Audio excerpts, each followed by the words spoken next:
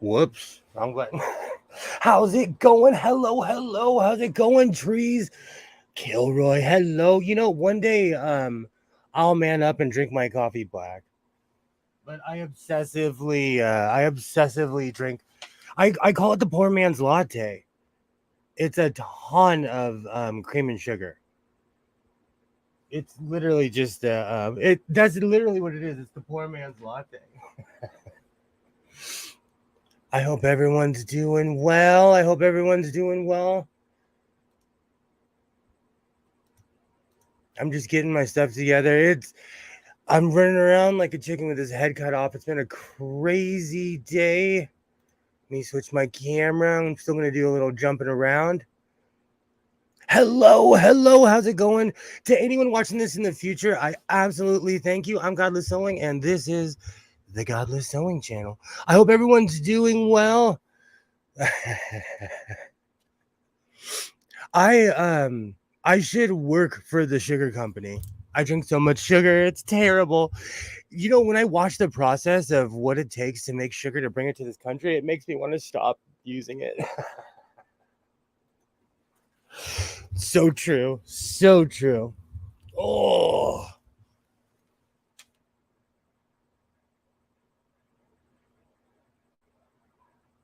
man. Running around like a crazy person.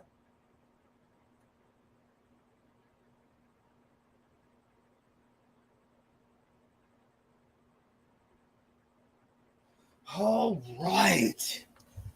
All right. Okay. So last night I fell into one of the worst addictions that you could ever possibly fall into as far as a sewist goes.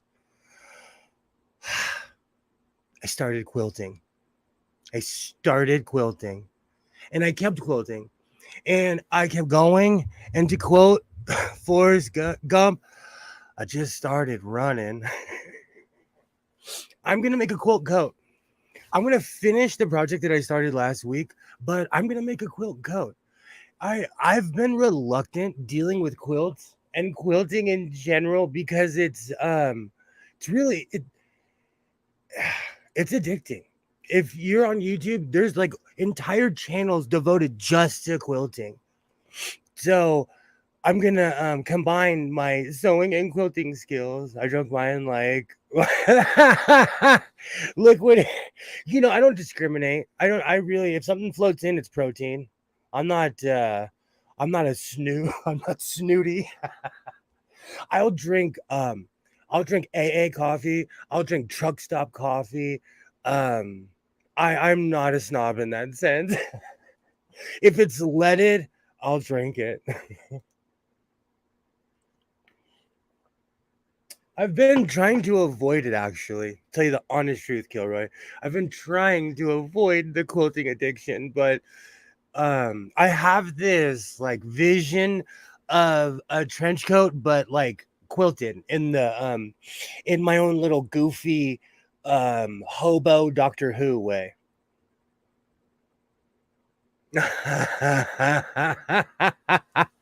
Quilting might be the end of me. Quilting might be the thing that took Godless Sewing down. Oh, that would be hilarious. Besides everything else that could have, it's going to be quilting. But I'm going to grab my sheet in a second to show you that, like, I'm not playing. Like, in no way, shape, or form was I kidding last night. But before we get to that, I don't know if anyone's into wrestling, but I grew up watching wrestling my basically up until I stopped watching television in late 1999. I watched a pay-per-view in the year 2000. Today Terry Funk died, and Terry Funk was from like the old school AEW, like when they had wrestling in certain regions and stuff like that. So it kind of made me sad that Terry Funk passed away today. So I feel like that should be something that's mentioned because Terry Funk was an absolute legend. Thank you, Gilroy. I think I have floated well into disclaimer territory. But it totally tripped me out. It totally tripped me out. Terry Funk was an absolute legend. Mixing crack and heroin damn near killed me. You know what's funny? Terry Funk was actually one of those guys who's lucky to have lived this long. You know what? It's when you deal with a problem, you're a better person for it. There's a lot of people who haven't, which I'm about to deal with my quilting addiction in a second. That's awesome, Trees. That's awesome. My chat's really behind my StreamYard's behind my chat. That's awesome. I haven't had a sip of alcohol in 12 almost 13 years. Let me find my disclaimer. There's all kinds of crazy stuff that happened. Giuliani turned himself in today. Never thought I'd live long enough to say that sentence. But I'm going to go with my disclaimer because I'm more concerned about fabric than politics. And I'm trying to, it's not necessarily that I'm trying to recreate something, but I want to see how that Paddington Bear patch quilty look goes. Because here at the House of Sewing, I'm more concerned about sewing and the price of fabric than drama that I can't control. And eventually one day I'll be smart enough to write this down. I traveled way past my disclaimer. And also I had to cut my tree yesterday. I spoke. Oh my! Do you know what's really funny? Jake the Snake is still around. He's still he's still doing interviews. He has such a crazy story. Jake the Snake actually makes me want to cry sometimes. It's so sad that Terry Funk passed away. I don't know why it hit me. I'm just like, I guess because I grew up watching Saturday wrestling when I was a kid, and I watched wrestling all the way up until I was like 19 or 20 years old, so I know who Terry Funk is, what he represents, and it's a sad day that he passed away today. Sidney Powell and Jenna Ellis did too, and that's where I quit with the politics talk. If you really want to get Jake just his whole story, like I watched the Beyond the Ring, like his father was crazy, like he just had a really rough road. Where is that? Oh, here it is. And my iPhone just did its iPhone thing. No, that's not what I want. What happened? Oh, wow.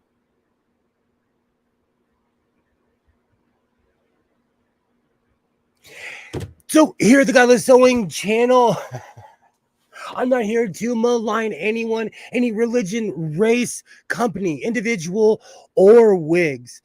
Anything that's expressed here in the Godless Sewing channel is solely the opinion of Godless Sewing and the program participants. And I am not here to offend anyone, but let's remember every single human being on planet Earth has an opinion. So if you don't like it, we have access on both sides. And here in Godless Sewing, we're bilingual. So that's a la izquierda or derecha. Couldn't find my disclaimer, but I kind of remembered it. So let's find my freakishly big quilt I made last night.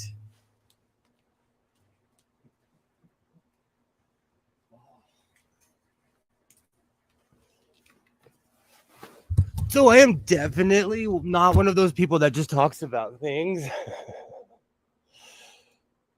Jake the Snake was absolute legend. I went off last night, and this is what I'm talking about when someone will say like, "Oh, quilting is kind of an addiction." Let me switch the angles. I have to stand up for this. This thing is huge.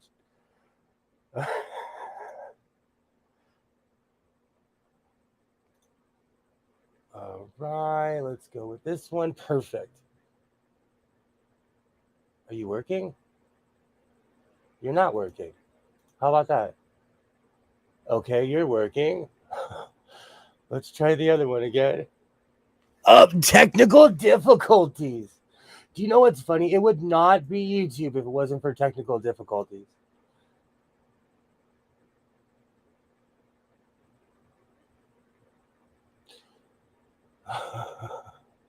Oh my I don't know what happened to my camera. That's okay. I had to do an update and I had a whole I had to have a talk with myself. I was like, William, you're a grown man and you're having a meltdown over your computer. Apple shuts everything down every time it has to do an update. And so I literally have to reboot my entire computer. We keep it real in the house, so I don't mess around. I try to. I try to keep it real. Wait, I don't like to waste people's time. Do you know what's so funny? I've been threatening to make a Snuggie for months. And now that I know where I can get the actual Snuggie material downtown, I'm this close to doing it. Snuggies are awesome. I don't care what anyone says. I am all about function over fashion. I know people say it in the opposite direction, but I am all about function over. I'm kind of kidding. Oh, that stinks that my other camera wasn't working. I'm going to try it one more time. It's lit up like it's working. Nope. Okay. Okay. There's more than one way to show a quilt.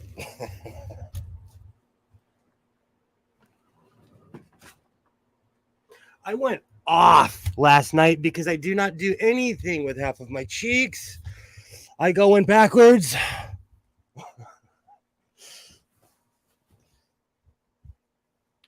Oh, man. I'm going for the total, like, hobo, old school. Excuse me, sir. Can I borrow a quarter? And I'm also going off with all the fabric I have.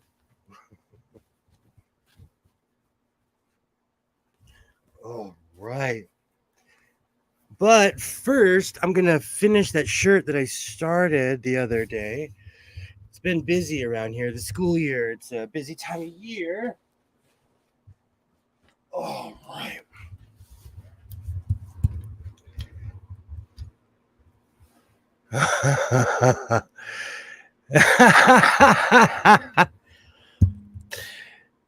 I found this one place that sells really affordable blanket material, and I was like, in my head, I was like, oh, I could go off in this place. I don't know why my photos decided to get weird. Oh, excuse me. See, but that's the problem. Now that I know where I can get fabric everywhere, I have so many ideas. Hi, Pam. How's it going? How's it going? Hello. Hello. It's like weirdly muggy here in Southern California, and we're gonna go right back to our triple digit weather. So it's still the sweaty time of year. If you hear anything buzzing in the background, it's my fans because I have quite a few in here. Hi, Pam. Let me grab my quilt again. I'm making like a hobo jacket, and I went off last night and started quilting. Ooh, I can see some gaps already where I need to fix them. But that's okay. So I'm going to be working on this in a minute. Oh, I definitely see some spaces that need some improvement. It was one of those things where I was sitting here and I was like, I need to finish that. I found a vintage FOF 230 machine today at the thrift shop. Do you know, I think it's because I live on the West Coast. I do not find FOF anywhere. I want one so bad because I used to watch a lot of Nancy Zeman on PBS as a kid. So FOF reminds me of her. That's awesome, Pam. That's a score. If you don't mind me asking, how much did you pay for it? Gonna be rated. and 80s the rest of the. Oh wow, it's gonna be raining in 80s the rest of the week. It's so strange. The weather is so strange. I'm just trying not to catch a cold during the summer. But I used my standard quilt thing. So every single piece is this size, but I didn't line them up necessarily. So it's going to be a hobo kind of quilt. Oh, it's a beautiful machine. That's awesome.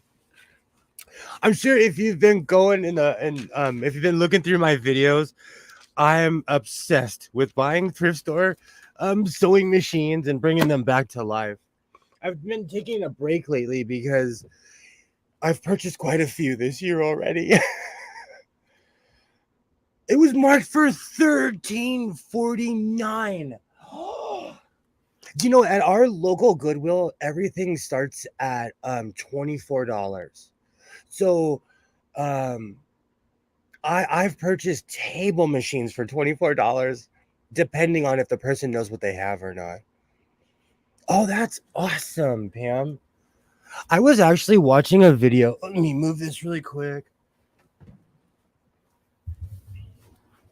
I was actually watching a video last night about how the thrift stores in Los Angeles have been revitalized, but they're starting to rip off their customers because they're realizing that people are coming from Beverly Hills. They're coming from, areas that can afford to literally fill their cart. When our thrift stores, some of them have become so overpriced, there's no difference between a thrift store and buying it from the retail. And it's really sad because I don't know how many sewing machines I've scored for 20 something bucks. I drive the value up and then they're trying to charge me more money. It's in a cabinet and has the knee control for for 14 bucks. That is such a score. Oh, that is such a score. Oh, see, this is why I'm still gonna take my sewing machine tour. Because I feel like where I live, I have to pay Disneyland prices. Because in Los Angeles, they assume everyone has money, so they just charge us as much as they can, as much as they can get away with. Oh, that's awesome. That is absolutely awesome, Pam. Let me make sure all that's scooched over. Okay, good. Put this right here.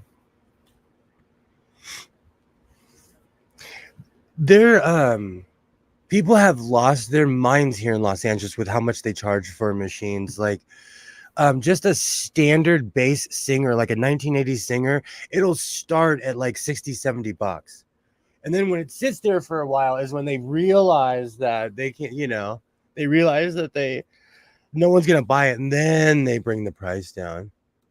Hey Skids, how's it going? How's it going? Hello. Awesome. But you do have money for sewing machines. Even if you were broke, you'd still have money. Where there's a William, there's a way. Oh, Gilroy, you're putting me out on Front Street. It's true. Even if I was broke, I would be recycling bottles and cans to buy new sewing machines. Which I still recycle my bottles and cans. I'm ruthless about it too. Like I pick up bottles and cans on the street. Like if I'm at the gas station and I see a bottle, I'll throw it in the back of my truck because I recycle ruthlessly. Hey, Skids. I actually paid. Oh, okay. So it would be around the same price. That's still a great price for a FOF. Holy cow. Where I live, it's like I'm sitting in a Singer museum where in the Los Angeles area, I find nothing but Singer sewing machines. I need to get bobbins and bobbin case for it though. That's okay because for that price though, you can afford to get all the accessories, and that's the one thing I love about refurbishing sewing machines is that not all of the pieces are replaceable depending on the price. When I first started fixing sewing machines, I thought all bobbins were the same size, and that was a sad day when I found out they were not. Hey, Commander, how's it going? Hello, driving back from Pennsylvania, going to be listening. Awesome. Awesome. I was about to turn on the light to a machine that's not plugged in. That's the metaphor for how I feel today. I'm trying not to constantly complain about the humidity, but people who are from where I'm from are just not used to it. All right. I'm telling you, I think it's because Singer murdered the competition by the time LA started being a real city and not Hollywood and ranches. I could get any year singer in Los Angeles, anything else. Like when I bought that Fief, still to this day, no, when Alibaba didn't know what a Fief was, because still to this day, I think it's a knockoff FOF, but it's spelled FIF. Still to this day, I don't know where I got that from, but Singer owns LA. We have a FOF sewing machine repair in town. I'm going to see if they have bobbins and K's for it. If not, I'll order it online. I've kind of done both, but I've scored so much online because a lot of the time it's cheaper depending on the shipping, where it's coming from, depending on where it's coming from. But Kilroy, you are 100% right. Like, I live in Singer country. Singer owns this. As far as vintage machines, I am an avid thrifter, and I don't think I've ever seen a FOF in the thrift store. Like this baby lock, I was lucky to find this, but I'm the guy always cruising the thrift store. So of course I'm gonna find well, I don't know if it's a holy grail machine. I live in the 80s, Kilroy. Early 90s. Do you know what makes me laugh? When I first started watching Pam's channel, she's the one who inspired me to start wearing my overalls again, and I've made 3 pairs of overalls because of Pam. So I'm on that same boat. I'm in that same boat. I even recently repaired a pair of my overalls because at my job, like they see me dressed like this, and then I go into my job with my flower overalls, and they're like, "He's wonder if sewing switches medication or something." All right, where should I put this phone? Over here. So I'm gonna start by finishing what I started. I had a ton of bumble bunching and stuff, but it was a combination of it was just a bunch of different calamities happening at once. And so I'm gonna try it again and see what happens. Let me switch my camera angles.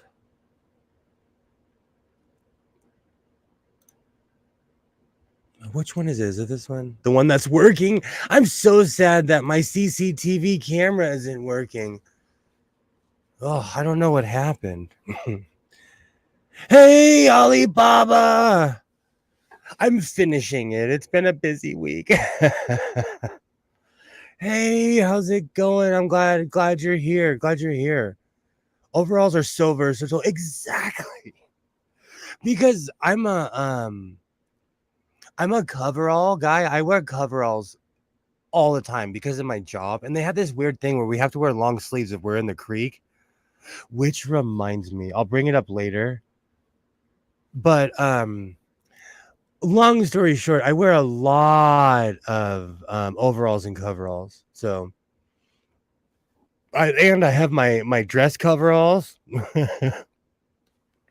and I have my dress overalls.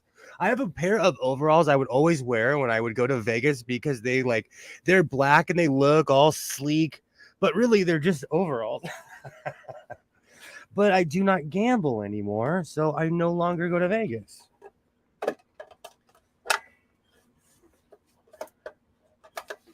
Oh boy, let me turn that around. Yay! I've been thinking of making coveralls. Yes, very good for working it. Absolutely. And they're good just for everyday lazy wear too. Do you know for I own a ton of clothes and I do not spend a lot of time like saying, "Oh, what am I going to wear?" because I have like 10 pairs of the same color denim jeans and I wear black shirts. And I'm like that with my coveralls as well. And I don't have to worry about it. I guess it's the godless sewing uniform. And I have 4 pairs of these black shorts as well. Let me move this.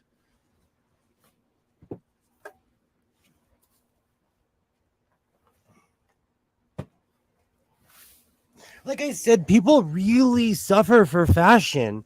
That's why I'm all about being comfortable with who you are and what you wear. I know I dress like a goof, but I'm a goof of a human, you know? And I like dressing like a bag of Skittles, even though I wear denim and black every day. I know I've asked this question before, but when you guys sew, do you use your left foot or your right foot? It's just a weird question.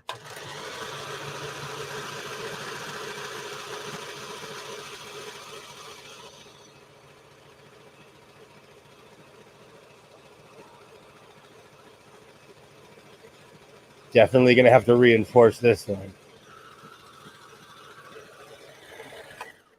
I see the chat jumping. Makes it easy in the morning. Well, I have to get up early in the morning, and like some of my brain cells are not firing properly. So I'm the guy who gets my clothes out the morning before. Never understood overalls or coveralls. I'm so tall that in order for them to not choke me or wipe my ass, they have to be so baggy.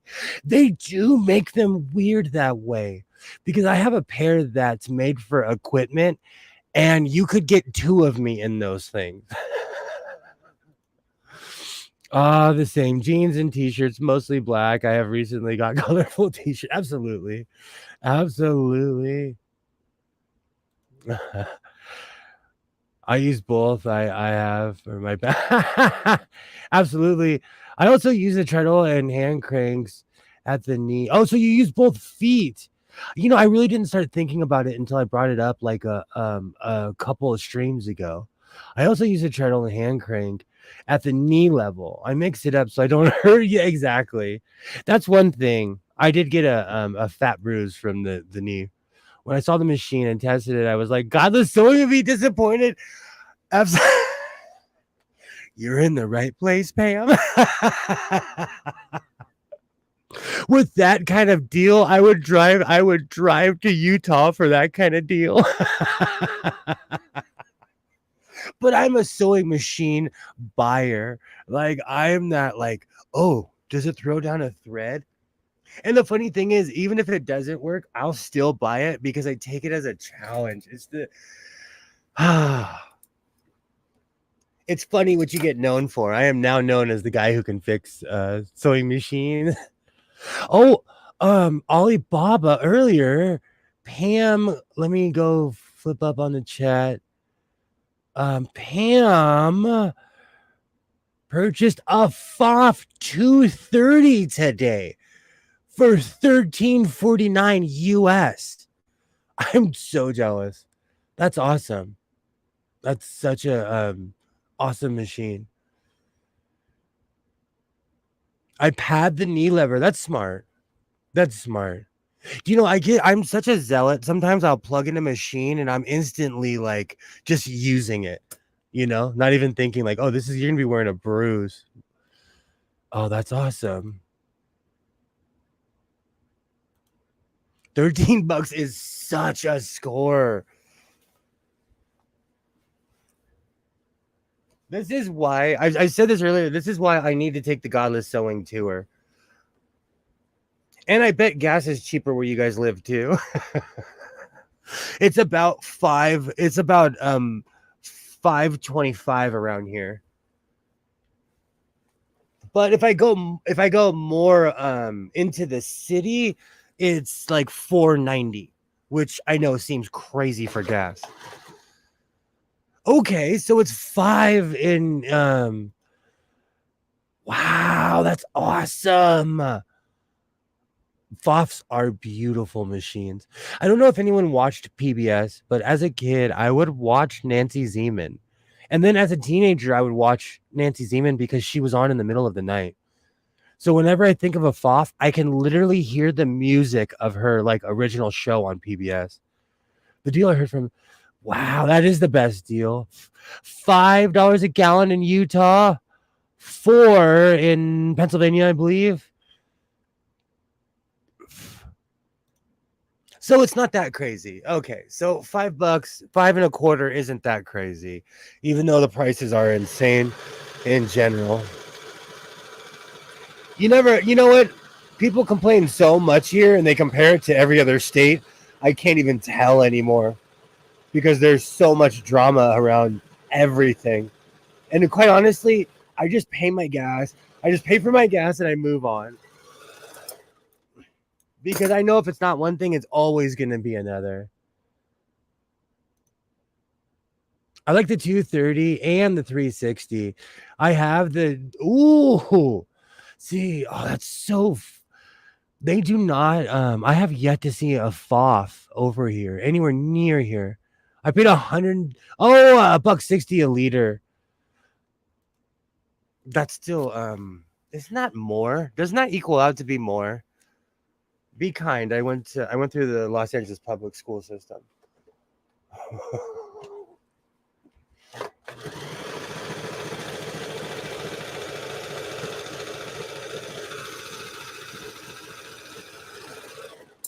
Oh, I chose this first because the patchwork takes forever, and then I'm gonna have to cut the shapes and line it, so it's definitely gonna be a work in progress. But I've tried to avoid doing patchwork, but it's so much fun. Not much cheaper. I think it's a bit cheaper than Cali. $6. I would be in tears at the pump. That's why I have a Ford F-150 and I really when I fill it, it costs almost 150, $200. So when I drive that thing, I'm like counting, like, okay, this was a $50 trip or this was a $25 trip. My truck is a gas guzzler. Hey, Joy. Hello, hello. Yay. Awesome. Awesome. I need to take a quick coffee break.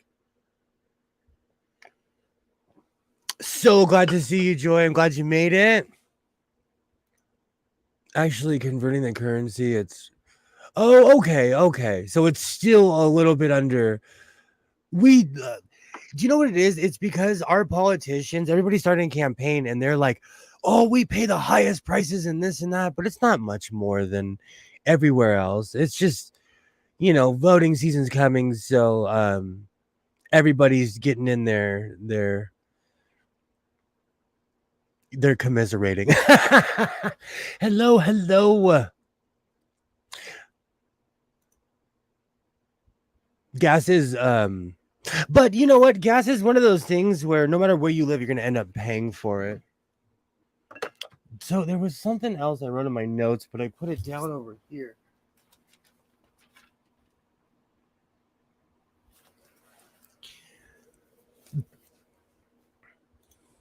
Europe is so expensive for gas, but the base regular is 96 octane. Do you know what though? Like, is that on purpose? Because like in the UK, they have smaller roads, and like as an American, when we go 35 miles, that's just like something we'll do in a day. In the UK, they'll literally get a hotel and spend the night.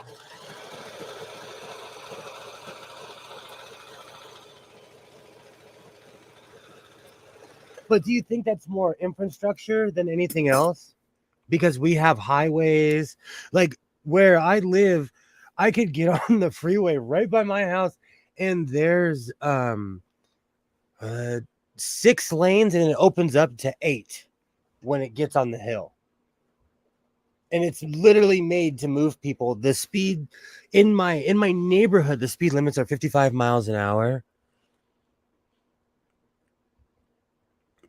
So we waste. I think we drive more here in America.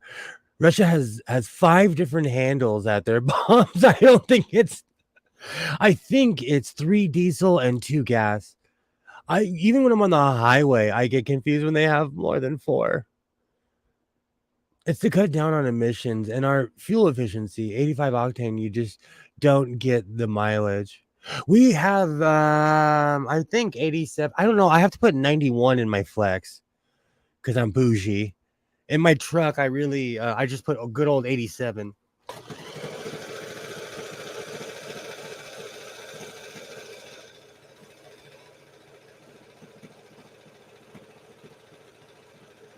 All right.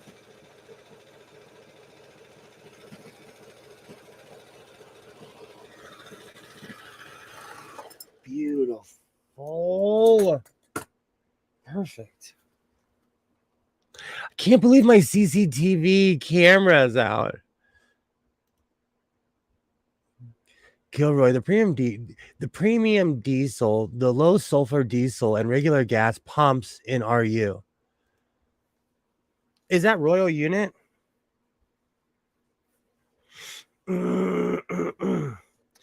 Would it now be His Majesty's Unit?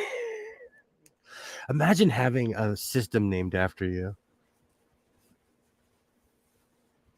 All right, I think this is ready to get put on the mannequin, and we can start attaching the arms. Awesome. Oh, are you? Is that Russia Unit? I don't know. I have no idea.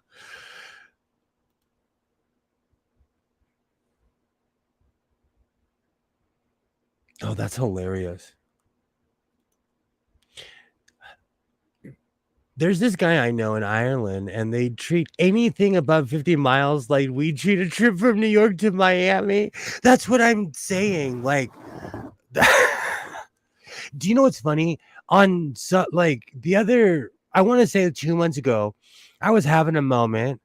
I drove to Santa Monica, which just to go to the city, it's 35 miles. And then to Santa Monica, it's another, like, I don't know, 25. So that's 70. And then I went up the highway to Ventura all the way back to my house. I did about a 200-mile round trip, that just in one day, being bored, just driving, just doing a giant circle around Los Angeles. It's hilarious and very true. That's weird to me. I did that trip I left early in the morning and came back in the afternoon. Quite true about Europe when I was there. It's the weirdest thing. It's just the weirdest thing. But to me, like, I drive everywhere though because I'm a Californian.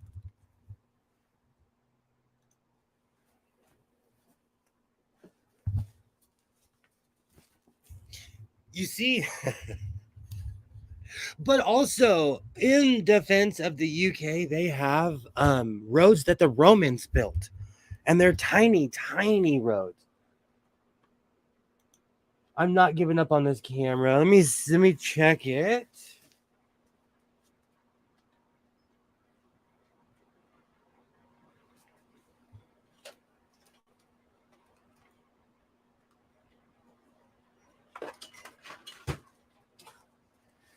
Okay, never mind. I almost detached all of my cameras. That was a goofy move. Oh, it works, and I just I just crashed into something.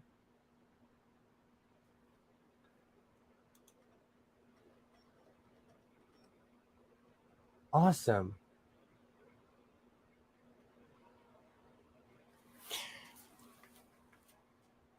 And for some reason, my desktop just became possessed and started playing Starship Troopers 2. It's kind of computer malfunctions all over the place around here. Okay. I have no idea why this started working again, but I'm excited.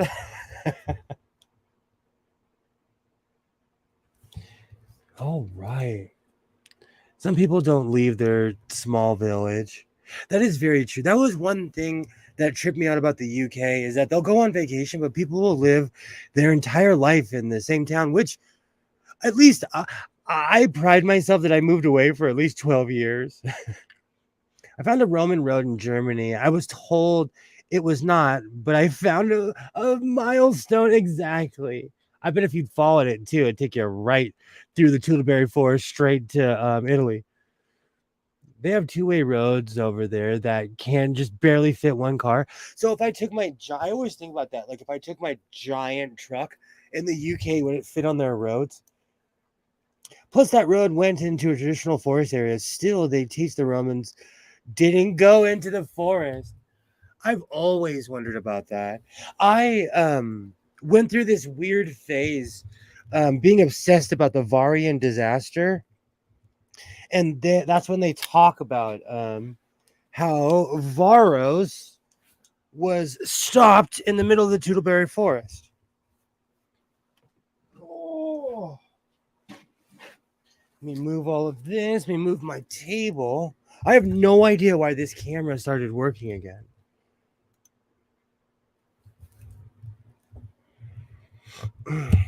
So, what's everybody working on? I hope everyone's doing well.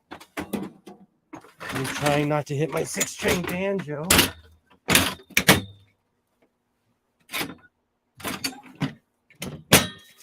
I try not to have too many projects at once, but I am definitely one of those people that have like 4 or 5 projects going at the same time.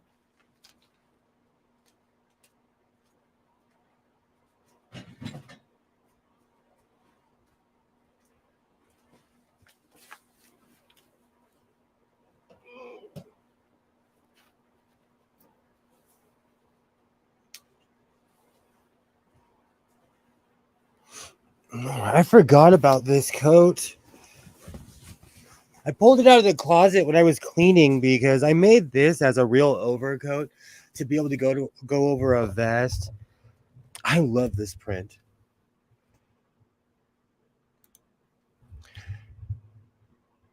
There's a video out there of somebody driving a 3-ton US pickup in the UK. Oh, that would be so scary. That would be so scary. Just finished getting kids in bed and ready. Oh, and read them a story. Awesome. Oh, I miss those days. I have to remove the Oculus from my son's room every evening now because he will not tell the truth about that thing. The road I found in 1978 led to that and helped with that discovery in 1984. It was a British colonel that we knew that found that battle. I watched a whole documentary about that. The Varian disaster was it was amazing. And all the artifacts they found there. Hey, Waterday, hello, how are you? Hello. Yay, hello, hi, Joy. Started to clean sewing room yesterday. Did not get far in order to sew. I need to put all the crap away. Do you know what's so funny, Joy? I go through that all the time. All the time. And ever since I put more tables in here, I cut in my kitchen. I cut like all my shapes and everything in my kitchen. So like I have to clean 3 or 4 times. Yay, hello. I don't know why I put an overcoat on in a muggy room. I'm like profusely sweating.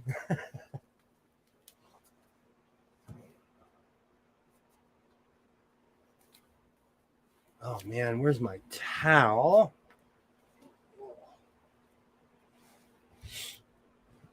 I try not to overwhelm myself with projects, but I'm always like, oh, I want to make that. Oh, I want to make that. And then I'm like, why did I start all of these? Yay! Hello, hello, hello. Been there, done that. Cleaning the sewing room. I always find I love doing it, and then I'm like, oh, I found this, or I always, because I have so much stuff in here, I always find something that I'm like looking for. And I recently found a shirt that I was looking for, and in an odd way, I had lost weight, so it was too big for it. So it was a double victory, many times. I need to figure out where I'm going to put my new machine. I love that feeling. That's one of my biggest problems in this room half the time is figuring out where to put stuff. Because like I've said, I have a storage unit, but I try not to over inundate my house with stuff because my son deserves to live in a functioning house. And I had a neighbor who was a real life hoarder, and it was like being on that TV show Scared Straight. Once I saw like what a real hoarder was, I was like, okay. Yay.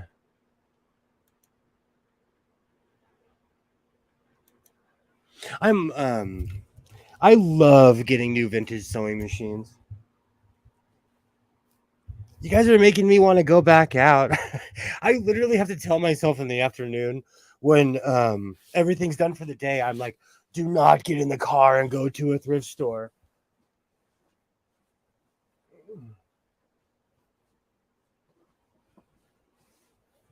And I have made so many friends that people call me because I'll give out my phone number and they'll call me and like, oh, this sewing machine just arrived because they know that I will walk in and buy it. Let me grab my phone.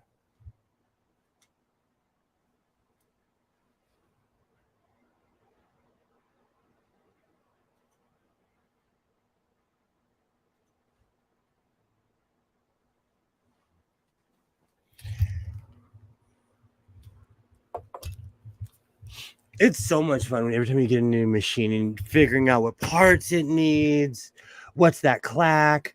So she grabbed you by the collar and told you to not drop the soap. I got a FOF 230. We're all sewing machine collectors around here. And Kilroy's my lawyer, if anyone's wondering. No, I'm kidding. Kind of not. And machines for Alibaba. Which one? Oh, nice, Pam. Used to have a 232. It seems like everyone has a FOF except for me.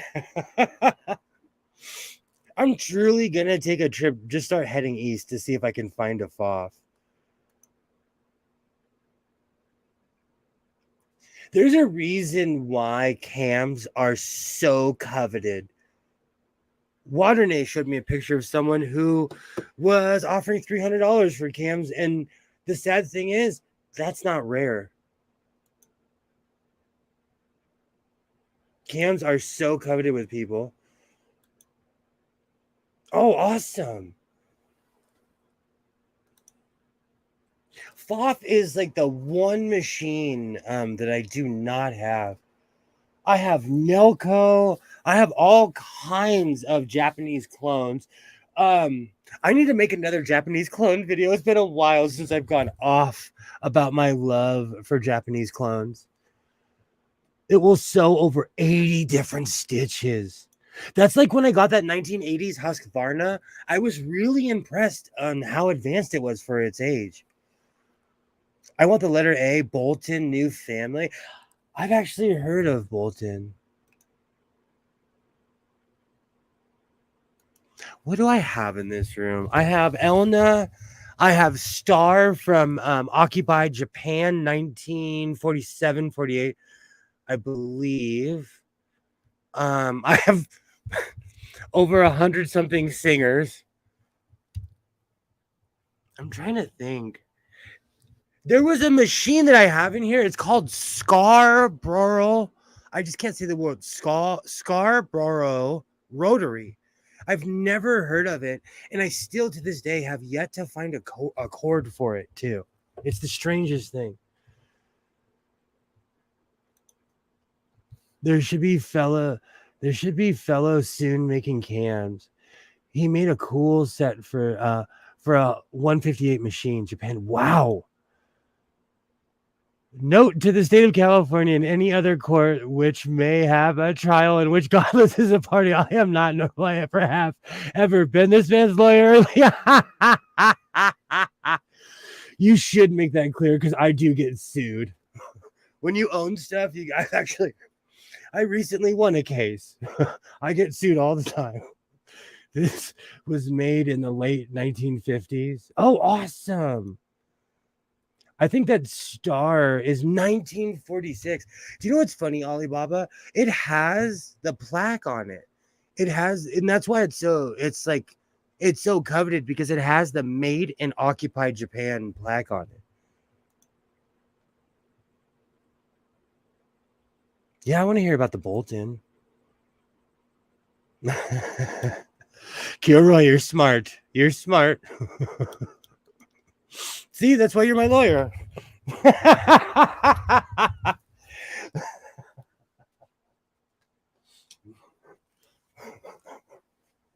I'm kidding. I'm kidding. I'm feeling froggy today. It is so muggy. I might have to take off my hat and my leather.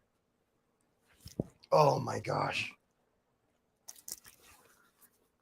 I was just trying to look cool on stream. Oh.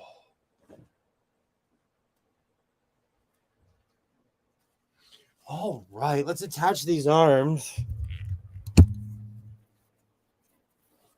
me grab my phone.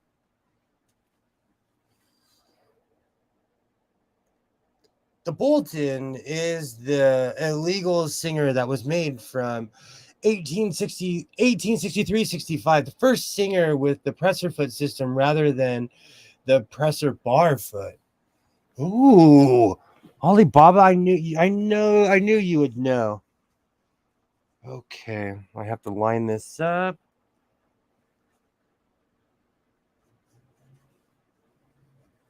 I have a question. Is my standard sewing machine rare, or is it just a standard? It's from one of the many times that Isaac Merritt Singer broke off from the company. He moved to Cleveland for a year and started making sewing machines. But eventually, Singer took Standard back over because Isaac Merritt Singer made up with the company. So my real question is it rare or is it just like literally a standard sewing machine?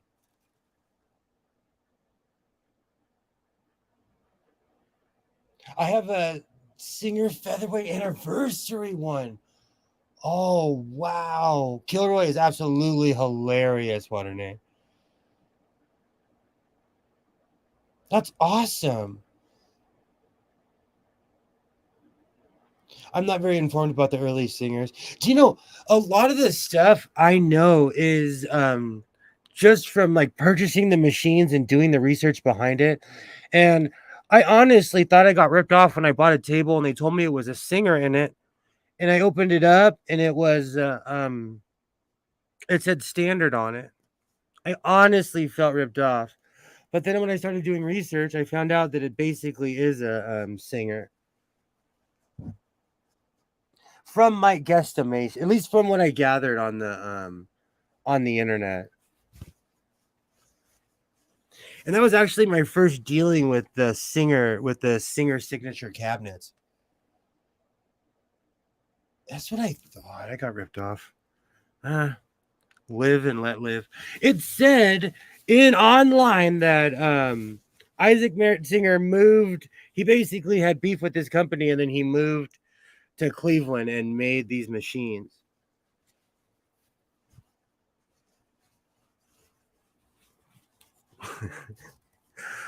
Or I just got taken on a ride by someone who was telling me a story, which is the internet. I need to move that banjo because I'm going to cry if I break it. All right. Let me make sure everything's evenly pinned. No, he moved to Yonkers, New York, then back to England. That national is SMC. For some reason, online it says that he invented that company and yada yada yada. It's the strangest thing. And you know what? When I sell that machine, I'm kidding. It's literally behind that TV over there. Okay, I got that arm attached. All right.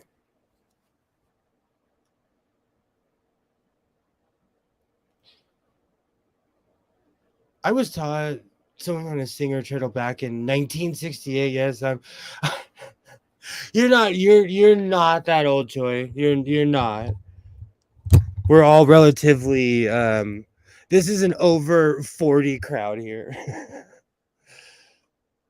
Good one for him. If I ever found myself in Yonkers, I'd move too. I may or may not have been there before. Standard used the Singer patent. Okay. That might be it though. Because this machine is from 18. I don't even know what. It's like one of the oldest machines I have in here. Or it could just be from the early 1900s. That's back when in the COVID days when I had tons of time to do research.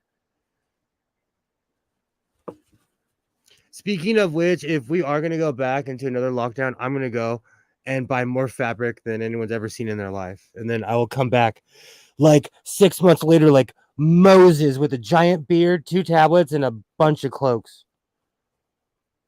Bunch of really cool cloaks. All right. Let's check the chat. Over 60. That's awesome. Gilroy, he lived there for a little over a year. 2 stone tablets. Wasn't Isaac Merritt Singer exiled by the company? And didn't he have like 19 children or something like that? He had such a I did a back in my early days, I did a kind of a little dedication segment to him because he was such a pirate of a human being. And you couldn't get away with that. Even being the owner of a company nowadays, you still wouldn't be able to get away with the way that he acted.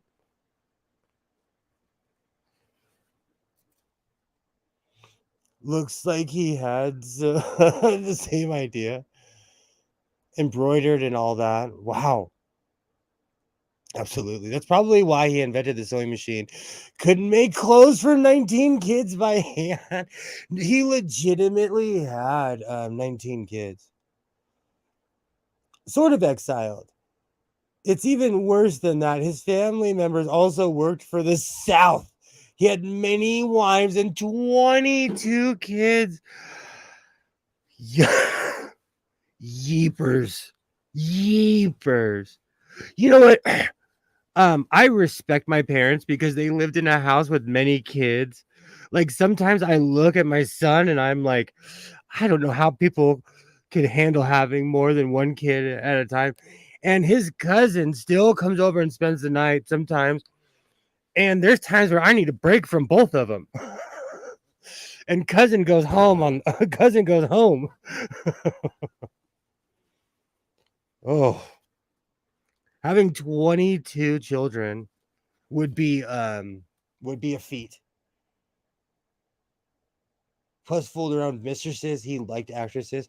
Isaac Merritt Singer was a crazy human being. Like I said, if you acted like that in a company that like I worked for, they'd exile you. They'd exile you too. You'd be sent off.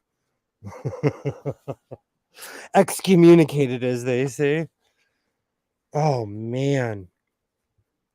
Okay. It's always the last bit where I'm trying to make it even because you end up doing some lazy stuff and then it ends up looking horrible. Okay, there we go. Perfect. Just the screw. Isaac Merritt Singer was an interesting man, but you have to think in modern times, like they didn't have, I mean, back then they didn't have the same distractions that we have now. Like in modern times, We have everything on earth to distract us. I'm always busy. I'm always doing something, but I feel like most of it's just busy work most of the time. Running someplace, going to like tomorrow I have to go to the grocery store, just always running around.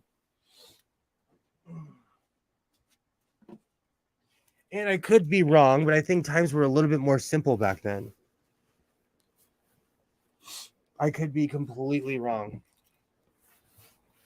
All right, let's attach this and see what happens.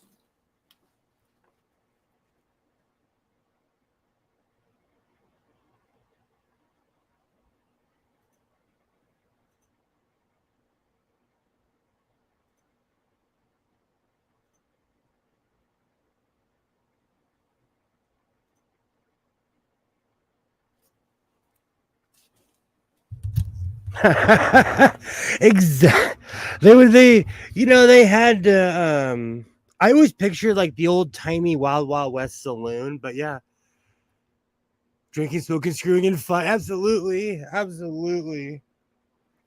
They had way less distractions than we do now.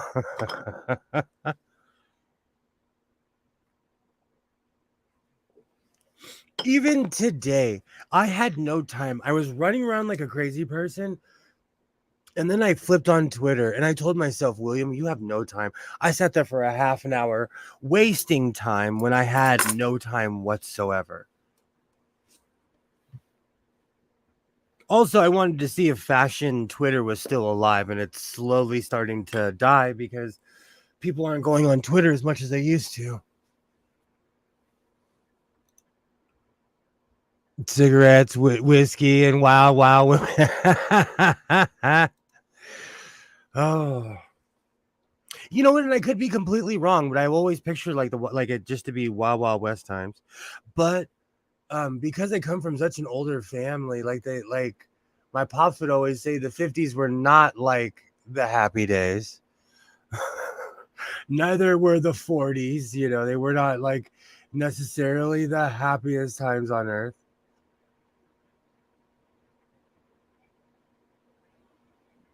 Good for you. I have cameras in front of my house and I judge people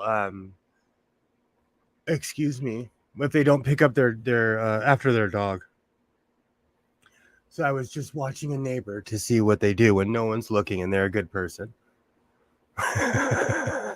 All right, let's start selling.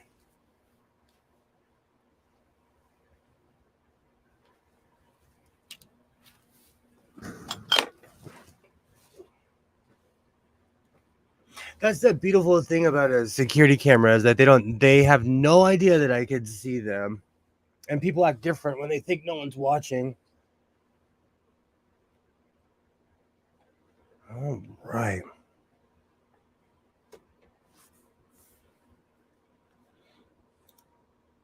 The 50s were anti-commie scary times. Absolutely. The 40s was a damn world war. What kind of rock do you have to live under to think the 40s were the high water mark?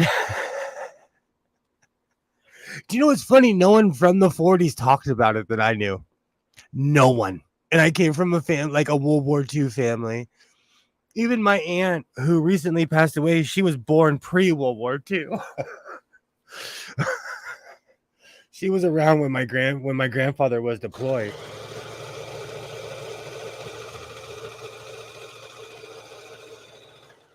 But I'll never forget how my pops used to always see that, and then my grandfather would always be like, "Yup, you have no idea," but they would never say anything about it.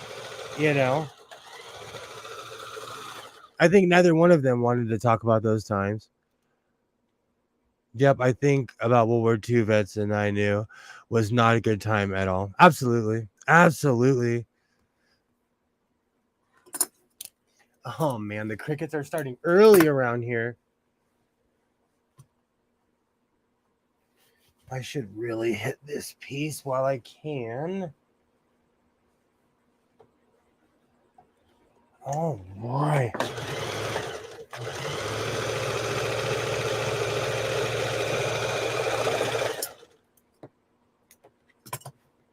Do you know what's really funny?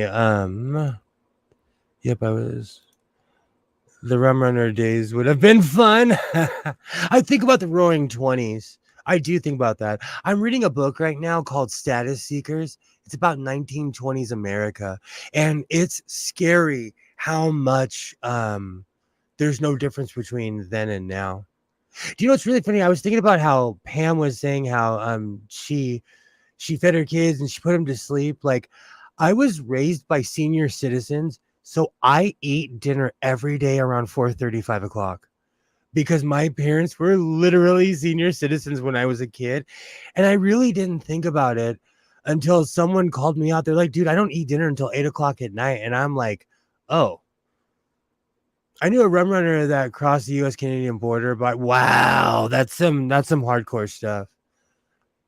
But because I was raised by senior citizens, I grew up having senior citizen habits and not even knowing it, because my parents were so much older than me.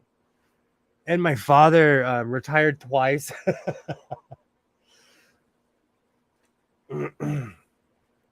All right, let me find the seam on this one. And now, as an adult, I have my son in that habit where we eat early because I feel emaciated if I haven't had dinner by like excuse me, by like 4 or 5 o'clock.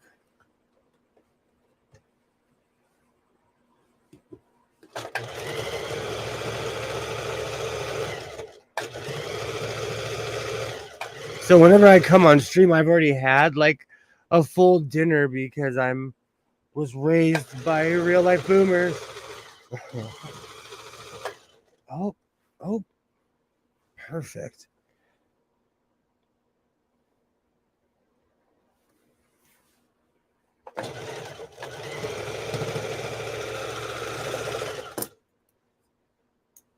All right, let's see how detached this arm is. We're almost done with this shirt, and then it's back to you know, my thing about quilting is the amount of work that it takes to be a quilter. I never knew how intricate it really was.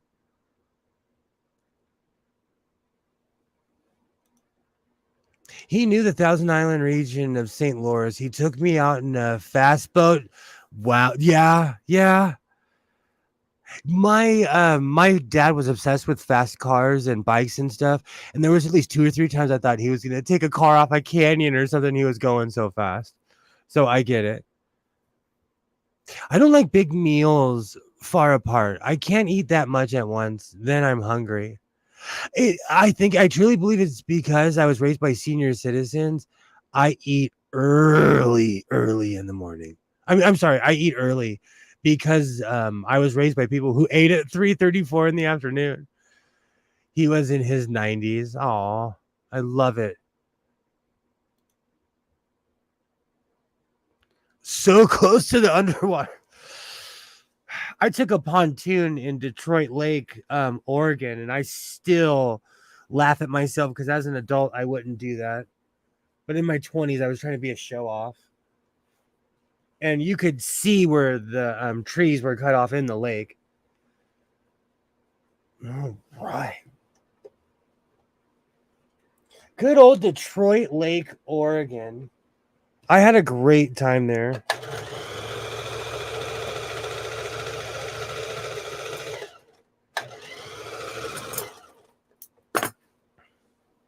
That was the place where I walked into a bar. That's when all the people I worked with, we would go on these weird weekend vacations, and we walked into a bar in Detroit Lake, Oregon. There was a bunch of bikers in there, and everybody was nervous. And I was like, you know what? Give me like 20 minutes. I put Hotel California on the jukebox, and I literally had 15 friends by the end of that song.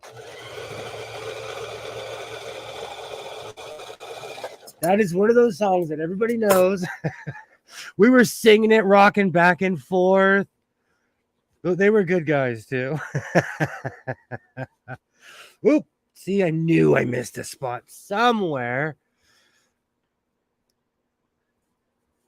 Much like boating and drinking, talking and sewing do not mix. Okay. Perfect. Now I have Hotel California stuck in my head.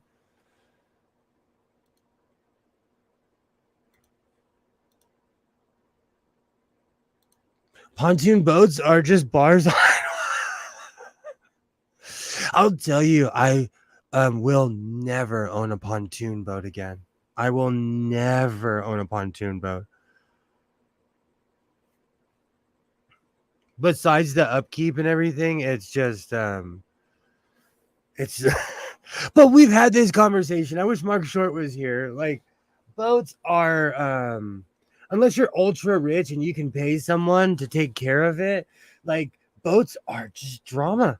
They're just drama. And every time something breaks on it, you have some mechanic speaking a language that you don't speak. Sometimes I think they made stuff up just to charge me. And then I figured out how to fix it myself because it's just a giant rocket. Well, I'm talking about more about sea dudes. Boats are are just giant cars on water. Distracted sewing, absolutely.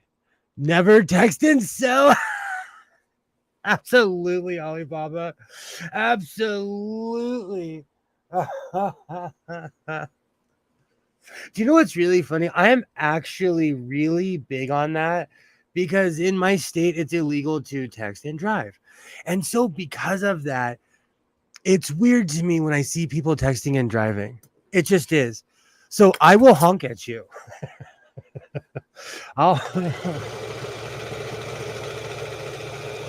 It's weird when I see people on their cell, but I can't. I'm easily distracted. I'm one of those people. I know this is gonna age me, but I can barely change a CD and drive. And yes, I have a giant book of CDs in my car still right now, and in my truck.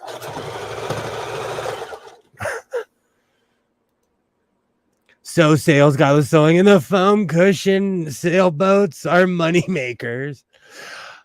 Oh, I didn't think about that. I could move to Connecticut and start sewing sails. That could be a good place to retire. And those, the windsurfer too. That's right, Ollie. That is huge here. Like, windsurfing is huge here. The second you buy a boat, the next second you should buy stock in a drug company because because you may as well make some money off the headaches you're gonna have. So true. Power boats get like that for sure.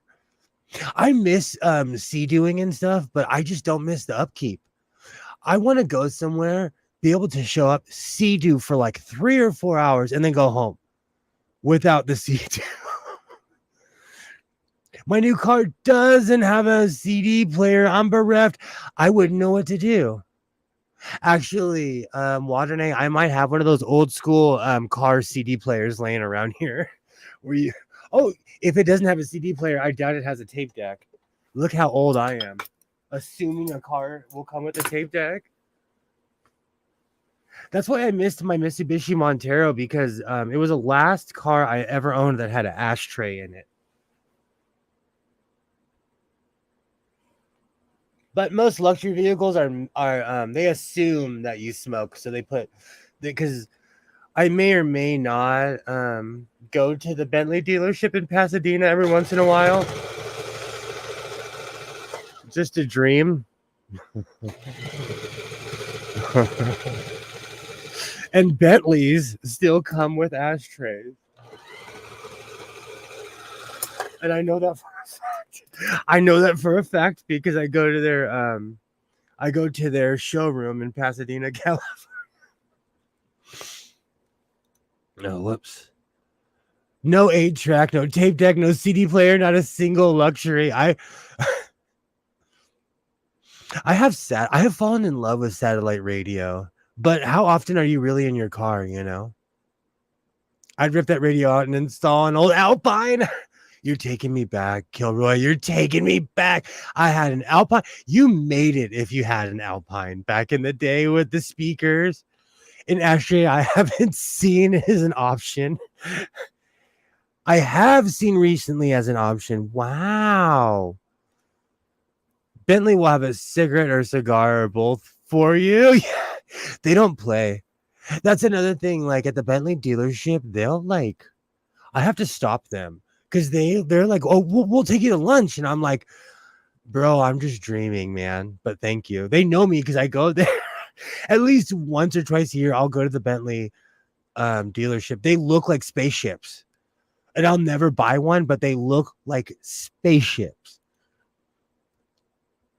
Same with Maybach, Mercedes. Even if I had the money for a Bentley, I probably wouldn't. Wow, Phantoms look cool, but like I don't know. My real, I'm living the Sanford and Son dream right now. So, but I like to go in the Bentley and just look.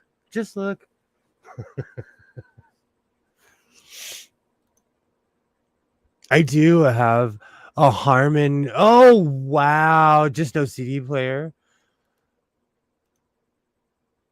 I went to a car show on Friday, and those are my kind of cars. Ashtray on on all four seats, exactly. And I think that's, I don't know. I grew up in a different time. I think because I come from such an older family. Like my dad had a land yacht. My grandfather had a land yacht. I come from that era. When I was a kid, my dad took 3 kids in a Lincoln Continental to Mexico and his wife, and we all comfortably fit in that car. It was huge. They're just as big as the SUVs nowadays. So I think it brings me back to that land yacht era. But I guess, I don't know if I grew up in the end of that era, and the 1980s station wagon, I will find a Nomad. I will. If not, I'm going to get a giant 1980s station wagon. I almost got a Bentley SL2. Wow. Blue smoke, but hey, they don't play. Here in America, they're $100,000 cars. I want a Phantom, but like, I wouldn't know where to drive that thing. I'd be too scared to get in a crash. And then I've always thought about this. If you have something that hardcore, who fixes it? Where do you get your oil changes? I'm sure there's a Bentley oil change guy, but he's probably like the only Bentley oil change guy, Ooh, I'm almost done. Just got to make sure that these are secure.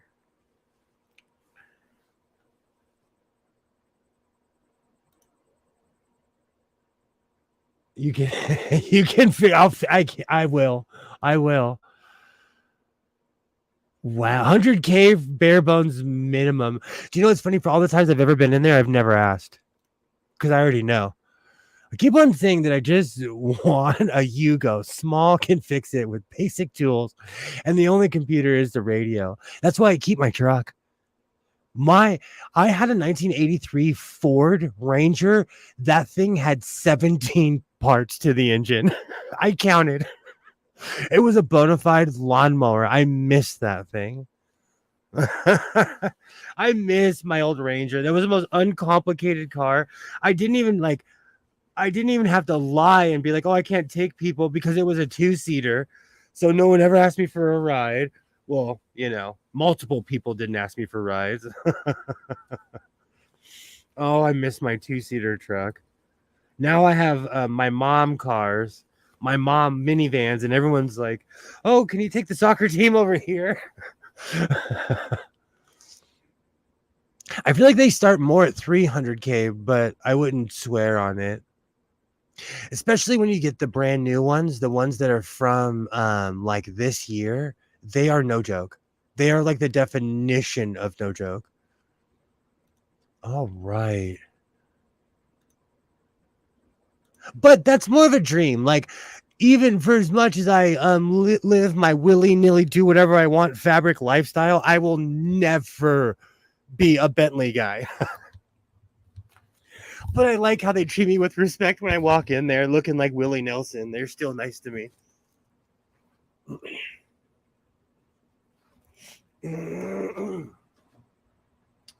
All right. So let's check the edges. This is the moment of truth. Oh, it is so muggy in here. All right.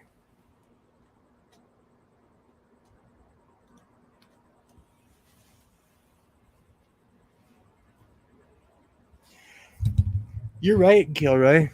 You're so right. Where I live, it used to be a Prius. If you saw someone driving a Prius, they were probably a millionaire or multi. The only people I've ever really seen in a Bentley actually were the wannabe rapper type, and this one lady who I knew was like old money rich. Oh, okay. Success so far, no tears or rips. I think I have to. Oh, we're gonna call that a success. I'm just gonna keep putting it on. Keep smiling.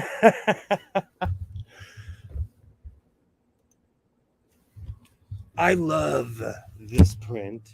I absolutely love this print.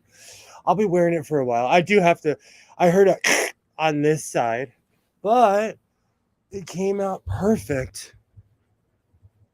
I can't wait till winter when I can start wearing my jeans every day again. But I see the t-shirts are different. Like when I make a sweatshirt or something, I make it huge. I make it baggy on purpose. When I make a t-shirt, I literally make it to my size to the point where if I grow a few more pounds, it won't fit. But this is another success. Another success. I'm going to take this off and fix it.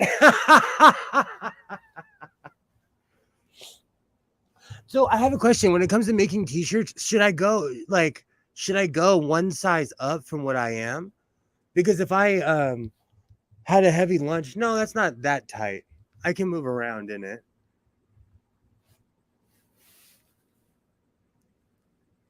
Looks like you're at Woodstock. Thank you. Thank you. I'm weird. I want to be able to poke my thumb through the end of my shirt. I'm that guy. I was that kid. It's weird. Thank you. Thank you. Oh, now it's time to pull all the patches out. I might have to grab a Pepsi for this one. But I'm really liking this pattern. Let me grab the pattern. I've had it for a little while, and I made a shirt, but as time goes on, we get better and better. And I've just completely fallen in love with this print. And I like the way it looks. This the blue, I did it on purpose. I made a red shirt and a blue shirt. Oh, it is so hot in here. There we go. I love the way the red looks, though. I look like a... I love this print. I absolutely love this print. I love the way it came out. I'm going to keep making these. And it is this pattern right here. I can't say... I might go just as crazy with this pattern that I did with the other one. I am absolutely in love with simplicity patterns.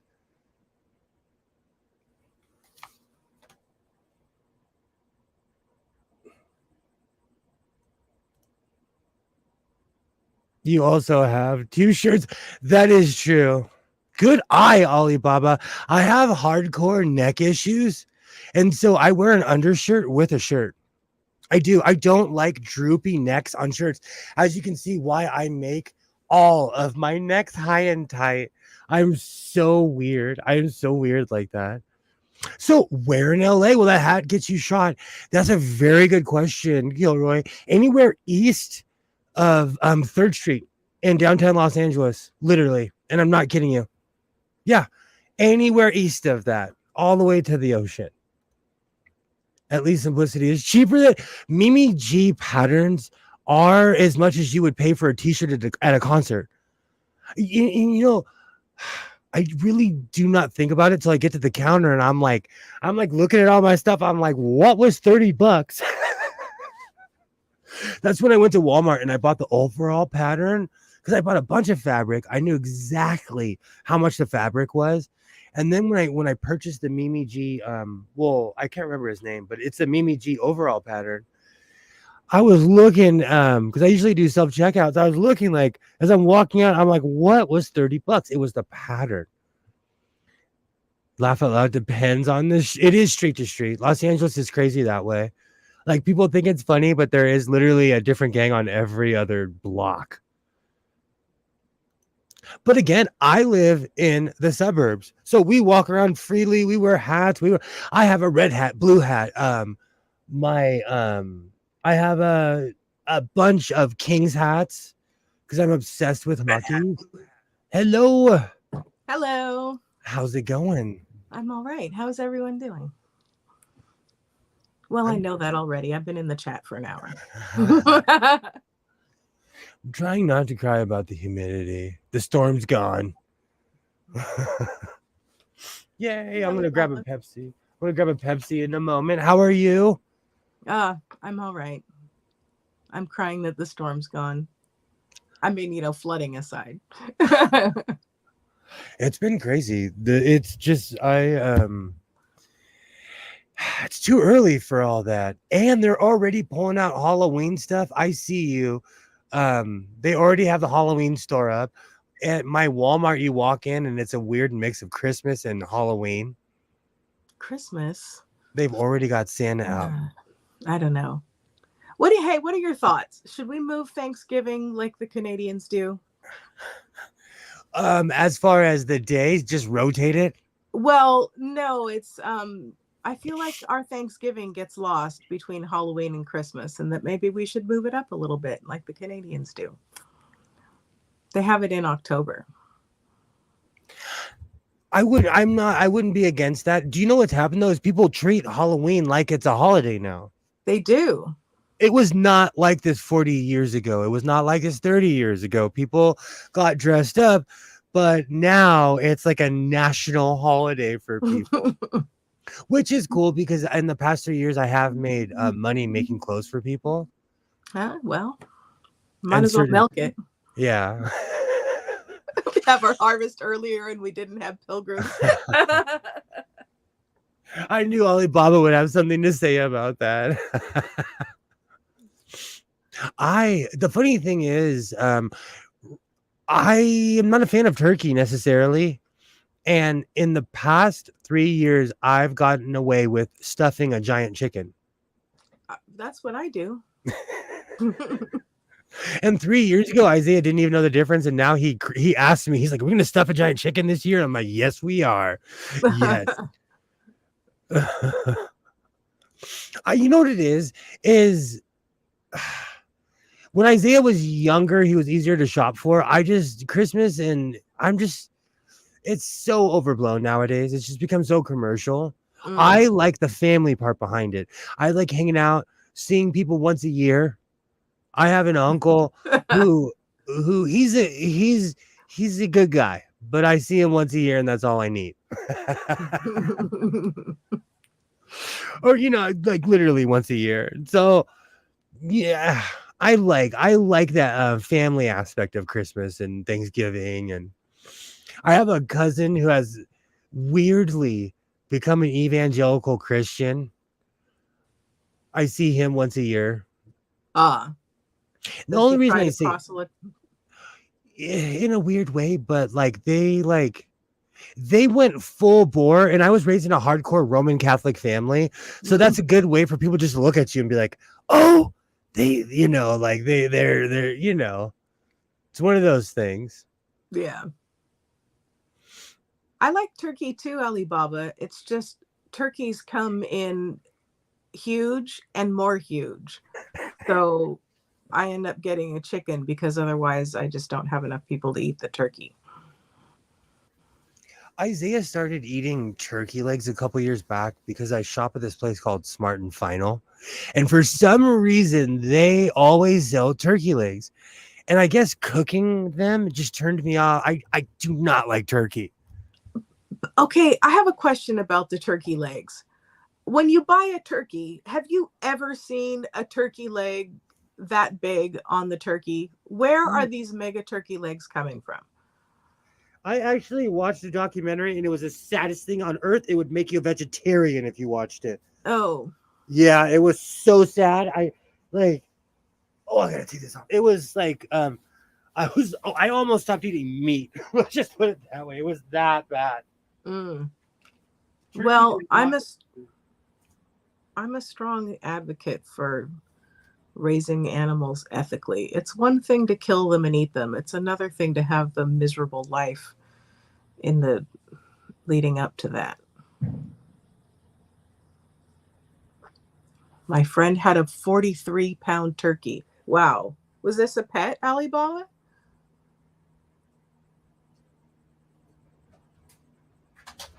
Like, did they have like a um like a lifestyle farm where you just sort of have animals running around, you're not really eating them? Pet and Like, dinner. Oh.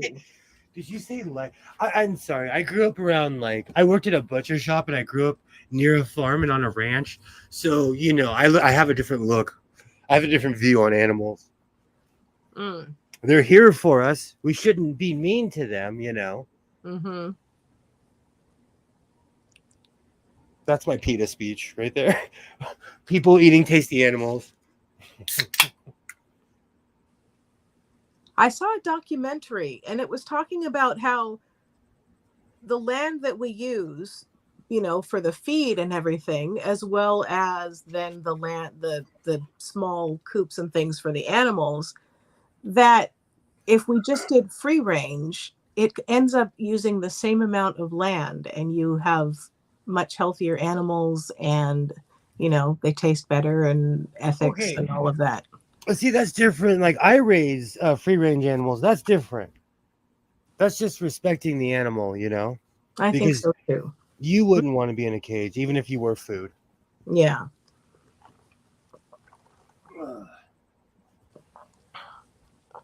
But also, Oh, it's an issue with people. Do you have the facilities to house what you're doing? well, Alibaba, this was talking about I mean they pack the animals in, but when you count in the things that you need to maintain them, such as all the land to grow the food that's specifically for the animals, then it ends up working the same. Gil- Kilroy, our neighbors have pet geese. The big ones looking pretty tasty. If it disappears, we know where it went, Kilroy.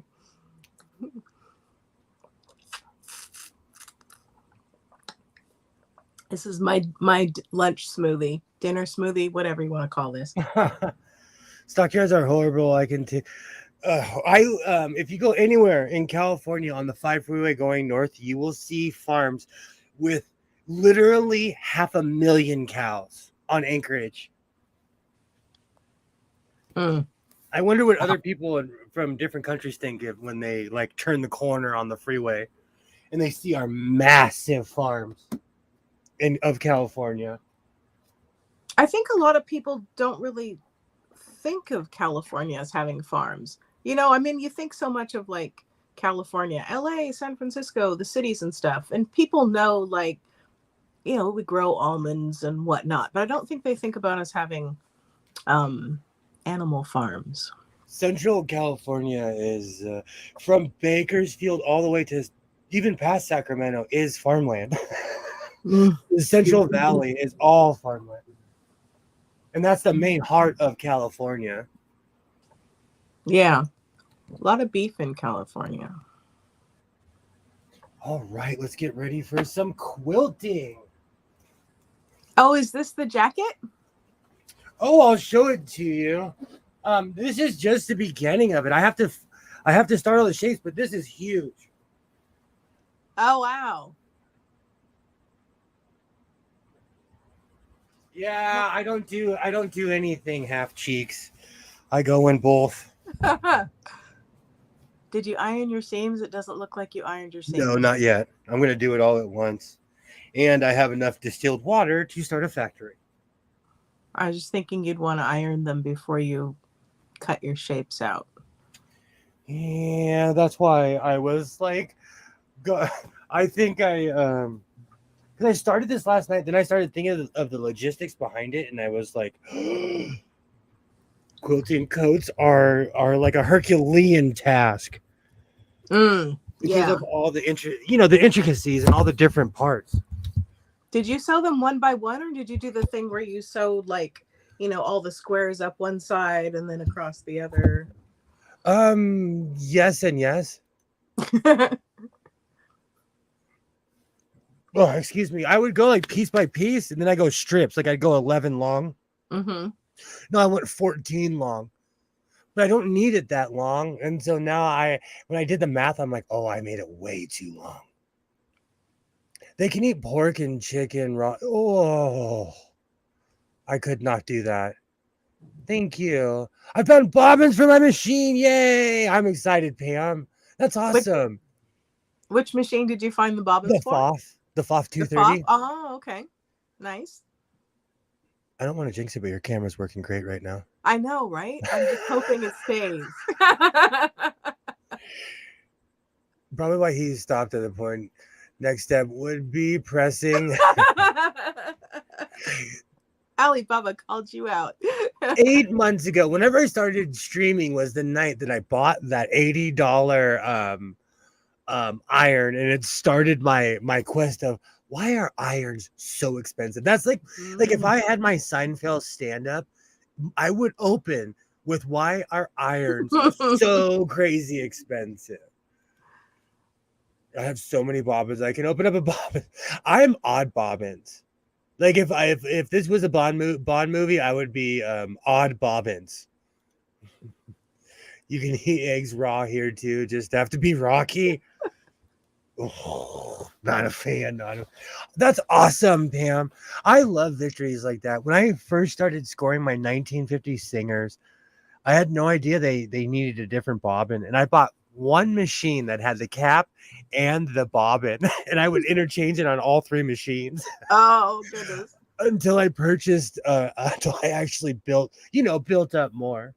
I'm always so excited when I open up a machine that I've just gotten and I find a little cache of vintage bobbins with it. Always. It's really funny. Everybody calls everything a treasure box. To me, that's a treasure box. Like I love when I buy a machine and I find that.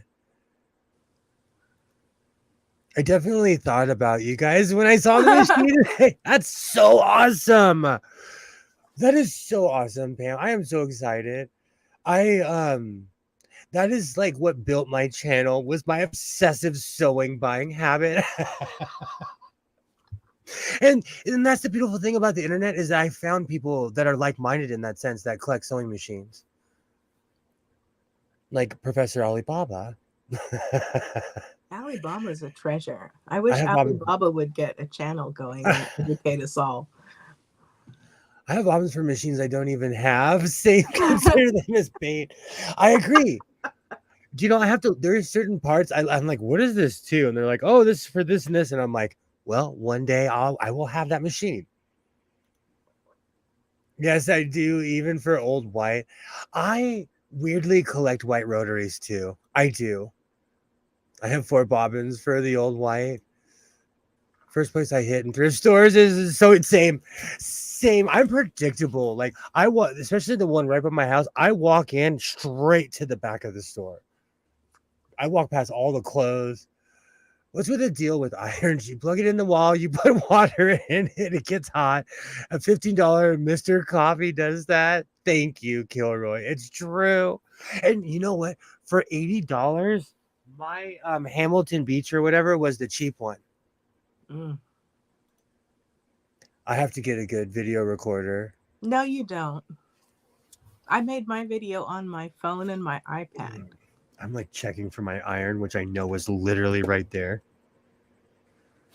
All right, let's grab some more squares because I still have some more sewing to do.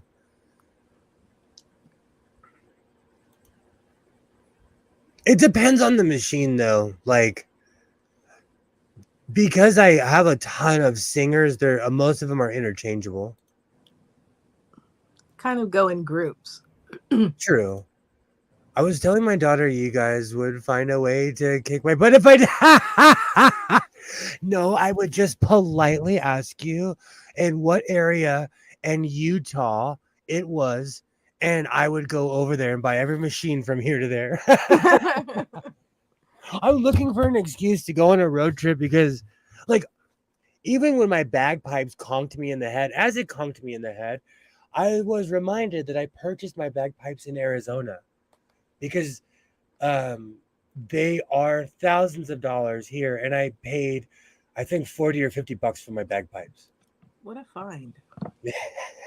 I'm a thrift store aficionado. I could be on that show Pickers. And like when I find out that half of those shows aren't real, it makes me want to cry because I find gems. You just kind of have to know what's a good deal and keep looking. Because sometimes, you'll see everything and it's like bad and expensive. And then lo and behold, you're like, wait a minute, what is this? I love it when you say big sewing machine, Kilroy.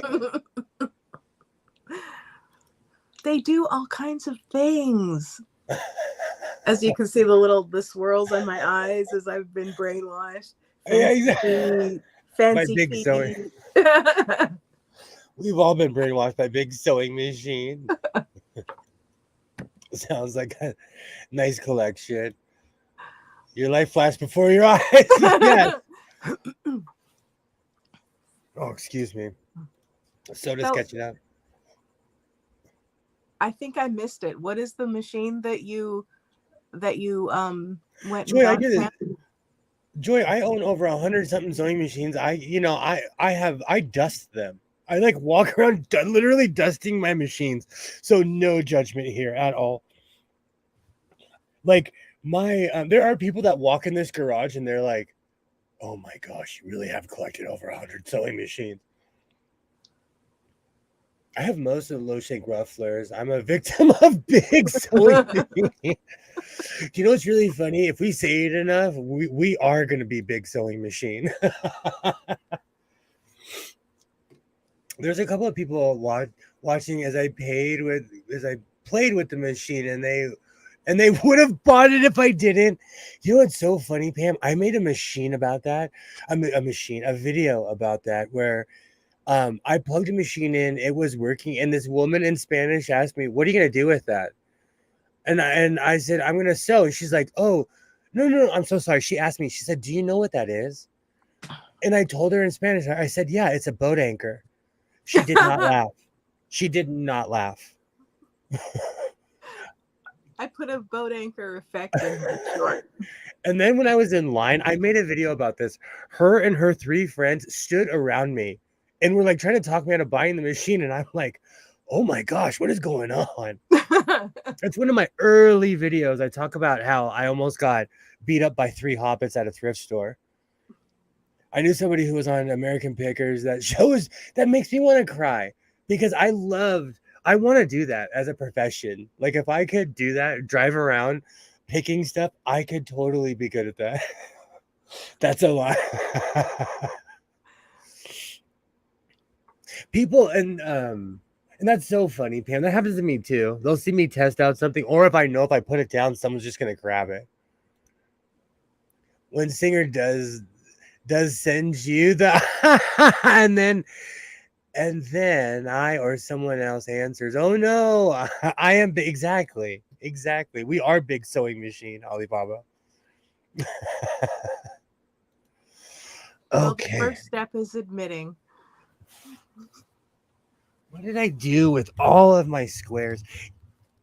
And the thing about quilting too is all the cutting and planning. It's crazy. Quilting is absolutely crazy. But I have nothing but scraps. So I figured it was time to actually do something about it instead of like, I don't know. I keep everything because I'm not wasteful. For as much as I go to the thrift stores, for as much as I hoard, I reuse everything. Yeah. So I have scraps for days and days and days. And I finally got Mark. Oh, sorry. Hey, Mark. Hey, Mark, how's it going? Hey, one of you people are gonna be on the grassy. No, I'm totally. That's me. You're more likely to find us secretly tucking sewing machines into people's cars to convert them over. I have a saying: it's not a problem until you're hiding it, and that's with everything.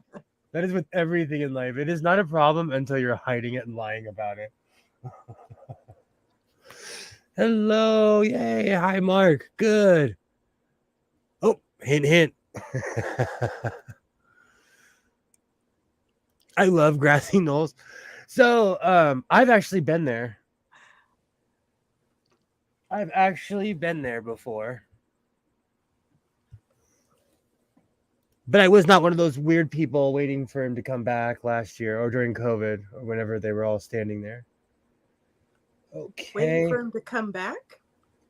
I don't even want to bring up that conspiracy. It was so crazy. Oh, But it was okay. QAnon. It was QAnoners. Oh my. Yeah, but it was real. Oh right. Oh, I forgot I even cut those squares. What I do is I try to put because I'm not doing anything in order. And so I try to put them like I cut some more than others. So the Mm-hmm. ones I cut a lot of, I put right here because I use them for every other one. And no, I have no semblance of order when it comes to making my quilt.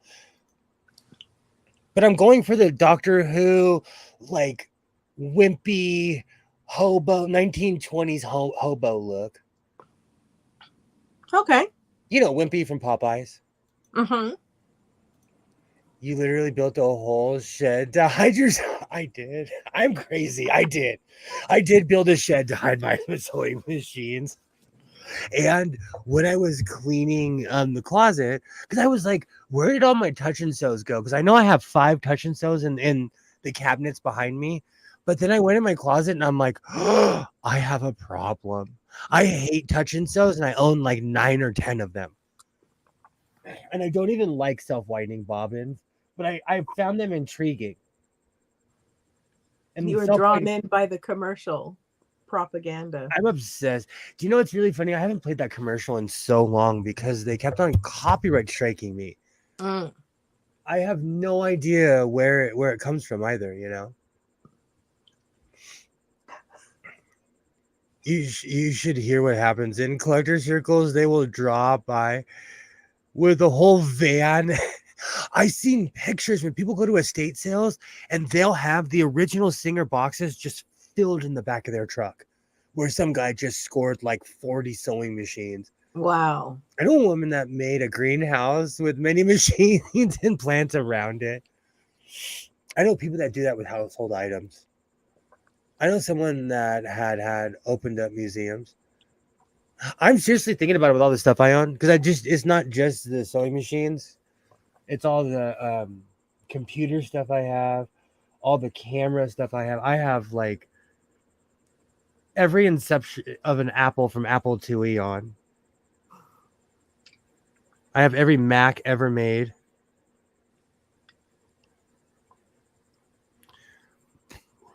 I'm a junk collector, I know. Well, I don't know. It's better than not having interests and hobbies. Okay, so where's that line? Because I was thinking about this the other day. Like, one of the reasons I clash with a lot of different groups is because I'm very goal oriented. I do things, I start them, and I finish them. Debating never ends. Getting in pointless arguments never ends. Like, where's that line? Like,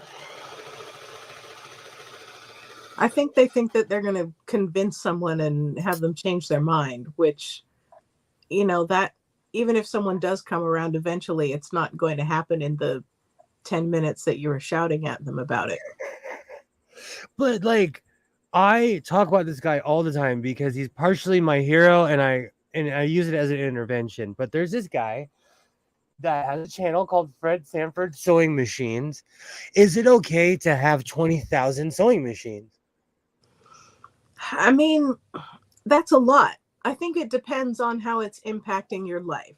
If it's like breaking up your relationships and you're poppering yourself, then you've got a problem. If they're going to fall on your head at Yeah. the slightest shake, then that's a problem. But if that's what you love and that's how you want to spend your time, and you sell them and sell parts, and who are we to judge? I watch him too, Joy. But honestly, like part of it is I've discovered so much from him, but part of it too is like I check myself, you know? Yeah. Because Well, I could I don't. easily I have the space that he has. I could clear out the middle bay at my shop and just collect sewing machines and have like 700, like, and there's room in there. It's made for a bus, for like a 50 or 60-foot bus, you know. Groups are group mentality in their ways. It's not just that way. You're I agree, Alibaba. I agree. Fred Sanford is okay. He goes a bit far with Bob. That's what I'm saying though. Like, where is that line? Because sometimes I check myself. Like, that's why I haven't bought a sewing machine this month. This month. Gotta start somewhere. You gotta start somewhere. Well, in the past, like for the past like 2 or 3 years, I've purchased at least one sewing machine every other week. I understand. Sometimes you see them and they call your name. It's one of those things. Like when I lived in Portland, I sat down one day and realized that I had a almost $300 a month Starbucks habit, and I was a broke 21-year-old. I was broke. I was working across Junior, and someone sat me down and they were like, "Bro, I see you with that cup every day. Let's do the math." And she came back with one of those bags of coffee, and she was like, "This is cheaper here," and it's $300. It was noticeable when I started saving that money. Good old Portland, Oregon.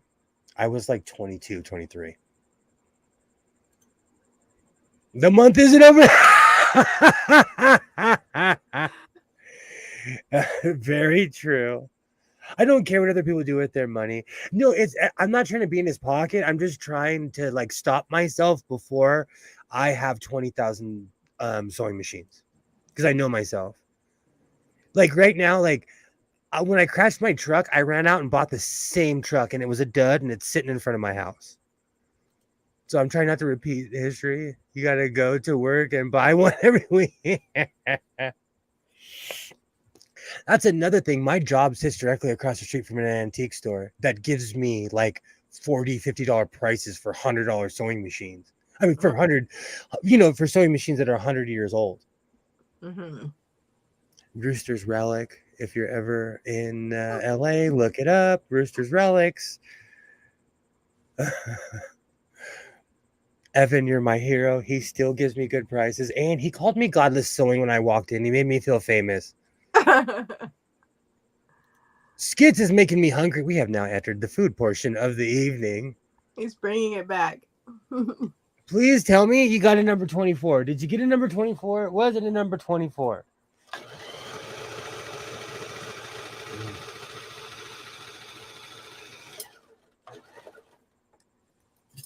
Oh, did I even hit on that? I make the top even because I know I'm just gonna cut I'm gonna cut it even on the other side.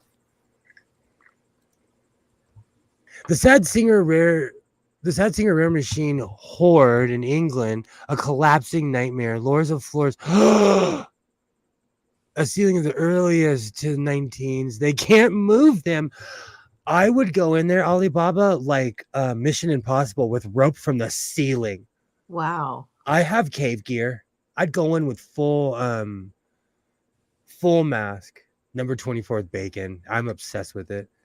I'm obsessed with it, Skits. I eat the same thing. Which one is the 24? I haven't been to Togo's in a while. Turkey avocado.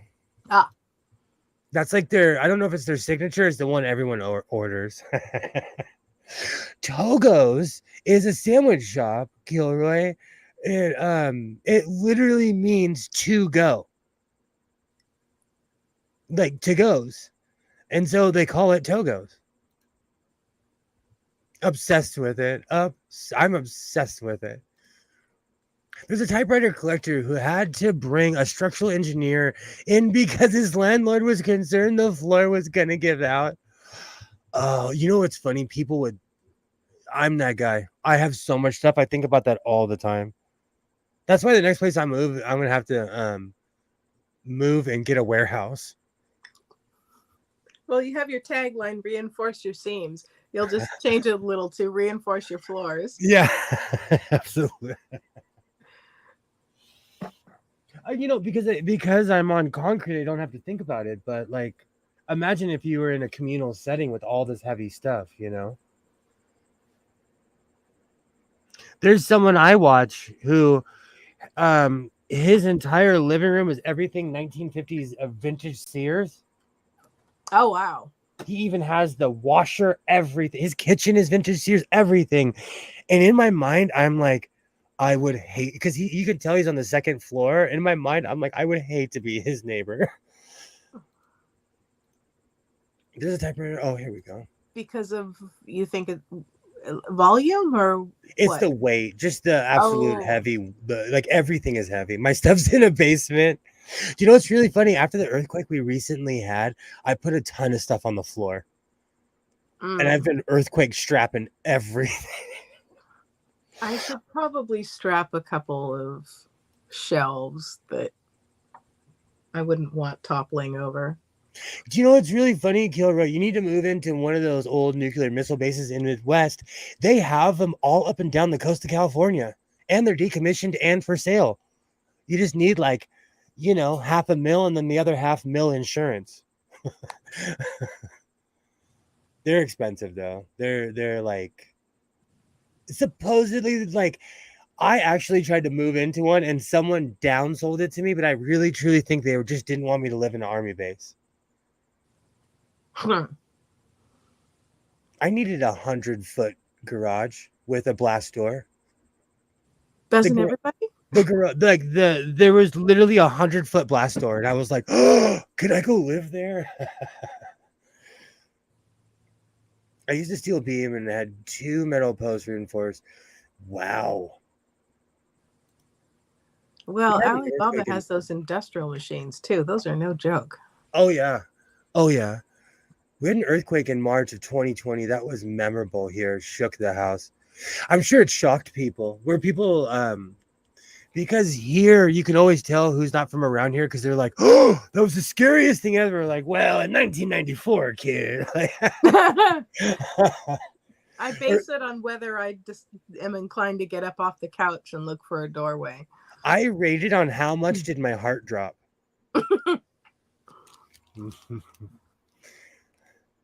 For my sewing room of the garage. I truly rate an earthquake with how much did it just mess with my blood pressure. Like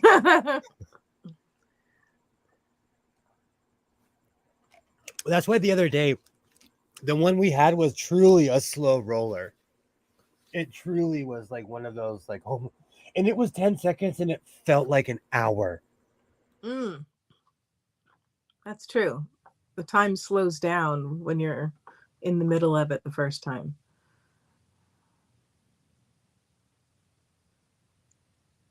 Earthquakes are so scary. I feel them all the time and they're still scary to me.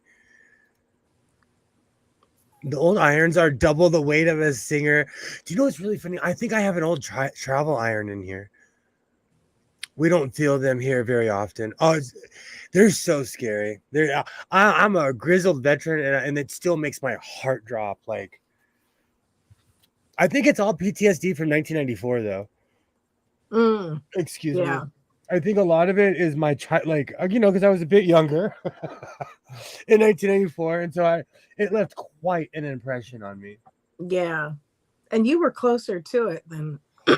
So. Oh, it destroyed my neighborhood. It destroyed the elementary school. It destroyed the high school. The junior high barely stood. It no one in my district went to school for a month and a half because they had to bring in emergency portables for the schools. Wow.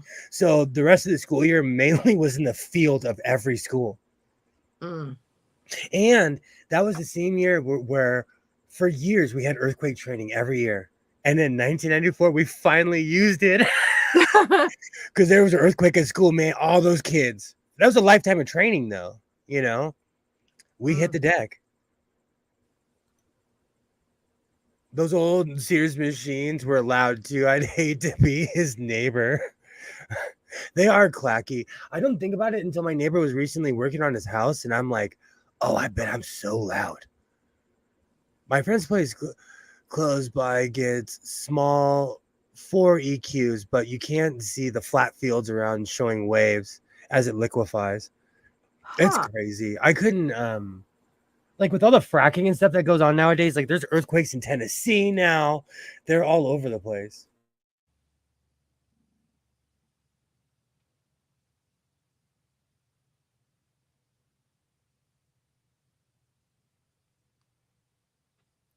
Which kind of old Kenmore does your dad have, Pam? I love those. I collect Kenmores. They're like a love of mine. Me too. I'm obsessed with Japanese clone sewing machines. It's like it's that one little niche thing I'm really into. That's why I was surprised. That's why, like, when I met Alibaba was the only other person that really ever knew anything about clone sewing machines. The first person I ever met. The current machine I'm sewing on is a Kenmore 45. Oh, awesome. Awesome. Kenmore's, I love those machines. I absolutely love. Did you and Alibaba have a good session of shop talk on the old clones? They were just the first person I met that actually had knowledge of it, because most people had no idea. When I started making my videos, Alibaba was, I discovered Alibaba, how knowledgeable Alibaba was. Yes. All right, let me move this. I was going to say, I don't think I have a 62, but I do have a 52. What's your favorite of the old Kenmores, Alibaba?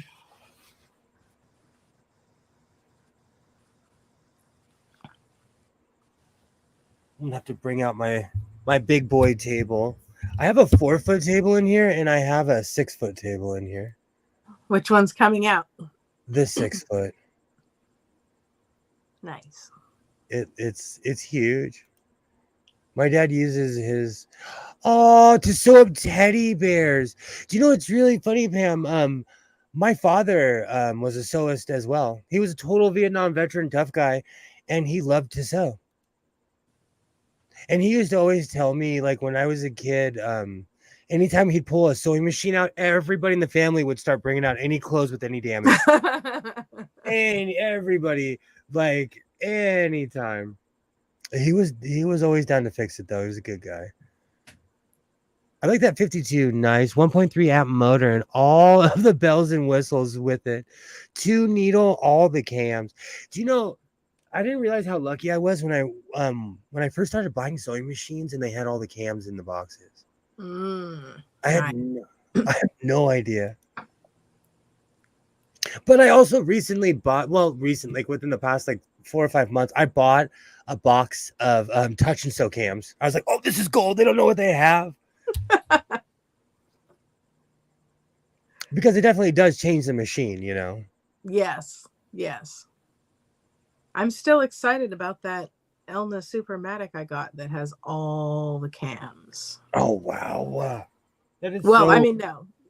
Sorry. It doesn't have all the Elna cams, but it has all the cams that came with that particular machine. Oh, that's awesome. All right, I'm going to try to do this and not break my banjo live on YouTube. I need to move that banjo. You should. Fatal last words. So if we hear just a big bonk, we'll cry for you.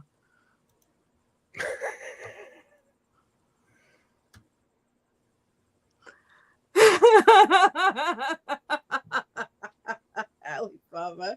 It says someone must have I found, and it's in pristine condition too. You're lucky there's a TV blocking it right now, because Sonic the Hedgehog was more important than my cams. Is that why the box was going for $1.50 and they gave it to me for a quarter? And they were like, "No, sir, actually I'll pay you a quarter to take this." My honorary auntie sent me a picture from her local thrift store, and she's like, "Well, I know you collect machines. Do you want this one?" And I'm like, "Oh, well, that's so sweet. Which one is it?" And she sent the picture, and it was a touch and sew. I'm like, "Oh, no, thank you, but I'll take the buttonholer." I don't even like touch and sew, and I feel obligated to defend them. I really do not like touch and sew. Says the man who owns 9 of them, or probably I'm probably like in the 12 or like 15 range. See, if you sell them on, then you would have space for better machines. Maybe that's what I should do. Have a touch and sew garage sale. Yeah. You know, get them all oiled and ready to go, and someone else's problem. Well, there's one of them where I thought I had the cord for it and I didn't. So I literally have a touch and sew that I don't even use. That I don't even have the cord for. This is a huge table. This table is humongous.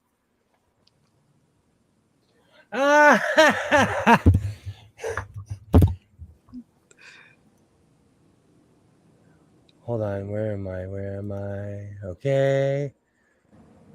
They did pay me. You watch the commercial.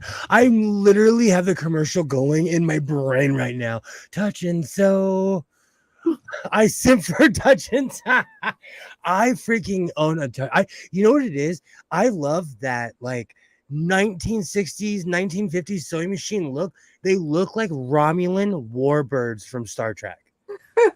I love a good touch and sew. I love all of them. What other brands come from that year though? There's touch and sew. There's what is it? There's quite a few. I love that look of every single one of them. I love that look. I am a big sewing machine. I'm a touch and sew shill. I am. God, this is a touch and sew. I am. I'm a shill when it comes to touch and sew. I was so disappointed in myself when I found 5 more in my middle bedroom. Oh no. Yay! Hello, Phoenix. You don't have to rescue the touch and sews. Just let them go to the sewing machine shop in the sky. It's okay. The touch and sew had a flower graphic on it as well. I think I have that one too. Yes, Joy, yes. I own at least 4 Athenas. I have quite a few from that era. I have quite a few. People like that. I'm obsessed with that 1970s look. Where's that other one I have? I love them. I think they're awesome. But they are those machines that people like. I laughed when you called it a touch and swear. I read that somewhere. I can't remember where, but that whole era, and that was the marriage of plastic and metal. That whole era is when like they were like, let's just chuck a ton of plastic on this and see what happens. That's kind of where my collection ends. When they start throwing plastic and nylon in them, I don't really have any from that era. I maybe have like, I don't know, 1 or 2, but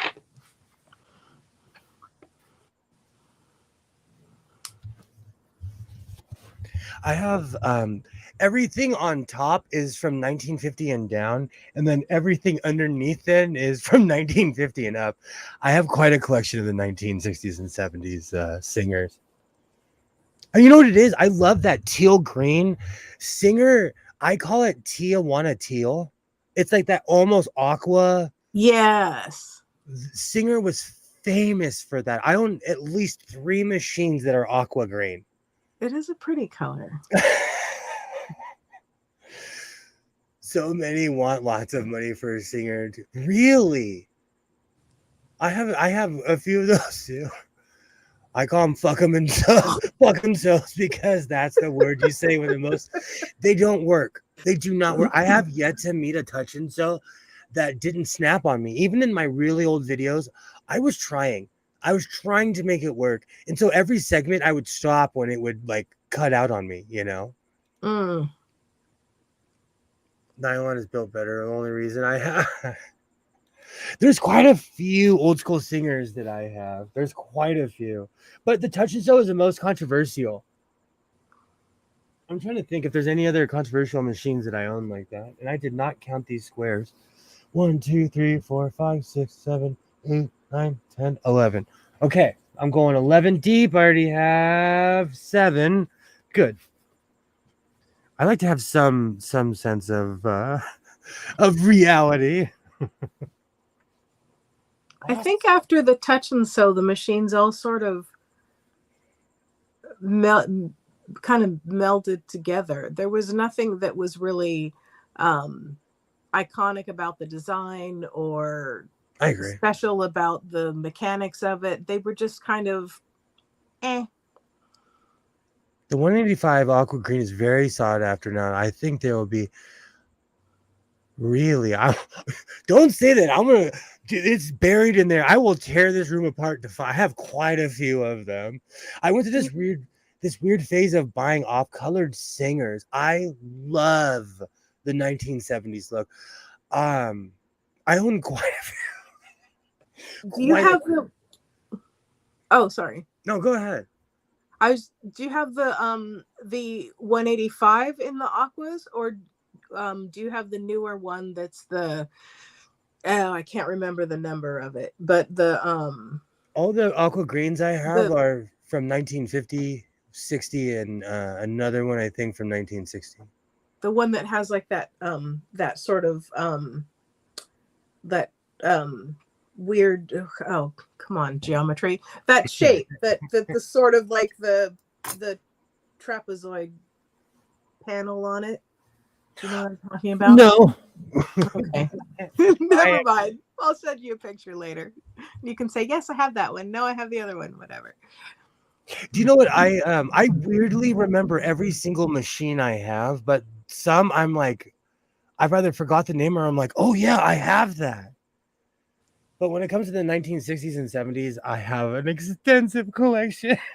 I went to this weird phase where every weekend I would go to Ventura and find a machine from 1960 or 70. I think it's because people were aging out in that area, you know? Oh, okay. I want to go back so bad. I should. I'm just still mad at Ventura. 14125 in aqua. I have to take a look. I really have to take a look because it's been a while.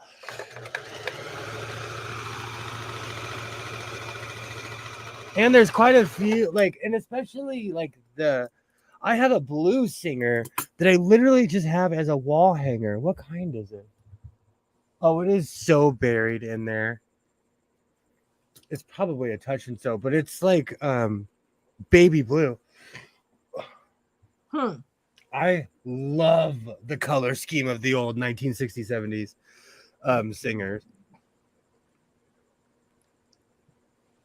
But to me, it's more Art Deco, and they are solid machines. As long as the plastic didn't wear out, they're better than most machines nowadays because they're almost industrial. Because of the size, they're almost industrial. Like you would get an industrial machine that same size as the 1950s. Well, I'm sorry, a 1960s or 70s sewing machine.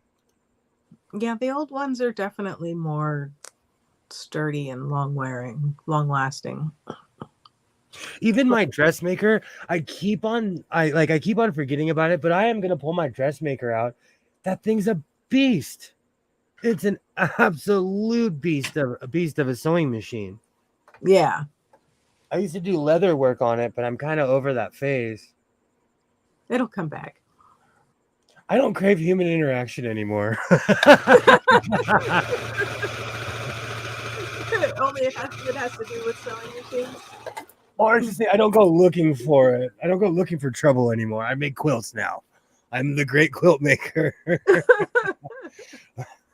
Matter of fact, if you make quilts, it'll keep you out of trouble. 1, 2, 3, 4, 5, 6, 7, 8, 9, 10.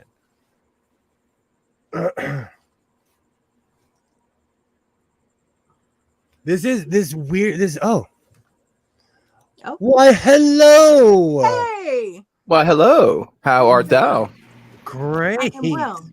great. Good. I hear this is where the cool kids are hanging out tonight. We try. We try. Depends on your definition of cool. Hey, You guys. we watch Lower Decks. We're cool. Well, I watch Lower Absolutely. Decks. Yay! How's it going, Skid? It's going all right, you know. I went camping this last weekend. Went down and got a little closer to your neck of the woods, a couple hours south here. I went it was around Yosemite, went to the hot springs. Could have chosen a better weekend to do it. I was about to say, I love Yosemite. I love that place. It is so beautiful. Yeah, it was great. We were hitting the hot springs. We were lining them, and there weren't too many people around because it was a freaking hurricane out there, and yeah, and it was raining on us as we're in the hot springs, and then the lightning started, and that's when I got the hell out of Dodge. And So you barely missed the hurricane that was, or the tropical, whatever they called it. They called it a hurricane, but it was a tropical storm. I call it a tree killer. That's right, it killed your tree. I had to finish the job too. I had to put out its misery. No, if it wasn't the storm, it was the city. I also got a notification on my door today saying that like there's some weird like let's read it together. From the County Department of Food and Agricultural Commission's office, an infestation of something fruit fly has been found in your immediate neighborhood. In order to effectively eradicate this pest, it will be necessary to apply organic and pesticides to trees and shrubs on your property. What are they going to do if I don't answer my door? Just hose down your plants.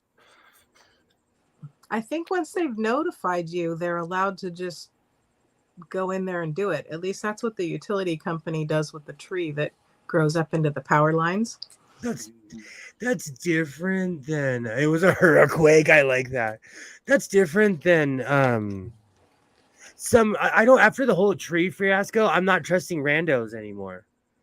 You're just a rando to me. Like I trusted some rando tree cutter and he smiled, and you can't just smile and ignore me. I speak Spanish fluently. You can't just nope. And I'll find out where you're from too, and I'll speak to you in your dialect too. Oh, you're Honduras, huh? Yeah. That's where I got Kevad Bodidad from. I dated a girl that was half Honduranian, half Salvadoranian. So I got the lingo. Salgaranian? Salvadoranian. Oh, like Salvadoran.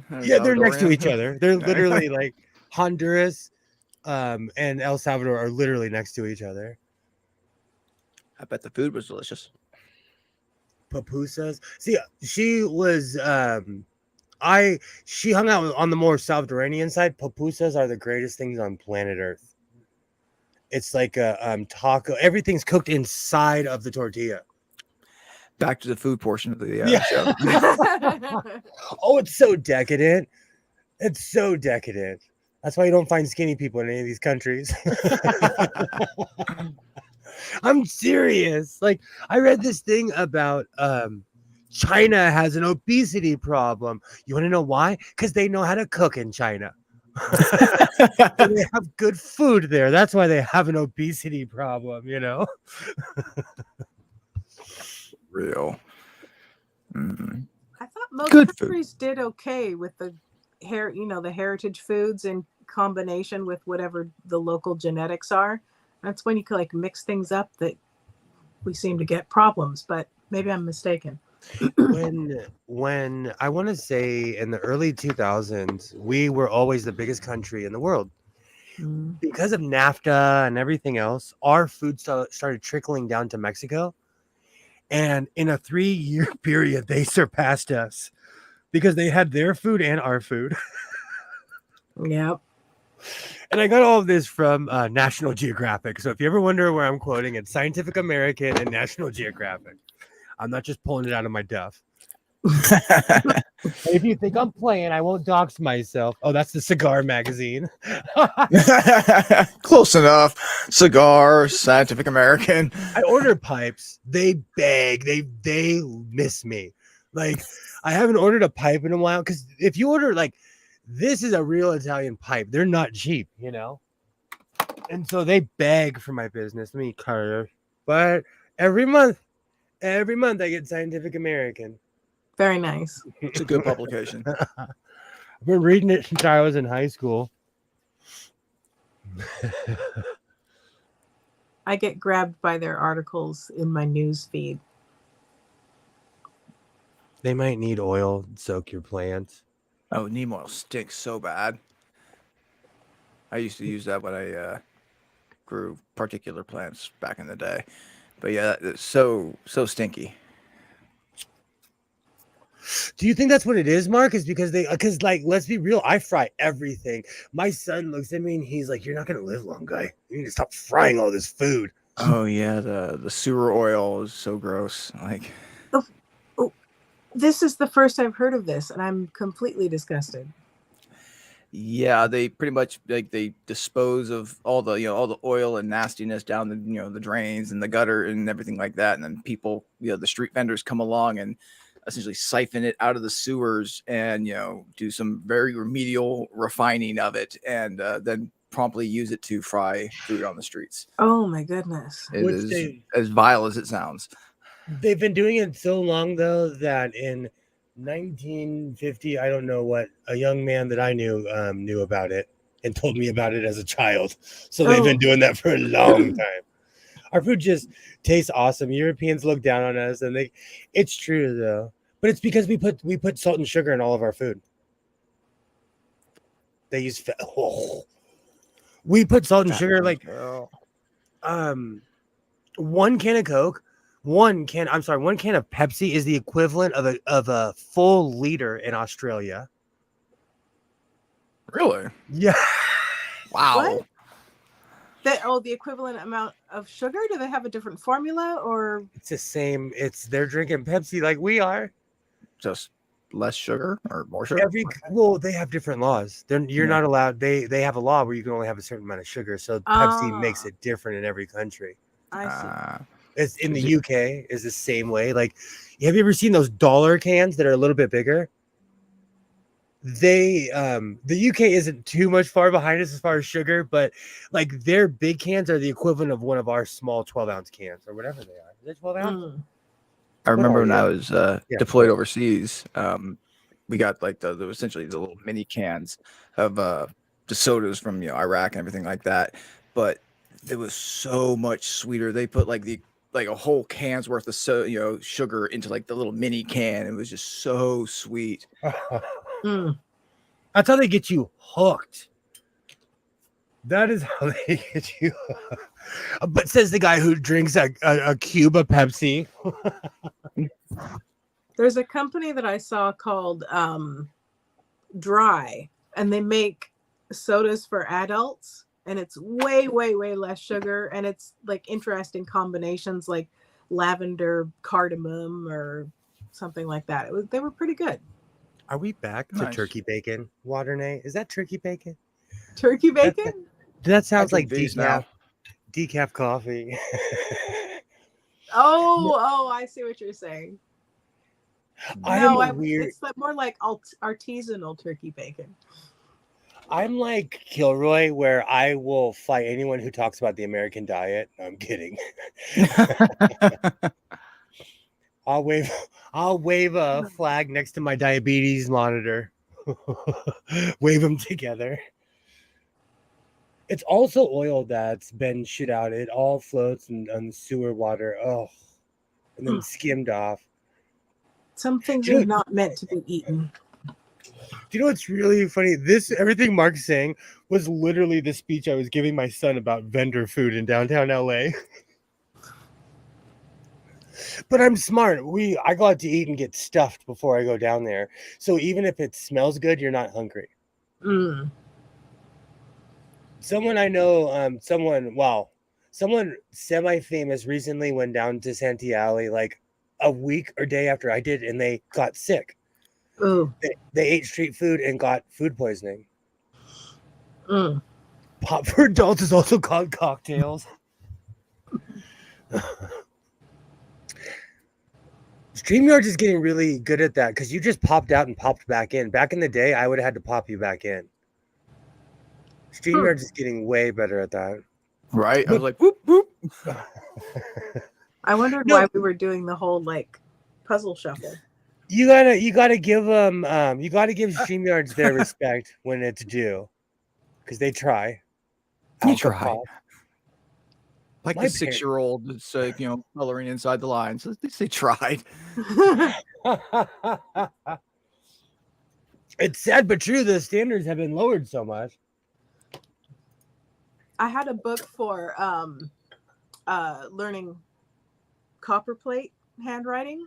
I think it was copperplate. No, Spencerian, excuse me.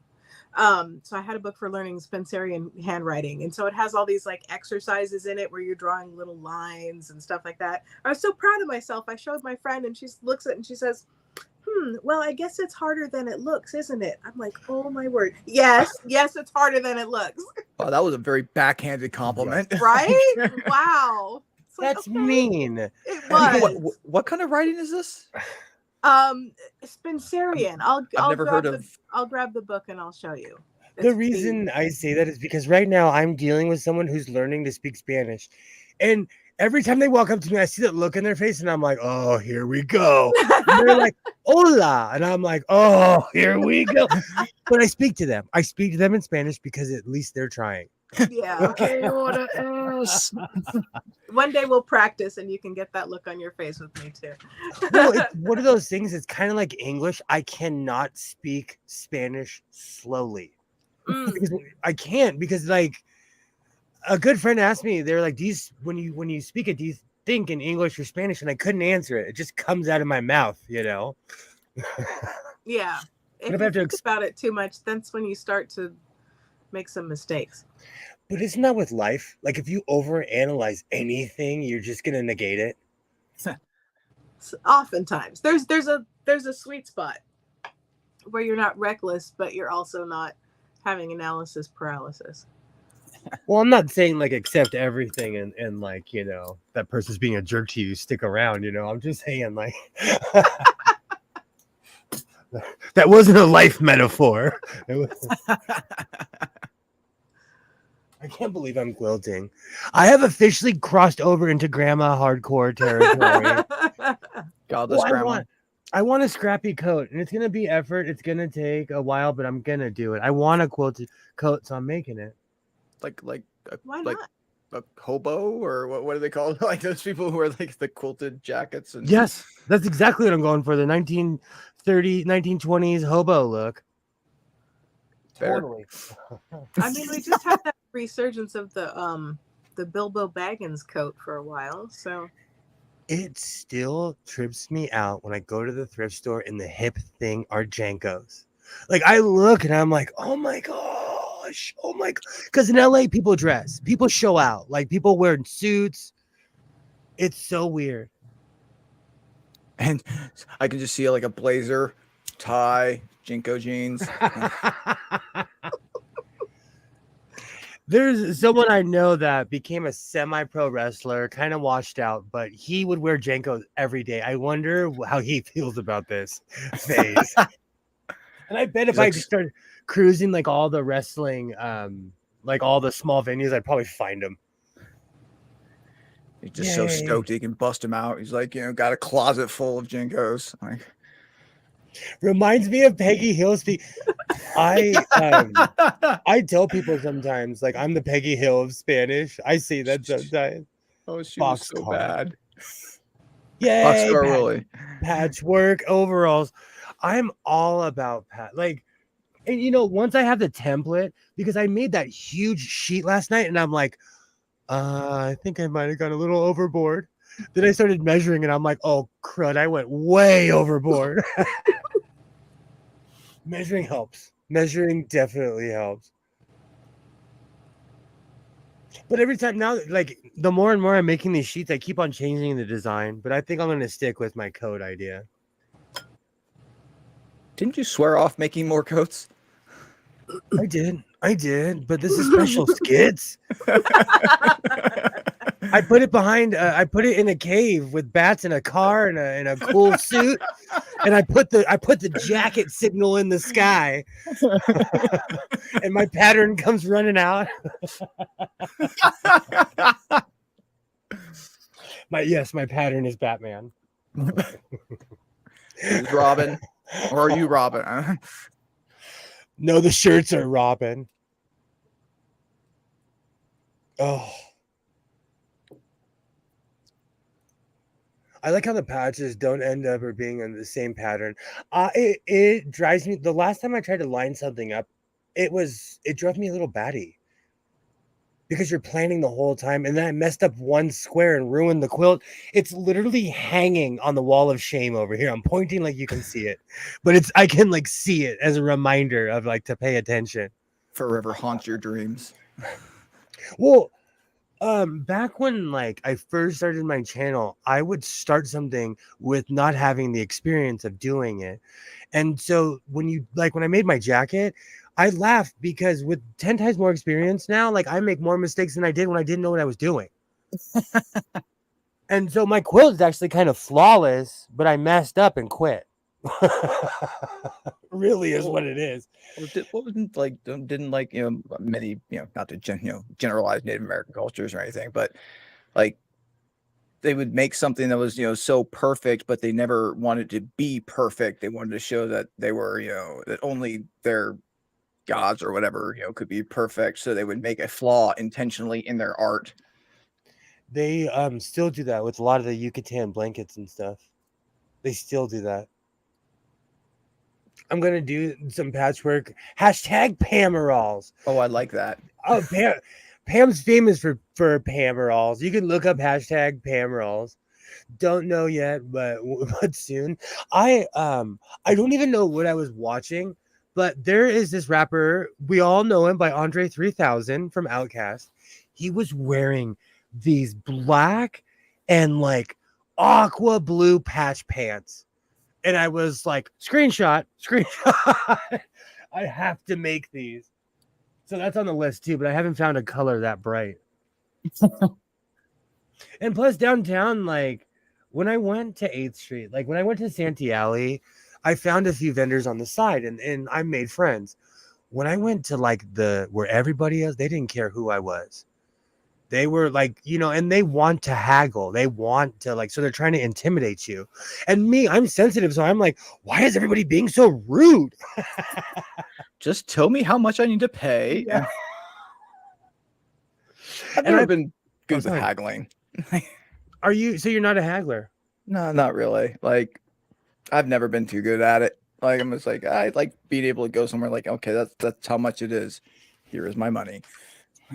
It depends on what I'm doing, but like I haggled for my Star Trek uniform. I paid $7. It's probably worth a couple $1,000 because it's original vintage, and my stupid butt still wears it. It's like reducing in value every time. I miss my pops. He used to look at me and he's like, "Stop wearing that thing." Because I do research and it's like original. Like, do not wear it. I got it dry cleaned, and the dry cleaner guy was like, "You're gonna put this behind glass, right?" And I'm like, "Thanks for taking the pit stains out." You got the nacho cheese out of there, and well, I would wear it all the time, and I started calling myself Captain Jerk instead of Captain Kirk. I loved my uniform, so I would take selfies with it. I was that person who would wear it. I would wear my Star Trek uniform in public. Like, I loved my uniform. Is it a TOS uniform or TNG or? Yeah, it's TOS. It's it's Captain Kirk. Oh wow! Yeah, okay. with the frills on the side and everything. Nice. You have to like rip the shirt for one of the episodes. It doesn't breathe. It's so polyester. When I sweat, it runs all the way down. Don't worry. I kicked the table the other day and I thought I broke my toe. Like I emote too much as I hit my funny bone right on the desk. Like I do that all the time. I haggle, Alibaba. I haggle, especially in Spanish. I don't know why I get so brave in Spanish, but I haggle. I always don't like feel that my like camera either froze on I've that. been robbed or I've robbed the people when I haggle. Yeah, but the problem is, like, you have to find somewhere in the middle because they are trying to rob you. I have another Yeah. commission job to do, doing alterations for someone. Awesome. I love commissions. Nice. I get so motivated. Like, I hate doing pockets, but if you pay me, I'll make a pocket for you tomorrow.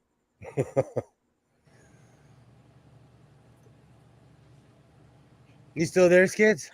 Yeah, apparently my camera froze on the me in pain there. Like, You look like you're about to do the people's elbow. right? I hit unfroze. That's right too much. I've been watching, like, I'm tuned out of politics and everything, and I started watching, like, I watched Jim Cornette talk about wrestling, so I started watching old matches. And because I disappeared from 99 on, I like all these are new to me, you know? It's like a whole world. Patches aren't hard. I mean, pockets aren't hard. You're right. You're right. I just had to start trying because I fell in love with making board shorts, and people would tell me like, "Oh, those are awesome." And with board shorts, I'd make 1950 board shorts with the pocket in the back, you know, and that's it. But you're right. That's like even with my coats, I challenge myself with every coat to put pockets in different places. But with this one, I remember when right as I was getting out of the army, we were transitioning from our normal BDUs, cargo pockets, and then the normal, just normal pockets, right? And then as I was getting out, they transitioned to the ACUs, the advanced combat uniforms, and those things had pockets everywhere. And what really got me is all the pockets were Velcro. So like I could, you're all trying to be all sneaky in the bush, and you're like, And then you have so many pockets you can't remember where you tucked the thing.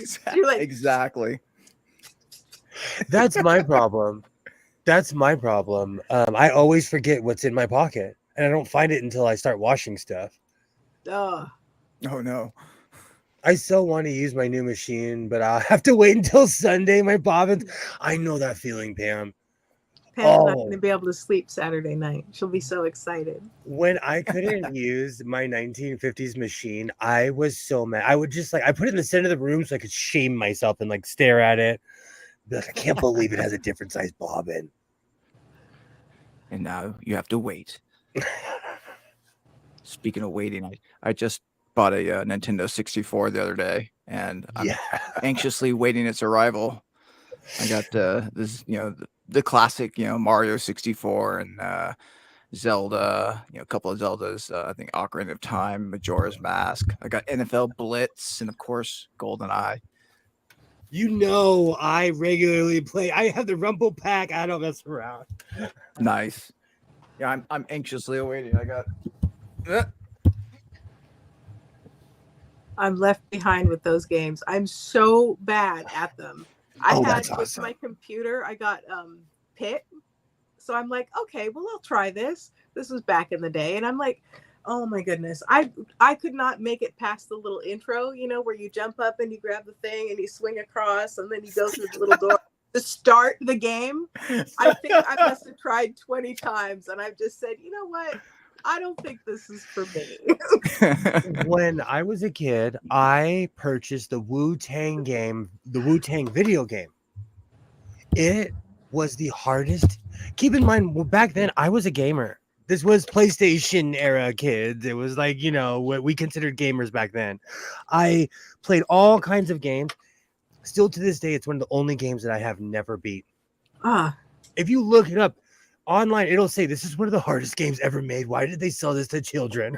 I just find the movement isn't natural for me. And so, I remember I had a roommate and he had Sony PlayStation something or other. And, right. The PlayStation something or other, that's the official name. And he had this driving game. And I'm a good driver, right? My first car was a stick shift. I'm trying to like drive down this mountain. Oh my word. It was so bad. Like I would turn and it just is not, it's not turning when I'm expecting it to. Alibaba, one of the reasons why I want to get a Twitch channel is because I legitimately think that I can do a speed run at Star Fox and get the world record. Because during COVID, I looked at and the record was like an hour or something. I beat it in like an hour and a half. I bet if I keep going, like I could. There you go. There you go. Those are not. Do you know when my ex-wife was pregnant with Isaiah, I sold all my video game systems. But that hurt. Because I had to like, I went out and got a second job. I was scared. Having kids are expensive. For real.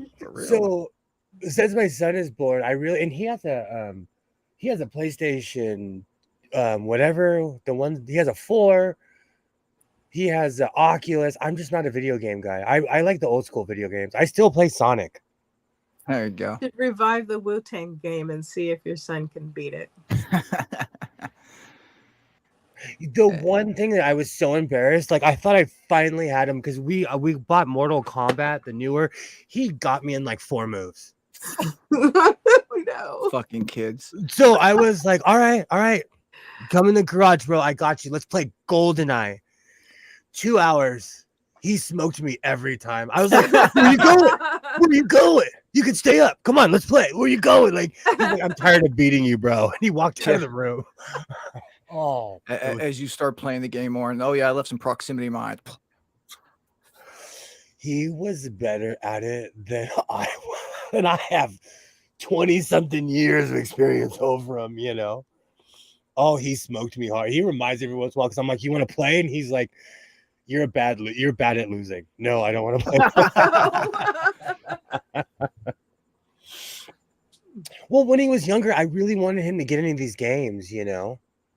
And he would sit there and obsessively play it, and I forgot about that because this was all pre PlayStation. He smoked me so hard. Kids have faster reflexes. His son would probably beat the Wu-Tang. I should. I weirdly collect retro. Well, I have a rule. If you can remember it, it's not retro. I don't know. If you were there, it's not an oldie. I've said this a million times. They play Nirvana on the oldie station here. You could hear me in the next car when I say every time I'm like, you can't play Frankie Valli and Pearl Jam next to each other. They literally go from the Turtles to Nirvana. And I'm like, I don't know why I'm offended right now, but they do. They're not the same era. Turtles are oldies. Oh, it made me laugh so hard. Now I'm used to it and I go looking for those stations, but like the first time it happened to me, I was like, oh, because I have a really, really older family, and I have my brother kind of like half raised me. I used to call him old man when he was 28 years old, 29, 30. It seemed so much older when we were kids. And now, whenever I see him, I'm like, hello, young man. Hello. Because I get it now. I get it. You know, age catches up with all of us. My son totally would beat me at the Wu-Tang game. So do you want some show and tell? Please. All right. I have 3 things that are of interest. I got this from Goodwill. Ooh. I don't know if it's good or not. I haven't tried it, but how come I never score like that at the Goodwill? I'm like, surely I can use that. Jealous. And then I think I said in the chat, but now that I have a screen, I can show everybody. This is the pinking attachment that I got. Did I show you already? I can't remember. What? But this one goes on the machine. This one, have you ever seen the little, like, when the fabric is cut, it looks like a shark was nibbling on the edge? Okay. That's what this does. It has a little blade in it, Only, like, I mean, normally they make pinking scissors to do that, pinking shears, or they make things kind of like this that you attach to your table with a clamp, and then you turn the handle and it feeds the fabric through. This one attaches to the machine. Here, I'm and gonna make it so big for a second. There you go. it goes up and down with this that goes on your needle bar, Oh wow. and then it feeds the fabric through. So I have not tried this one yet to see if it works. I need to clean it up and oil it and all of that. Oh, I would so display that. So don't be shocked if you're at the Goodwill and you see a Godless sewing jacket, because I may or may not know the area in which that you were at. That's very clever engineering. Like, do those things have to be sharp, or are they just? Yes, but you can get replacement blades. It's kind of like the blade on a rotary cutter. Okay. If I see Singer anything, I buy it. Anything. This one I got on eBay, but I was the only one bidding on the auction, so I got it for $50. Nice. I haven't had luck on eBay. That's where I bought my Nintendo. Oh, really? See, I have never had. Maybe I'm just not trying. Maybe I'm just not trying, but I have not had luck. Ooh, let me make it big again. You've not had luck on eBay? No. Selling, I have. This is a kit that you can get from Amazon, and it's a reproduction of a book from I don't remember when. It's a great year. Yes, 18 something. And so it has a whole series of lessons, and when you go through it, they have pictures from students who have done the program to show you just what you're aiming for. And so you have the theory on how to form the letters and good writing habits and things. Let's see, I'll find an interesting page to show you. There's a whole like none come easy or something like that, or what was that? It said something on the front like none come easy or something, or in 9 easy lessons. Oh, okay. Which Sorry. No. This is I got a replacement because I wanted to practice in pencil, but these are the lines that my friend had a sideways comment about. I'm like, okay, those aren't perfectly bad. fine lines. Right. And she's like, oh. I'm like, you know what? You try it. It's hard. And I'll make a snarky comment. Oh, no. That's awesome.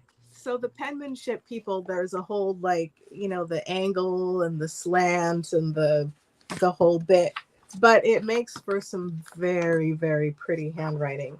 Let me find an example. In this book, they have writing. I have a question. Do you write in cursive or in something that people can read? Oh, yeah, we're starting to age out of people who can actually read. And I'll tell you why. Because the school system no longer teaches cursive. Right. And so I ran into an employee that could not read my writing. And I had issue with it. I have, I guess, kind of three hands. I have cursive, which I'm of a certain age. You grew up, you learned to write cursive. Absolutely. And then I have printing, and then I have kind of like a speed printing, which the letters are sort of joined together, but it's not actually cursive. So I write in cursive because that's what I was taught. Right. I feel like your handwriting is a representation of you. And so I'm screwed. Kind of you don't want to erase all your personality from it, because they say, the graphology people say that's not healthy, but I think I want it to look presentable, so I work hard to try and make my writing look presentable. Absolutely. And does it look like this? No. And sorry. No, and it does. If you send a letter, a handwritten resume or something, to somebody, and it looks beautiful, well written, almost almost calligraphy, and then you got my chicken scratched at like a 3-year-old with with no hands is trying to write there, and like they're like, yeah, no. But then maybe they think you're relaxed and I'm uptight, and they go with the relaxed one. As someone who's hired people from all the way from Carl's Jr. to the job I have now, the only thing that people really judge you on is if you're unprepared. If you show up without a pen, if you show up not knowing certain information that everybody knows you're going to have to give up in an interview, or without references, or, because with anything else, you can work with somebody. Yeah.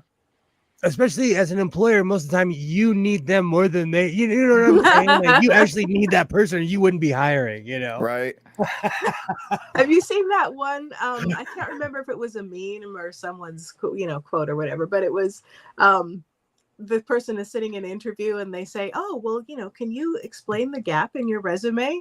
And the person fires back and they say, well, can you explain the gap in your employee staffing? It's true. But like, you can, like, saying I was raising my child, that's an instant pass. Or like, there are certain things that you could say and they're like, oh, okay, so you were actually doing something. Yeah. We're all slouches. We just want to make sure they're not a complete slouch. As someone who's been on both sides, on both sides.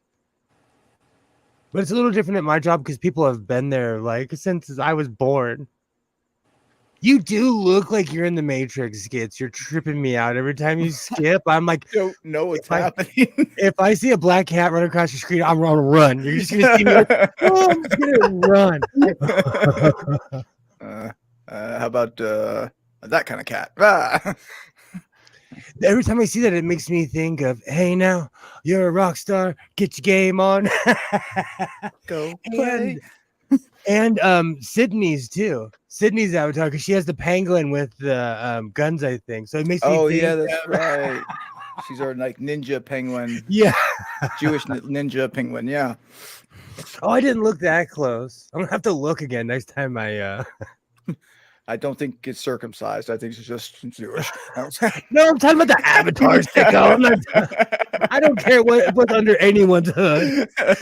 My real rule in life is whatever. Just wash your hands. I'm a hygiene freak. I'm a hygiene freak. But anything else besides that, I don't care.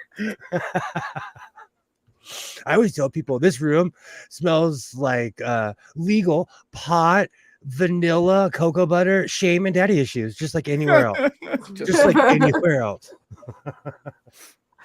Just throwing CK1 for me. Do you know when I recently purchased that? I don't know if it was nostalgia, but whenever I wear it now, it feels like 1990 something. But does it smell good on you? I love it. Well, then there you go. That's the important part. But every person I come across, there you go. I get in the car and I say, I knew he was going to say something. He's like, smell like rotten cinnamon. Rotten cinnamon? What does rotten cinnamon smell like? I am an honest human is what I have with no filters, which is cool though, because there's sometimes where he's like, you going to walk out of the house looking like that? And I'm like, yeah. And I go look in the mirror and I'm like, maybe not. Maybe not. Give me 10 minutes. Well, it's different. Like you guys would be shocked, but I have my dad wear. And I'm famous in my town for wearing a cowboy hat. So like we're anywhere in LA. If someone saw me wearing this, they wouldn't even recognize me. To tell you the honest truth. My congressman wears a cowboy hat. Gosh. And cowboy boots, even like doing media interviews, he's rocking cowboy hat and cowboy boots. I'm like, dude, you're in California, man. It bothers me. Where the cows are? Don't make me get my boots. If your boots don't look like mine, you're not a cowboy. You're literally all hat, no horse. Like literally. But again, I don't even like gatekeeping because like you do what you want. Eventually you'll just show your side. You show who you truly are. But Kevin McCarthy is the only person who can legitimately dress like that from California, because Bakersfield is cowboy country. That is where that's the beginning of all the farms, of those endless farms. But anywhere else, we are urban cowboys. I'm a rhinestone cowboy. Still holds up to this very day. Do you think though, like, see, that's one of the reasons I do what I do. I fly my 76 flag because no American flag should be considered a sign of oppression. I wear my cowboy hat to kind of kill that stigma. Like, not everyone that wears a cowboy hat is mean, you know?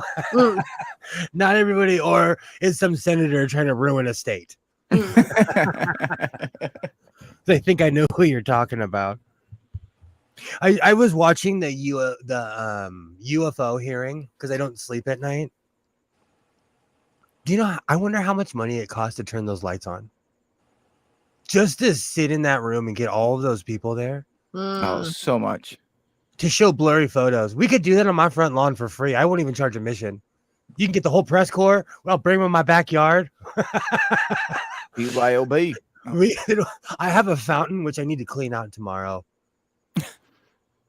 I completely just remembered I have honeydew, and there's no one here but me to do it. Does your fountain, I mean, do you have like fish in it or plants or something that you need to keep alive, or is it big enough for you to sit in when it's really hot? I'll show you. I took a picture of it. Let me find the group. This man has a photo of his fountain. I took a picture of everything. Son of a photographer. I learned that from my pops. Take a picture of everything. And this was pre-cell phone too. And for good measure, we'll show what the tree looks like now. Oh, poor guy. Sad tree. Oh, sad tree. You were somebody, Mr. Tree. Yes, we're assigning gender to the tree. You know what's so funny? I could have do you know I call things Mr. because most people call everything Mrs. Like in Star Trek, they're like, oh, look how she goes. That annoys me. Or like every time Scotty's talking about the ship, he's like, just treat her nicely. They completely switched my Twitter. Is it because I did the update? I don't like you, Apple. Some sorry, go ahead. No, it's just some trees do have gender. Like some fruit trees and stuff. Fair.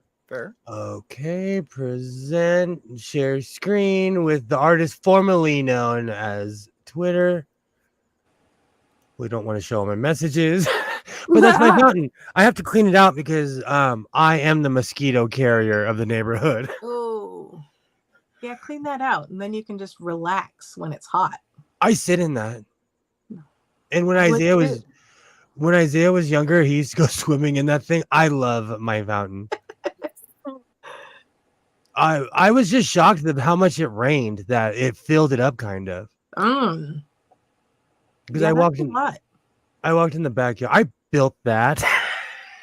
And it's straight-sided too. How much water did you have in there before? It's been empty because I can't fill. First off, you have to be rich to have a fountain. With water bills nowadays.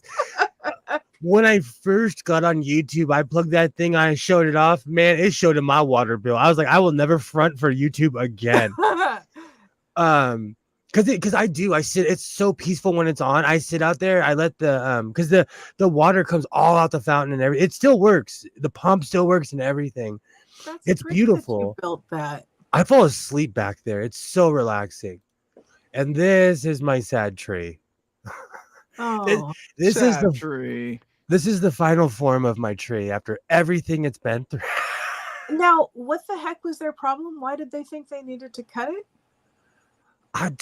Bad planning. They took the integrity of my tree and there's nothing left. It got destroyed when the cyclone, hurricane, whatever it's called came. And then that's and yes, I drive a Ford Flex. I drive a soccer mom car. I love it. I'm sure they all say that. I wanted to cry. I wanted to cry, and they finally killed my tree, just like in the Big Lebowski. They finally killed my car. They finally You killed my tree. finally did it. You animals. Oh, they got canned during COVID. Yeah. I bet that was an easy day for C-SPAN. Oh, it was just blurry photos. It just, if you can set up a recirculating system, it shouldn't hit your water bill too hard. That is true. Hey, Sydney, there's the Hey, avatar. hey, there's that avatar. Sydney. She's our Jewish ninja penguin ninja. We were just talking about you. All good. All good. Your fabulous avatar. Absolutely. Now it just looks like she's flipping us off. I have bleach floaters, but they're not big enough for the fountain yet. So tomorrow I'm just gonna fill it, put the bleach floaters in there, and sift out all the leaves and everything, and just filter it through, and then dump it. But I don't want to put anything harmful so my cat doesn't get it, you know. Right. So I have to think about it. Yeah. So I have a question for Alibaba. Alibaba mentioned in the chat that there's a pinking blade and a scallop blade, which I knew. And I'm trying to decide which one this is because it looks sort of halfway in between. It's not really sharp enough for a pinking, but then it also looks a little pointy for a scallop. Delicious. So if you have any thoughts, let me know.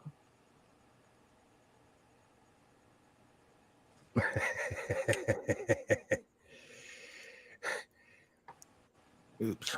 Sydney, I misspelled everything. You didn't do anything wrong. We were talking about your avatar, how you have a gangster. Is that a penguin? Now that I was gonna say penguin at first, but I don't wear my glasses when I should. It's all vanity. Is it a penguin or a puffin? I think it's supposed to be a penguin. Penguins and I are the same. I'm half and half. I kind of like AI Baba though. It's a pretty cool name. Instead of the typo. Oh my gosh, he's playing his Oculus in the living room. I can hear him. I hope there isn't like any like serial killers or axe murderers in my neighborhood. I wouldn't even flinch. He screams so much. Yikes. As you can see, the parent in me that's like, this kid needs to stop screaming. I'm surprised my neighbors haven't called the cops on me, but we're loud in this neighborhood.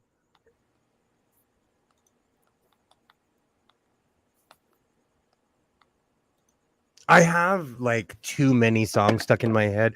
YouTube has finally pegged me that I am stuck from like 1988 to like 1996 as far as music goes. So they're like, how about this song? And I'm like, ooh, I like that song. They're like, how about this song? I'm like, ooh, I like that song too. Have you heard Tronic Box? No, I haven't. Tronic Box remixes modern songs into the most 80s-tastic thing you have ever heard. 80s-tastic. And does like video where the little lines are going and then Photoshop the artist to look, The Weeknd has like the full-on 80s fro and everything. It's amazing. I watched this thing where Snoop Dogg was reacting to one of his songs got turned into a medieval song. Oh, okay.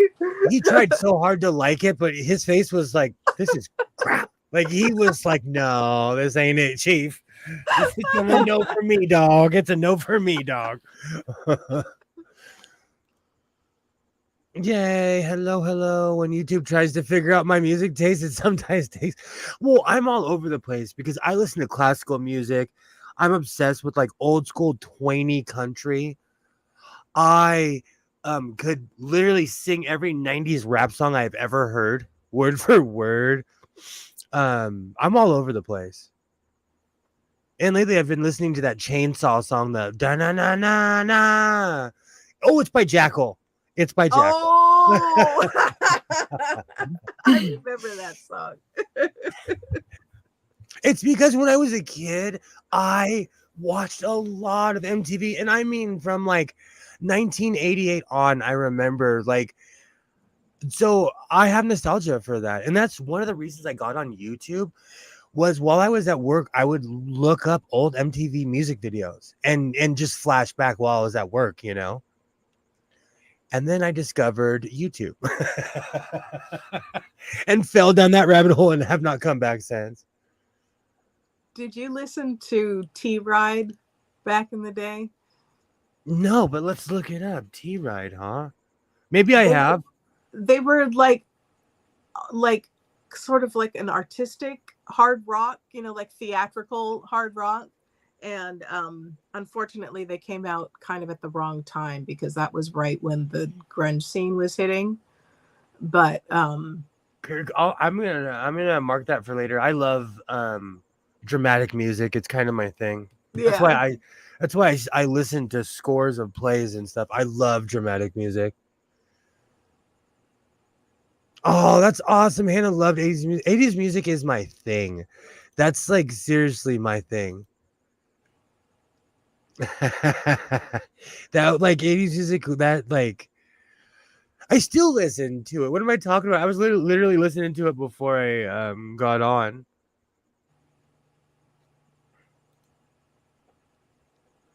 So I'm not a Taylor Swift fan, okay? But I saw this thing on Twitter where a security guard went viral for singing at the concert and they fired him.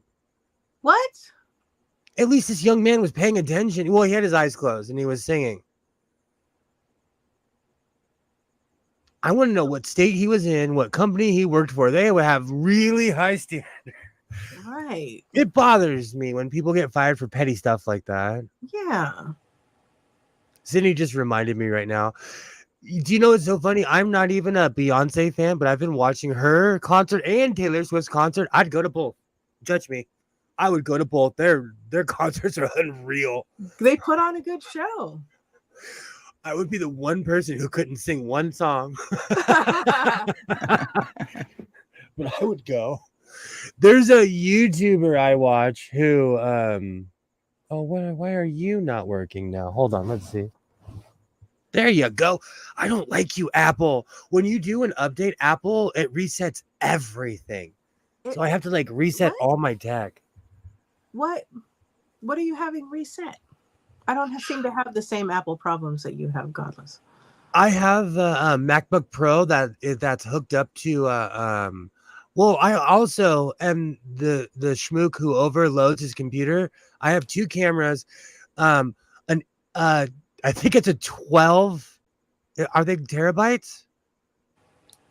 I mean, they could Some be. unreal amount of storage hooked up to it. I have how do you think I can make so many videos? I only look like I don't know what I'm doing. But I also, that's two cameras, massive storage, the mouse, and I have my SIM card hooked up from my camera right now because I haven't taken it out, and something else. Oh, and my 2019 iPad. I know her songs. Well, I know a couple of Beyonce songs. If they started singing Destiny Child, I'll go off. I know all the 90s stuff. You bring Michelle and what's her face out, I'll go off. We would sing a lot. Oh, that's awesome. That's like concert. Isaiah was obsessed with Yo Gabba Gabba when he was a kid. So he weirdly knows like all the Aquabat songs. He knows like all the bands that were connected with Yo Gabba Gabba. Oh, I missed that show. It was someone our age basically made a show for kids with guitars. Quilting. I don't have any kids, so I'm not familiar. I miss the cartoon phase. I was talking about this with Isaiah today because he was trying to talk trash about Spider-Man, and I'm like, excuse me, sir. We were there in the Spideyverse when you were younger. And Isaiah didn't talk until he was 4. Do you know what his first words were? Spider-Man? Peter Parker. Oh, goodness. He's not allowed to not like Spider-Man. I told him. You are not allowed to dislike Spider-Man. It's literally your first word. He loves Spider-Man, which who does? You know, every kid. I went through a Batman phase.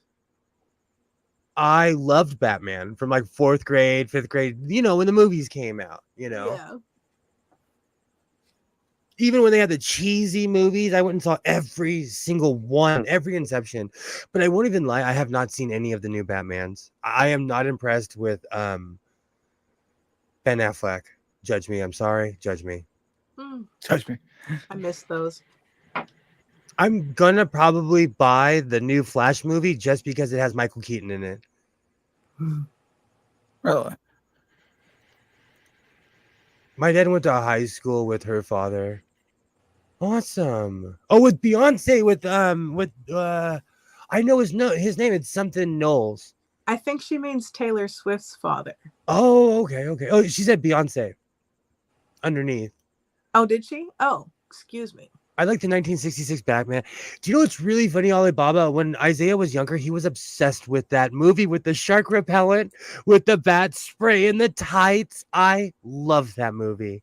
And that's 1970s Los Angeles in the beginning when they're flying over in the helicopter. It looks so clean. LA looks so clean and so green. Oh, it was Beyonce. Oh, that's awesome. Matthew Knowles. The only reason I know that is because he's talked about a lot on Black Twitter. People talk about him like they know him, and I'm like, keep that man's name out of your mouth. I try not to talk about people I don't know like that. Like if you're famous and you did something, I'll do it. But if you're like one of us, excuse me, it's not that serious. On that note, Skits, have you heard any good drama lately? I'm kidding. Drama. Always. Perpetually. Yeah. That's why I sit here and make scrappy quilts at night and watch Star Trek. My dad's. Oh, go ahead. I just saw a video that was doing a whole discussion about the Cassandra Clare plagiarism scandal, which I had only heard about somewhat recently, and even though this happened quite some time ago. And they were talking about, plagiarism and what's copying and blah, blah, blah. So I got to bust out my English degree and I had a whole comment. I'm talking about text and authors. And I'm like, oh, this is familiar.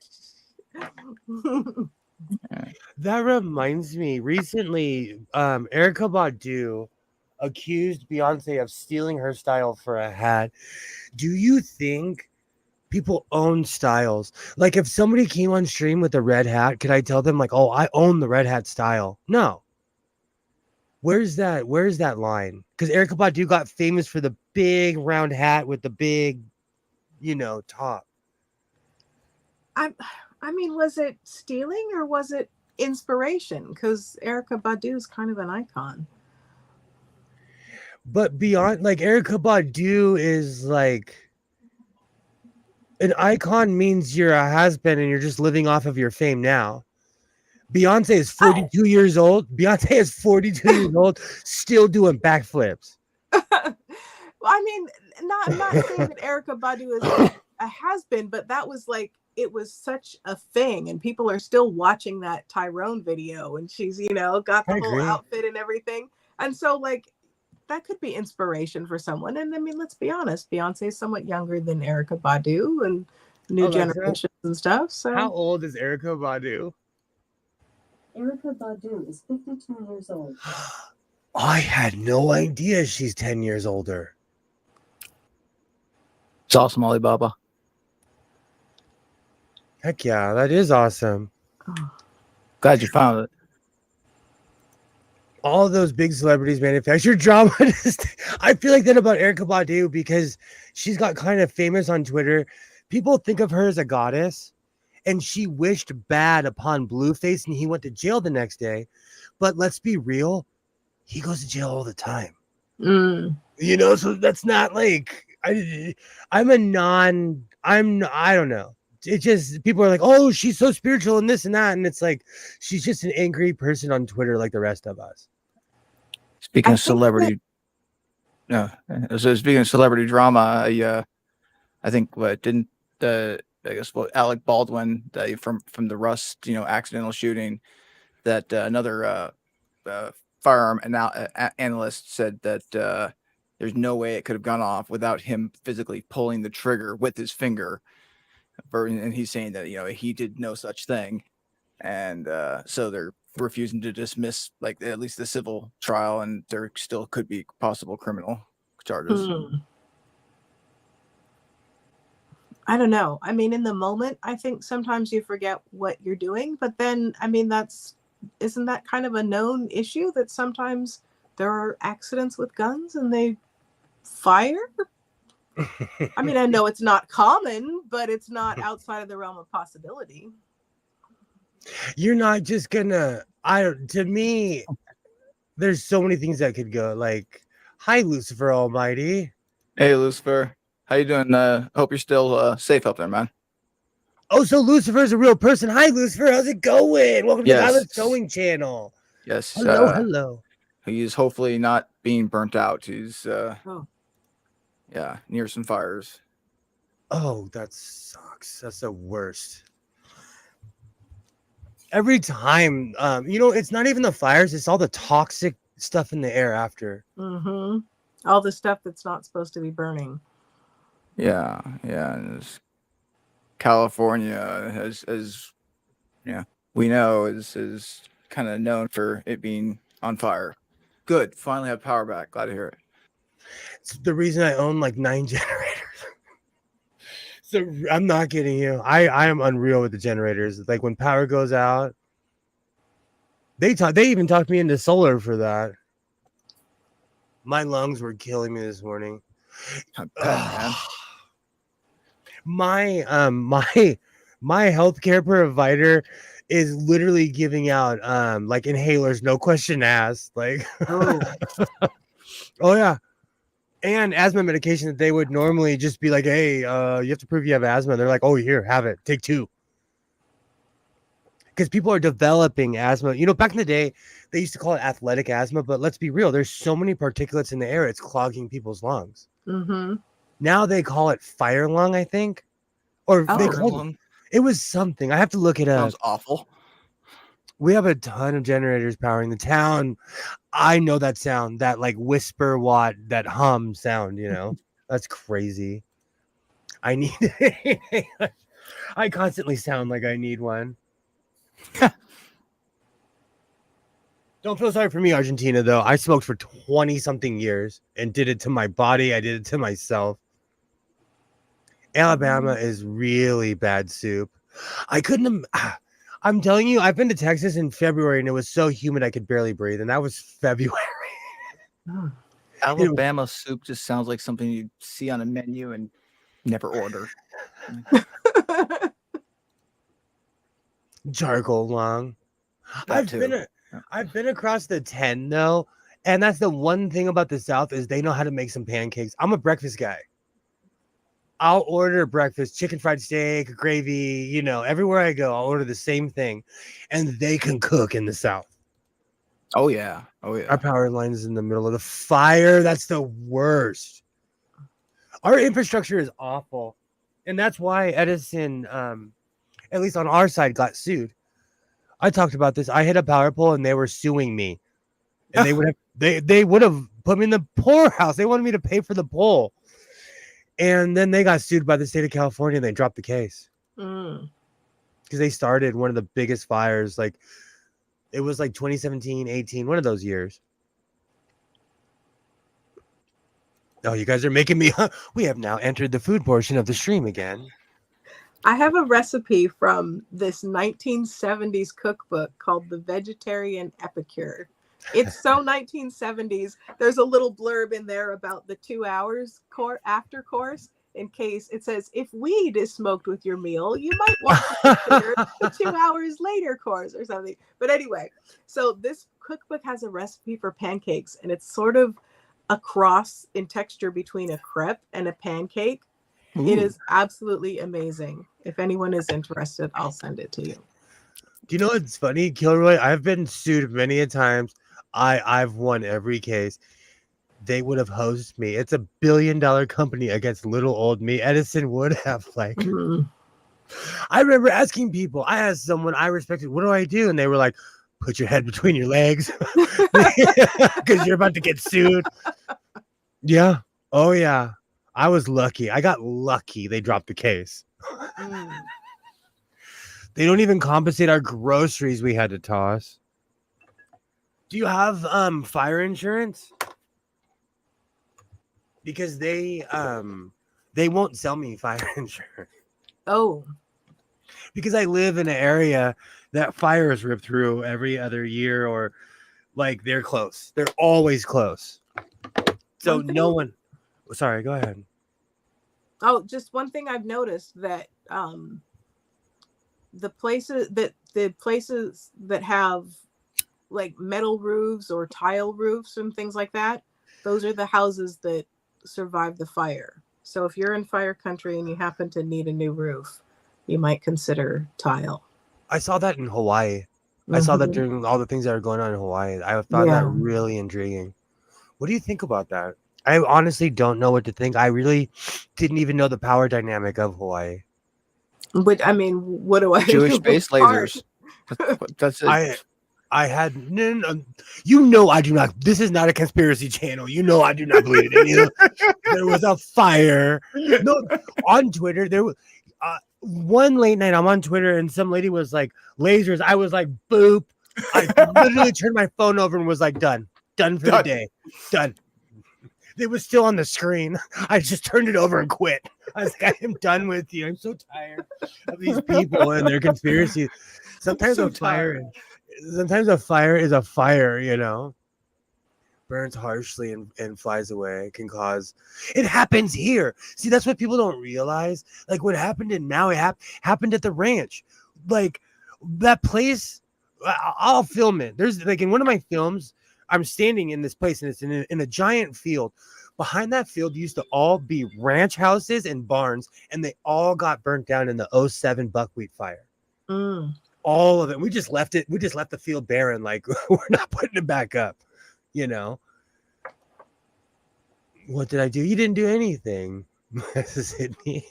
They have to start on a video, wind and transferred. Oh, the transformer. Exactly. It's more of an infrastructure thing, is what I think. Yeah. It's It. go ahead. I mean, I feel bad for the the electric company and whatnot because it's a big project. But then again, it's of that age, and they knew the time was coming when they would have to do something about the infrastructure, and they should have been preparing for it.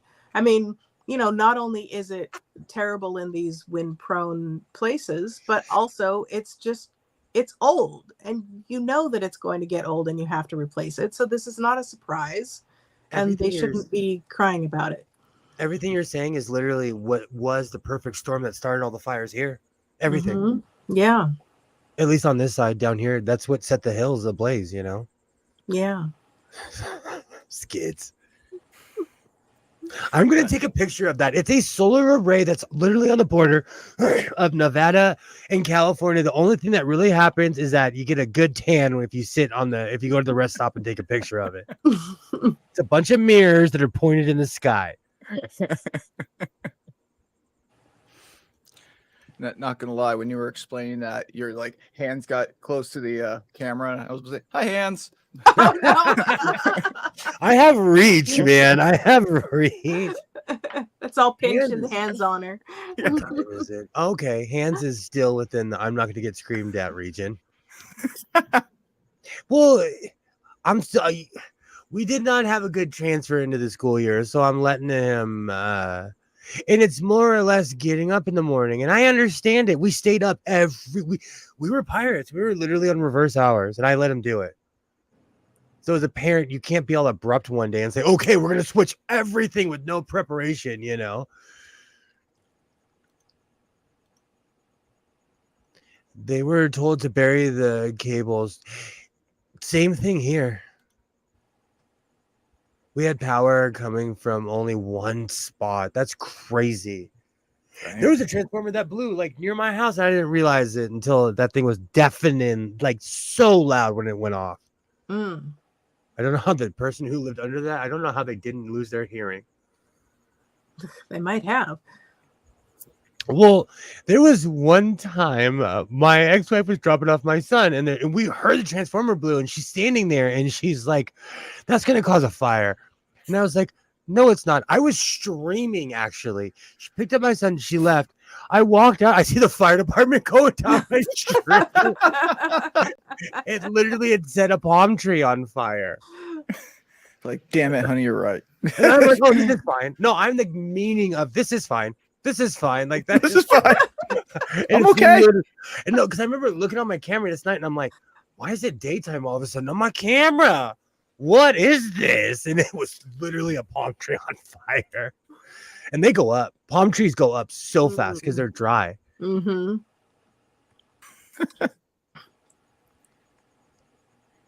I at my job I have one generator that's 6 feet tall, but all the other ones I own are my size. They're my size. They're like, the EU Whisper Watt, the My standard size. ones. I saw a really awesome vintage hand crank generator. I wanted it, but someone else won. It was wood and just like this little wooden box. It was amazing. I have the world's most useless flashlight. It's a hand crank flashlight. Does it have like a storage battery? I don't know. It might be a dud, but it only works when you crank it. Oh no. It is. I have a few of them. We have a house. We own a property that's off ranch. Oh. I love that freaking avatar. And Unfortunately, it doesn't show the whole thing.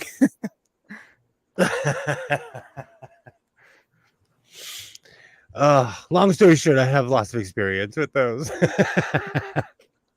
They're all semi-trade. Those are huge. Those are the ones that they literally use to power towns. And all they need is fuel. I have to get me one of those. No, watch. I'm gonna be a warlord when the power goes out. I own all the equipment. I'll watch. When the power goes out, I have all the sewing machines. I got Right? fabric. We have the hand crank sewing machines and what was that?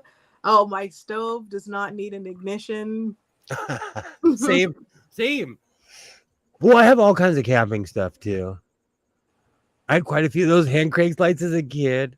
We were trying out new systems, and I have every inception of a flashlight you could possibly think of that are made for institutions, that are made to be put on walls and instantly grabbed for emergencies. And that just did not pass the test.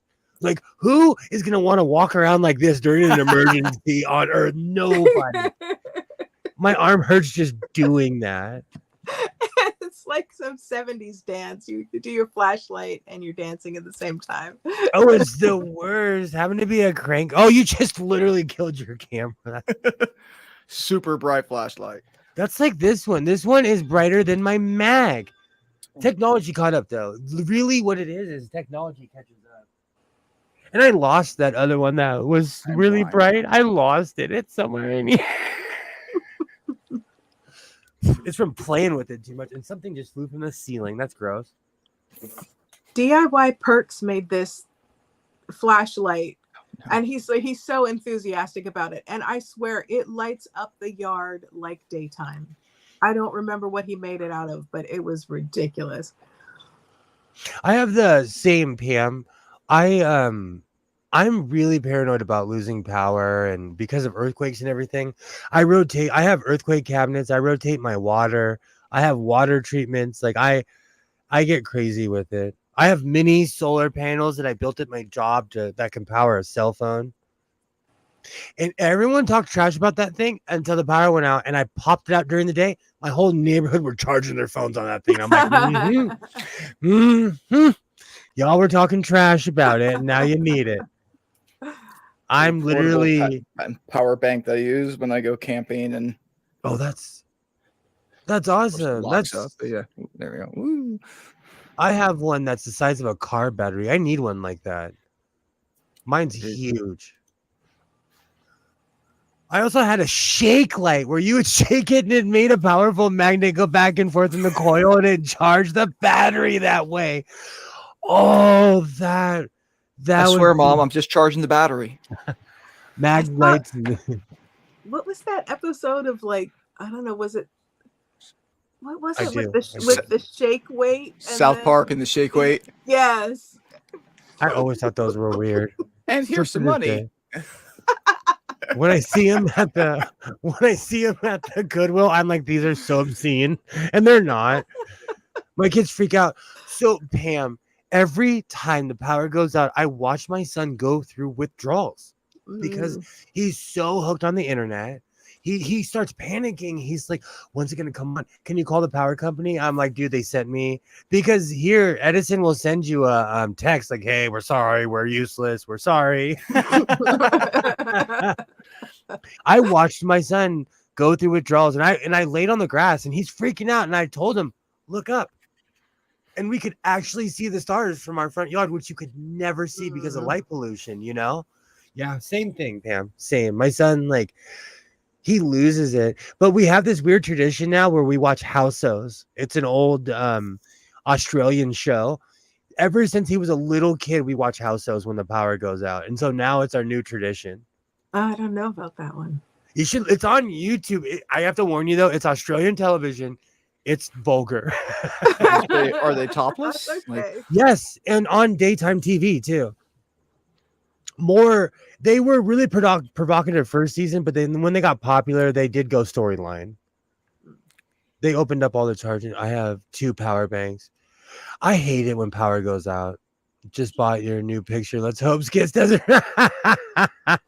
but she got a picture that she was making for me Oh, and her cat, whose name is Skits, decided to, I think, just shred the living crap out of it or do something to it.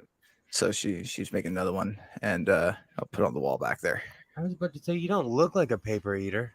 I was a little confused. You never know, though. I made the mistake of I was watching a video one day, and they were like, oh, this show My Strange Addiction. I saw the one where the guy married the car, and then I saw the chalk eating one, and I was like, I can't watch this. I cannot. My Strange Addiction. A man literally married a car. Someone was using their Oculus in the parking lot with Wi-Fi range. Too bad that can break the Oculus. Really? Oh, that's weird. Why would it break the Oculus? I named my cat after Skids. That would be confusing after a while. I had forgotten. That would be my son. Like, do we have power? Do we have power? He loses it. I forget he's I'm pre-internet and he's not. When the power goes out, I'm like, good. I need to finish that chapter, that Star Trek book that I started on a Greyhound 20 years ago, you know. Still have not read the last chapter. I might do that tonight. It was an awesome book too. I should read that later. It's a Star Trek The Next Generation book. The books are absolutely awesome. Sunlight can oh, okay. See, I didn't know any of that because my son hides in his room like a mole. Fair. I seriously call it sunning the child. I'm like, no, bro. Every day we go outside and we take a walk. No hats. Like, we need to get a tan, you know. I saw My Strange Addiction. I saw that My Strange Addiction. He would crawl under the car every night, yes, and make out with it, yes. So this dude is fucking his car. He was real, yeah. Oh yeah. I saw. I hope you let it cool down first. Oh, well, sometimes love hurts, Skits. These people are not. They're not well. A couple layers of skin. Oh God. One night, 2 a.m. power went out. Son freaked out and said the power went out. So I switched power to the battery. Power was out for like 5 hours. Yeah, my son. It's you know, I'm not saying like, oh, I could live without power, but I could. You'd adapt to it. You'd eventually get used to it. So I know it's going to kick back on in an hour or two. You know. We have the old skills in there. My son always has this fear like this never gonna turn back on. And I'm like, oh, I've seen that movie. The animals take over. Same thing, Pam. Same thing. Like, oop, there's my fake Stanley Cup I just kicked over. Fake Stanley Cup. See, but that's the difference. Stanley Cups are $85 to $100. I bought mine at Walmart for $11.99. and it's When an imitation Stanley Cup. When you Isn't were bad. first talking about that cup, Like- I was like- so confused because that's what hockey I cup? thought you meant. I thought he had like a drinking Stanley Stein or something like that. Yeah, like I They was have to those imagine like too. a hockey like. They have those too. It's a yuppie cup. My son woke up because it was out. Same. Do you know sometimes I'll wake up when the power's out because of the silence, because of the utter and complete silence. Mm. Call this next time you're on. I will come on panel. Awesome, Sydney. Awesome. You are totally invited on. Just let me know. I'll throw the link in the chat. You're totally invited on. I was wondering where you. I heard you screaming on your Oculus, sir, and I can see your Oculus ring. You have good lungs, man. The spring the power went out for 2.5 days. I remember when you were talking about that. The neighbors' kids were losing their minds. I was reading books, listening to talk radio, and eating. Exactly. I forgot about that. That is true. I have radios all over the place. We had an ice storm here. Power was off for 3 weeks, 4 weeks off. I had no troubles at all. Wow. You know, see, Wyatt and I both were like, well, I don't know if we would survive that. Well, I mean, I have a library, so I'd be good, but Yay. Oh, small godless says hello. He needs see, he walked out before I got all parenty on him. Because he knows if I look at him, I'm like, all right, take a shower, brush your teeth. For the love of whatever you believe in, wash your hair. That is my thing. Like, I'm like weird about hygiene. Wash your hair or you'll lose it. Well, he has hope though, because you get it from your mother's side, right? And like all his uncles still have their hair, and my ex-wife has a full head of hair. I'm bald. I'm in my 40s and I'm bald. But I don't know. I mean, according to my genetics, I'm supposed to have wavy hair. So, you know. Fair. You never know. I like saying that I'm the spare parts of every ancestor before me, you know? Yep. Quite literally, the sum total of every person was like, hey, I really like you. Oh, Sydney. Yeah, I when I have a Vive, an HTC Vive, and when I had it set up, I had a lady friend over, and she was playing one of the like the Sword and Shield like adventure type games on it, right? And we had a fairly big room set up just dedicated to it. She's going around playing, and she's getting in this fight with a boss skeleton, and she just does this like tuck and roll thing right into the wall. Oh. Like, oh, that's just, awesome. those games can get just that immersive. Like they're pretty crazy. I'm man enough to admit I threw my shoulder out when I first got a Nintendo Wii trying to beat my ex-wife at bowling. Because I hate losing. Wii bowling. I threw my shoulder out. I did. I mean, full, like to the point where I had to get popped back in place and everything.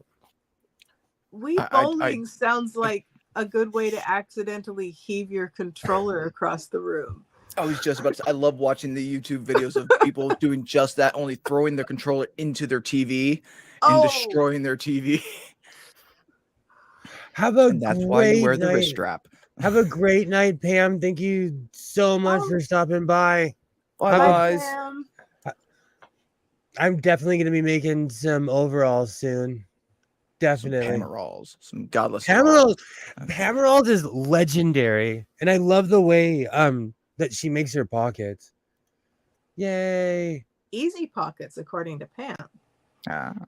Well, that's the thing. I always make everything so complicated. And then I saw the way she made her pockets. I was like, that's ingenious.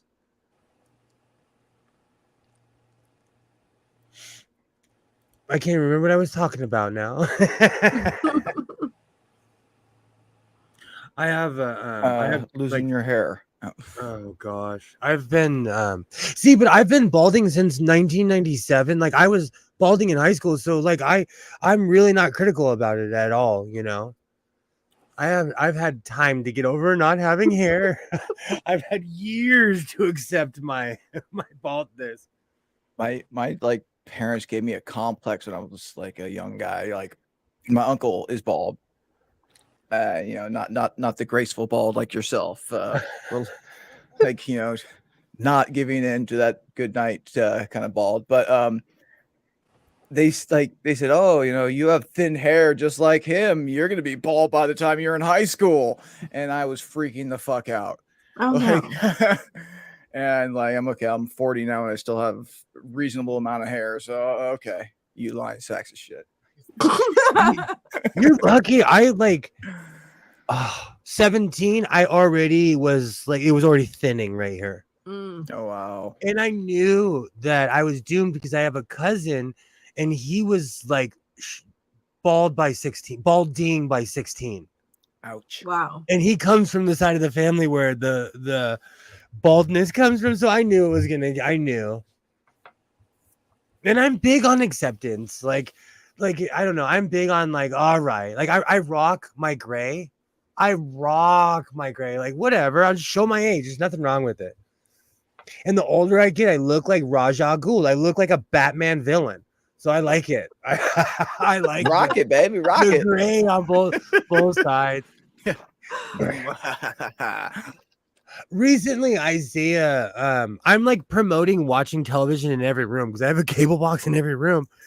And like I caught him watching the old school, well, the Batman from the 90s. And Oh, I just walked in and sat down right next to him on the couch. I was like, scoot over, kid. Even I'm though so my proud couch, of you.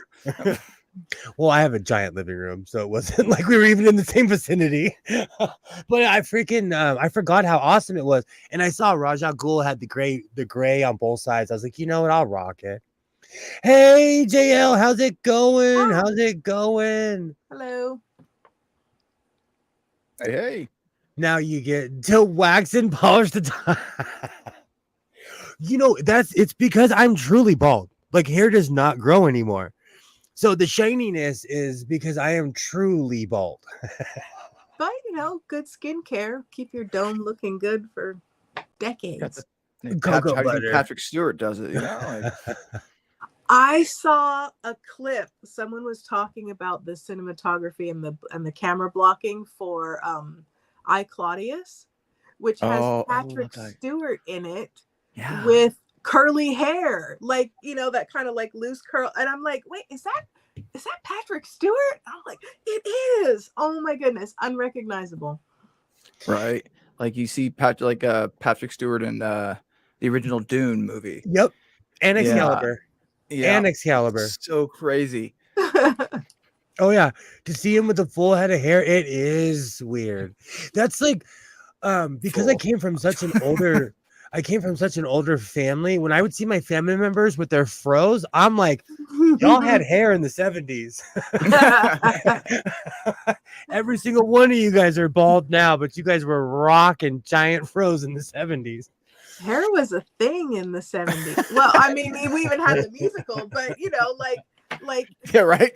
people had like it was hair was so popular. We made a musical out of it. But you know, the big fros on the guys, and then the whole like the revival of the Afro fros on the ladies, and you know, like the long like Crystal Gale with the long hair. And oh yeah.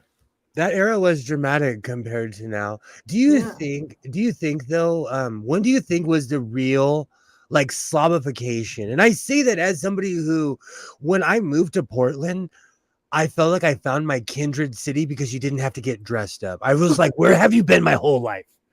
Because I came from LA where you can get, like, you get judged at Starbucks if you're wearing certain clothes. I'm going to say that the slobification happened in the 90s, and it was a two-pronged attack between like the baggy clothes after the 80s clothes had been so fitted. So we had the baggies, and then we had the grunge scene. Kurt Cobain and the combination of the two, it was just more than fashion could handle. I love the baggy. That is true. I do watch a lot of curled up and died. I forgot about that. That was like the TLC when they would wear the quadruple XL. Like, Right? still to this day, they're the reason why I will wear green or orange denim. Still to this day, I remember that. You know what? That's gonna be my new quest. I need to find some green denim or some orange denim that isn't pink.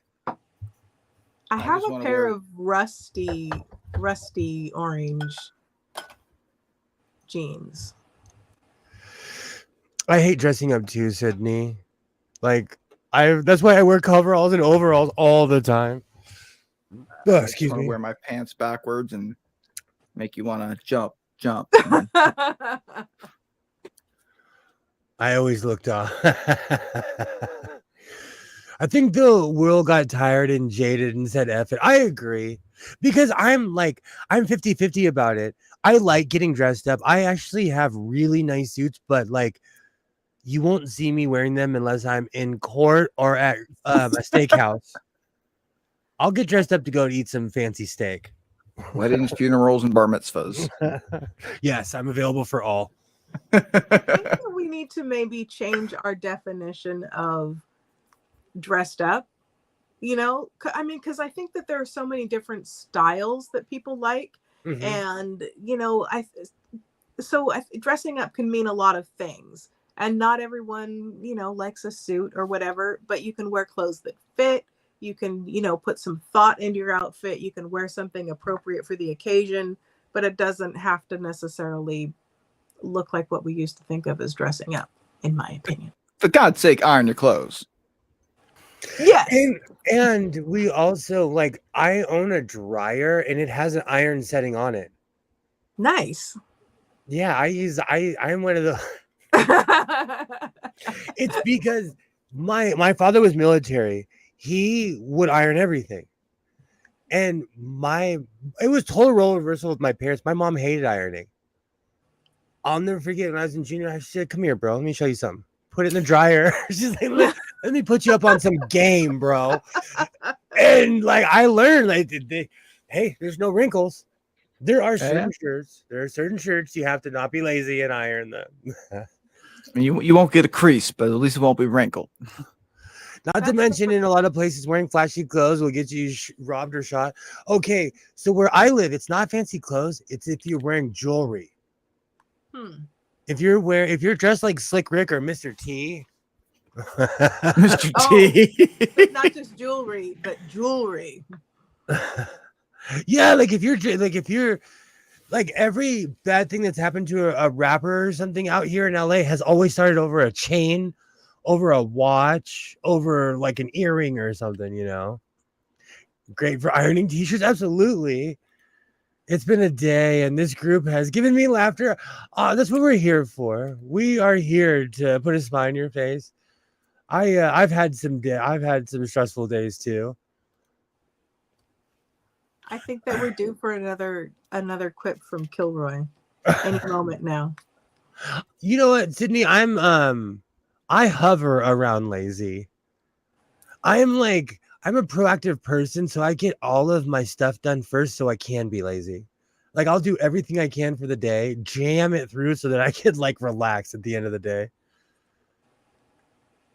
Love our crease in California. Absolutely. Gotta crease them bins. A Saturn V rocket model. Yeah, what are you doing there in the background, Skits? Busting out rockets and yes, I Rector busted out a sets? rocket, then promptly dropped my Hubble Space Telescope. But yes, my little buddy and I assembled this, and unfortunately, he has to move at the moment, so I'm keeping it safe for him. But yes, okay. Yeah, him and I made the rocket together. That's beautiful. Yeah. What a And nice And we're in the rocket. process of trying to be in the process of he's again might be moving away, which is very, very sad. Oh, away. Away. Oh. Yeah, it's actually very heartbreaking, for like he his whole family life situation just kind of sucks. And he went to his mom and asked if I could adopt him rather than move away with her. And it's just very sad. Oh, Oh, I'm that sorry. sucks. I wish something could be done. How do My hope is that their travel plans fall apart and they have to stay where they are. Mm. Would you be able to adopt him? Or I don't know, and maybe like I've never really looked into it before. Like I mean, I'm financially stable enough. I would imagine I'm gainfully employed. Have no criminal record, and obviously I'm. He obviously feels safe and happy around me enough to say that to his own mother. So and he's 11 years old. So it's I would if I had the opportunity, but it's not my call. Yeah. Could you move where they're moving? Michigan. Oh. Do you know what stings? Like if I move anywhere, my ex-wife has to come with me, or vice versa. So I know exactly what you're saying. Yeah. How does his mom feel about the possibility? Oh, I think she was not happy with the I don't know, like she's an alcoholic, she's a drug addict, she puts a lot of this stuff above her own son, but at the same time it's her son.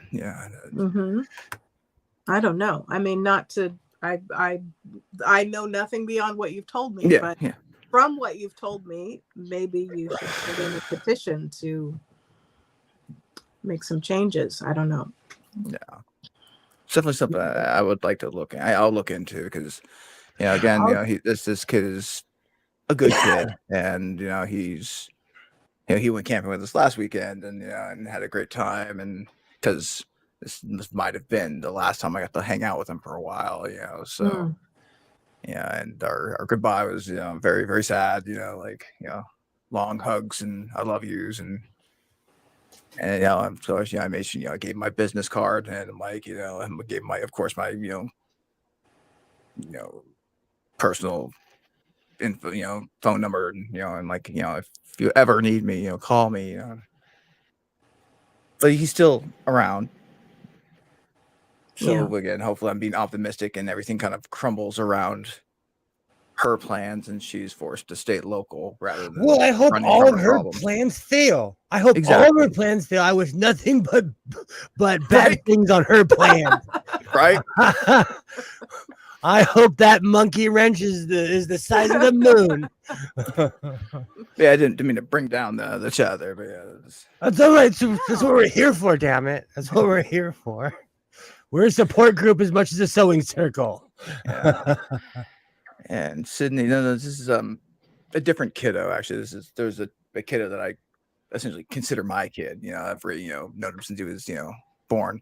And this is a kid I've just recently, last year or so, I've known him for more than a few years, but last year or so I've become more of an important big part of his life, because I'm like, hey, let's every single month, let's I want to make at least the weekend, I want to make sure he has, because he has no male role models in his life except for whoever mom brings home from the bar, but it's so I wanted to have some sort of positive role model in his life, and like every single month, sometimes multiple times a month, we'll go do something. I to make it easier for other people to understand, around here, I just call it like, it's kind of like a personal big brother, little brother kind of, thing, Right. My brother was a part of that. It's a great program. You military guys got big hearts. My brother was in the same situation. The whole time we were talking, he had a brother that was like the same age as I was, And at my brother's wedding, he got so wasted. They're like, "Where is he?" And I went straight to the bathroom because I knew he was in there. Oh, yeah, it's sad. Addicts will do anything for their fix. If this plan is how I think it is, it'll fall through. Absolutely. Absolutely. Same.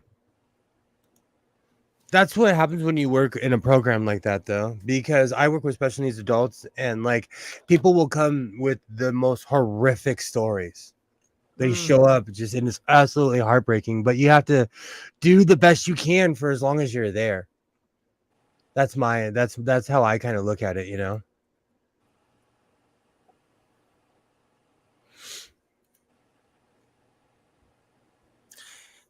He really does. He like, yeah, let's just he you know, a couple of months ago, he turned to me and he says, you know, I consider you like my dad, only you're not a narcissist. Oh, And I'm like, first off, that, you know, thank you. Like he's 11-year-old. He shouldn't have, be a narcissist. I didn't know what the hell narcissist was when I was 11 years old. Like, well, these kids are light years ahead of us because they have the internet, you know. Like my son will start saying things, and I'm like, he'll start diagnosing me, and we have a rule. I'm like, oh no, you are not allowed to diagnose me. You are not a psychologist. You are not a doctor. Like, just as much I watch Dr. C, that doesn't mean that I have his qualifications to start saying people are this or that, or sociopaths, or borderline this or that. You know, we adopt the language, doesn't mean that we have a PhD in it, you know, or a doctorate. That's one of my biggest pet peeves with like social media nowadays, is that people will get buzzwords and they think they're an expert all of a sudden. Especially when please go ahead, please, Waterday. Oh, I mean, I think that's true also, because by the time someone puts something out on the internet, they're often an expert at it. You know, they've had years of training, they've had all kinds of practice, they know how to do the thing. And so they're like, you know, showing it to the world. And so because they're experts at it, or they make it look so easy, because they're so knowledgeable about a topic, they're able to speak about it, and they, you know, have all this information. And so then the people in the armchairs go, well, I could do that. That Exactly. looks easy. I know that thing. thank you, Sydney. Yeah, Trying to think, the word narcissist is overused nowadays, but it definitely applies to a lot of people. Just because you call them, that doesn't mean they actually fit the clinical definition. Exactly. Excuse me. I think, let's be real though, like in the internet world, it is a very self-absorbing thing.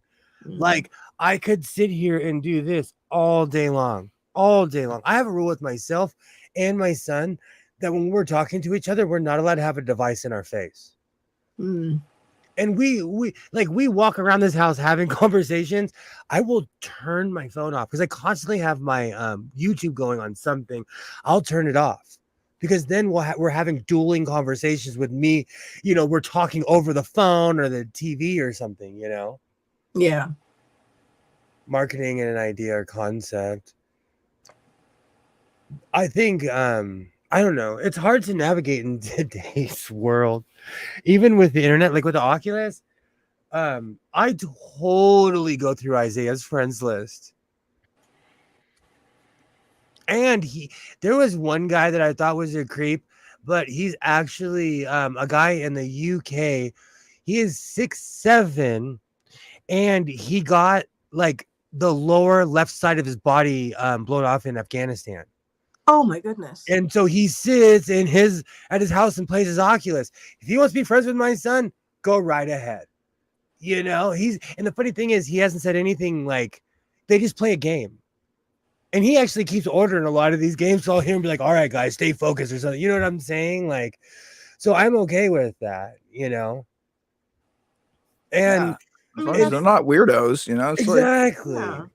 And like, cause I I told Isaiah, I was like, I want to know a story. And Isaiah's like, oh, he served his country. I was like, oh, that's all I need to hear. And then he told me what happened to him. I'm like, all right.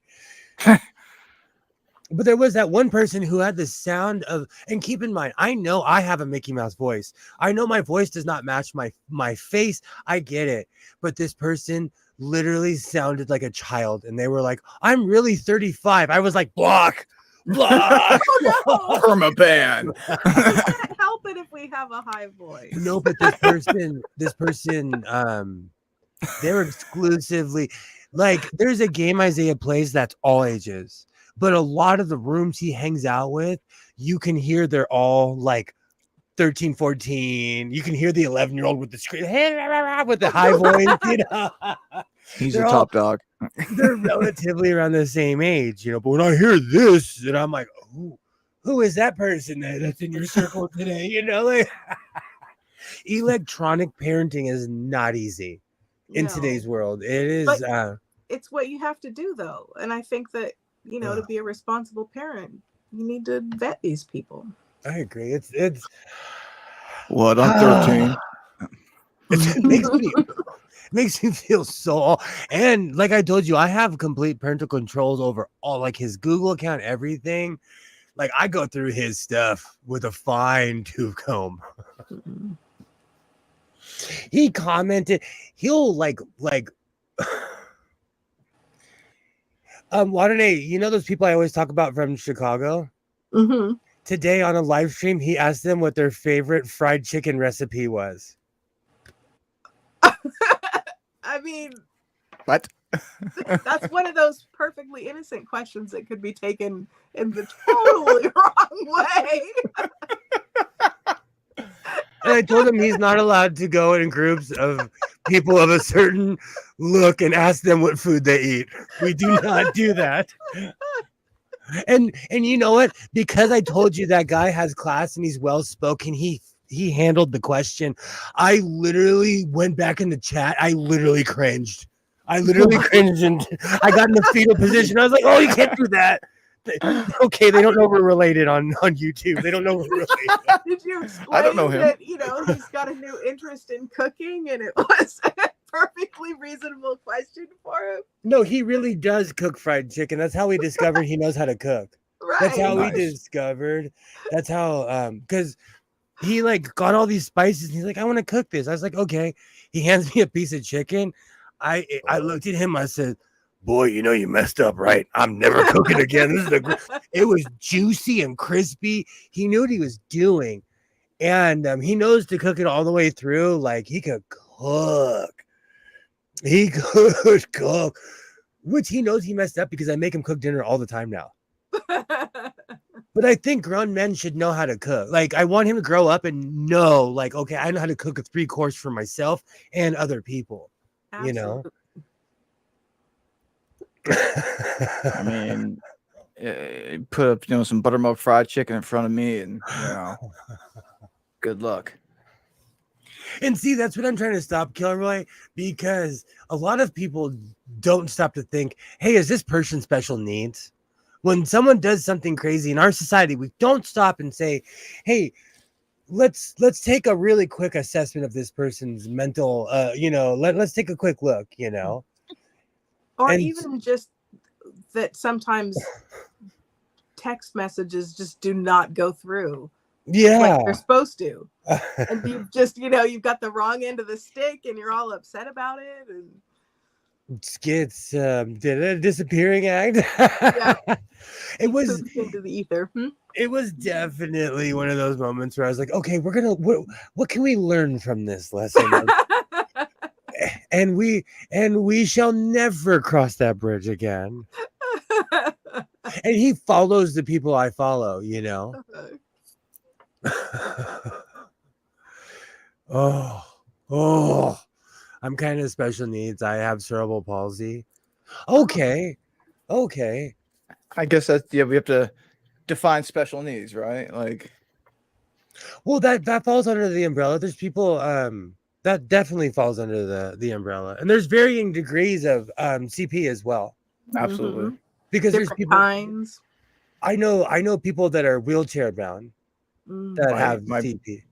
my brother was born with cerebral palsy, and fortunately, it's all completely physical. He's got a physics degree, he teaches physics, he's a brilliant guy, but it's mostly, and again, mostly it's in his legs. It's dysplasia, but some in his hands, and he has terrible handwriting, just like me, but at least he has an excuse. I do too. But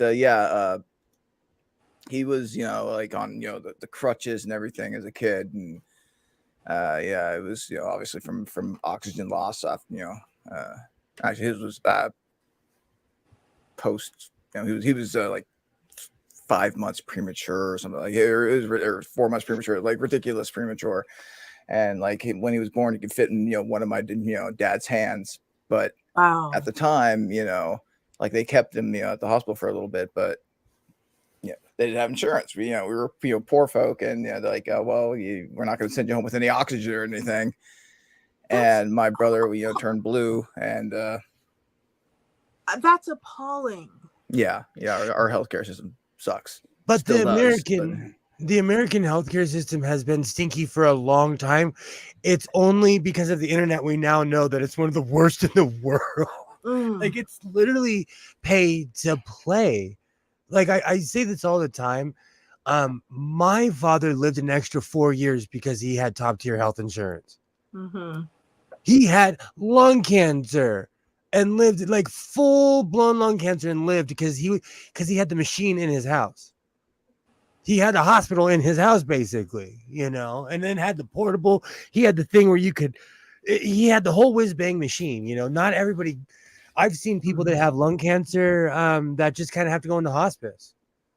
I literally was just talking to a gentleman today who I think it was prostate cancer, something like that, from Agent Orange, and he went and got treatment. Had to get treatment, but outside of the VA or whatever, and it cost for one dose of this medication was $13,000. What? That's ridiculous. Do you know we are the only species on the planet that has to pay rent for things? That is 13,000. Do you know?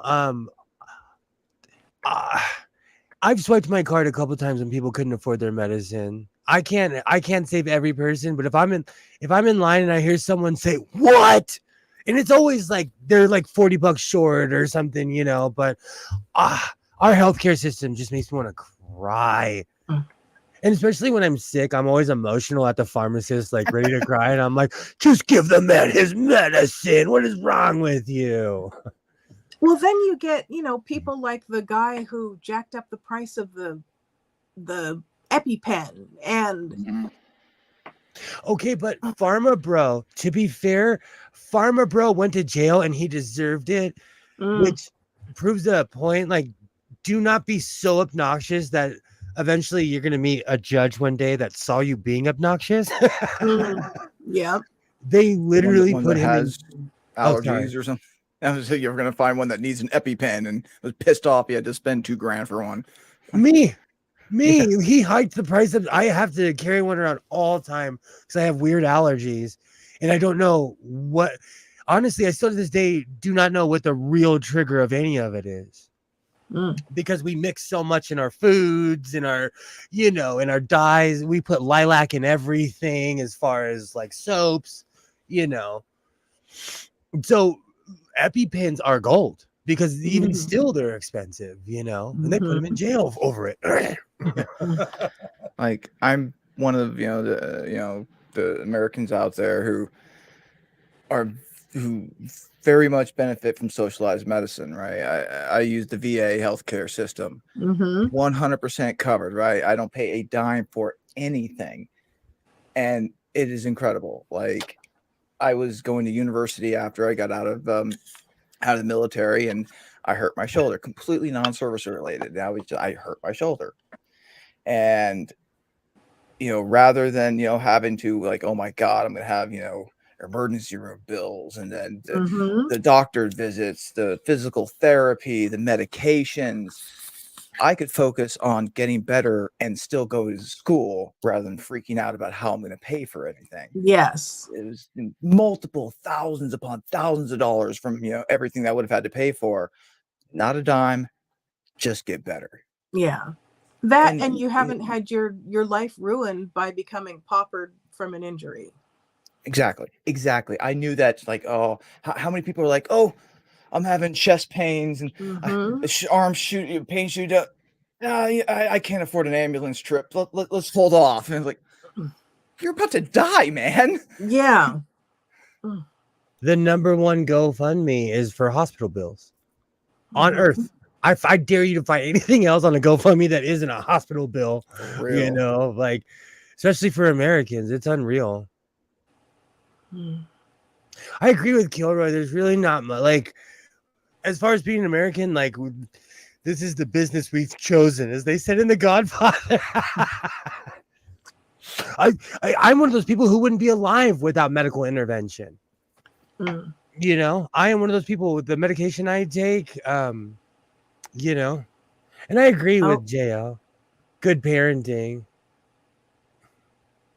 But I go off about this all the time because everyone's stuck but me. Huh? Can you hear me? Yes, I see everybody moving. Oh, okay. I was having major internet problems before. You're moving. You're still. I'm astonished. It's worked the whole time. Oh, now you just cut the second you said it worked the whole time. No, you're good. It's still working. You're not stuck. I'm telling you, when I 4 years ago, when I first started streaming, it was not a stream without a glitch. StreamYard's really improved I can't believe it's been 4 years. It doesn't feel like it at all. But do you think we're gonna have like a before COVID, after COVID mindset now? In a lot of ways, I think so. Do you think it's gonna be a generational thing, where people say, "Oh, before in my day, someone born in 2008, when I was a kid during the COVID days, I mean, I think so, because it was so much upheaval and trauma for them. I mean, it was bad enough for everybody with the lockdowns and all of that, but Kilroy. But I like for the kids, especially with the whole is there school? Is there not? Do we go? Do we not? How do I deal with this online stuff? It's not what the sci-fi shows made it out to be. I mean, I think it's a big aspect, especially because of when it happened to them, with their being so young and a big chunk of their lives. And I always think about that, because I use COVID as a reference for a lot of things. Like, we just had actually this organization, Vietnam Veterans of America. They're a big national organization, and they just had a big national conference. And our one of the representatives came back and said, yeah, somebody there had COVID, and these are all Vietnam veterans. They're going there, so they're not exactly spring chickens. And somebody spread COVID, and half of the organization now has COVID. And so why did they go? I don't know. See, I don't know. And y'all make fun of me for looking like the Lone Ranger when I go out in public. No, I still rock masks very often. I get looks from people, and I know people take my picture, but at this point, if you're in public, and where I live in the state of California, you can legally get your picture taken. And I know people take my picture and I wear my mask. I don't care. Make fun of me. Make fun of me.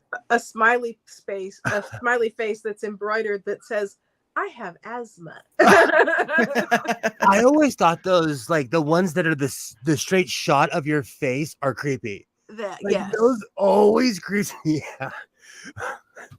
I'm the guy. I watch those videos. I know. I'm the one that clicks on those videos. If you ever wondered why they get 2 million views, it's me. 1 million of them were godless here. There's actually an old meme that I saw on Facebook back when Isaiah was a little guy. It said, dear YouTuber, your 10,000 likes wasn't from 10,000 it's 10,000 people. It's from my son who has ASD. You should be paying us. That was like one of the greatest memes I ever saw. I think it's going to be one of those things where we might know the impact 40 years exactly, but it's still in the future to decide what the impact of it was. That's one of the funny things when you're in the eye of a storm, you don't realize it. Like there were certain points of my life where I was going through a lot of things and I look back and I'm like, wow, I was going through a lot. I didn't feel like it, but I was, you know. I think it's that way. Like if someone maybe grew up in a home with lots of trauma, that it's just the way it is for them. And so sometimes it's not until after the fact when they get to look back and they say, oh, wow, that was a really awful situation. During COVID, I sat here and I gained 50 pounds. I was just sat here and just scared eating food making pies. Like, I'm nervous. Who wants a blueberry pie? I haven't slept in a day and a half. Who wants some cornbread? And to all concerned, I made cornbread last night. Was it delicious? Oh, Alibaba, I made the whipped shortbread. And Ooh. I liked it, but my mother was greatly disappointed. This is the lady, like she's not Mom. really into sweets, and she'll like take the whole pan home with her. She had one cookie last night. I felt bad. She didn't like it. I thought it was delicious. You brought shame upon the family. Right? You're totally reminding me of something. Okay. What? So contrary to popular belief, I do not live with my mother. I wish I did. She is an old lady who's rich and owns many properties. She lives 2 houses down. I recently purchased my mother a ring, a front door ring. Oh, okay. Right. And I also got her a one for her house for the back door. Because she lives alone, Long story short, when you get a ring, it puts you up on the Ring network, which I've had this entire time. I get these panicked calls from my mother where she's like, did you know a car was broken into half a mile away? Do you know? Oh, it's ruining my life. It's ruining my life. She's ruining my life. And then because I work I work with my mother. I get a call, go in the office, and I'm like, what's up? And she's like, somebody stole a Cadillac converter from a truck, from a Chevy look. And I'm like, you called me in here for this. That's probably the third time today that's happened. So the ring, as I've said a gajillion times, when you buy it, you give away your rights. So they tell everybody what's going on. Hey, Ladybug Reseller, how are you? Hello. Hey, it is Carol Ann. How are you? I forgot you changed your name. We miss you. Hello. You're always welcome here. I hope your move was well. It's been a while. Yay. For anyone who forgets, this is Carol Ann. She changed her handle. So now I get these panicked calls from my mother. And you know what? There's a lot of petty crime because people do bad drugs that makes them want to steal stuff. Let's be real. I live in the suburbs, so it's suburban problems, but it's a lot of it. Yay. Hello, Caroline. We missed you. Hello. And so now my mom is freaking out. And I'm like, I should have never got you there. Because it sends it to your phone. So now all the chisme, all the gossip is second it happens. And like the ring is up on police reports, Oh my goodness. Yeah. Is there any way to disable that feature? Yes, there is. But now she would say something because now, like in Spanish, we call it chisme. I could call my mom right now and be like, I got some chisme. And she'd be like, oh, tell me. Like she'd be dying, And she loves the gossip. And she told me, and she's like, look, people don't know how to take care of their animals because there's like found dog, missing Oh dog. goodness. And so she's panicking off of this ring, you know. I feel like I missed a lot. Actually, anything exciting going on? What's the newest jacket? So I'm actually working on patchwork right now. I'm gonna make a new giant patchwork coat. I'm going for like a hobo look, but it's probably gonna end up Doctor Who. Yay! I actually spoke to Liz today, and I'm surprised she's not here. She was supposed to come by. We were gonna have a special guest appearance, but she hasn't come by yet. So she's doing well. And I actually spoke to her today. Good. Yeah. So, and Liz, if you're listening, you're missed, and we miss you. Hi, missing Liz. I'm missing Liz. Yay. And JL is awesome. this my chat, because I have a screen right here, I can see that the chat is faster than StreamYard's, and it drives me crazy sometimes because I'm like waiting for the comment. I'm going for Colin Baker. Who had the it was Colin Baker had the mismatched suit, right? Was it the mismatch? Well, I mean, he's the one that had. Wait, no, I got my Bakers mixed up. Colin Baker's from the 80s. He's the one that he was the best actor with the worst script.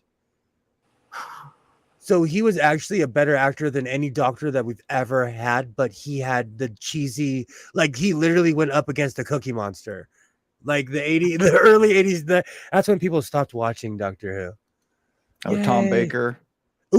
Tom Baker was the 4th. Colin was like the 7th or yeah. Okay. My mom always had a big crush on Tom Baker. He was the thing back in the day. Something about and that hair. I made a scarf. The scarf. Isaiah dressed up as him one year when he had the curls, and I put this brown hat on him. I love Tom Baker. Every year on the 4th, I post a picture of Tom Forth saying happy, what is it? Star Wars Day? What is it? What day is it? May 4th. Every May 4th, I post a picture of Tom Baker saying, "May the Force be with you," on Facebook every year. And I've done it for as long as I can remember. Yay. They're both so melty. Melty. Everything's doing good, Caroline. Everything's doing good. I had a retirement party because I've made so many jackets. I've graduated to making shirts now.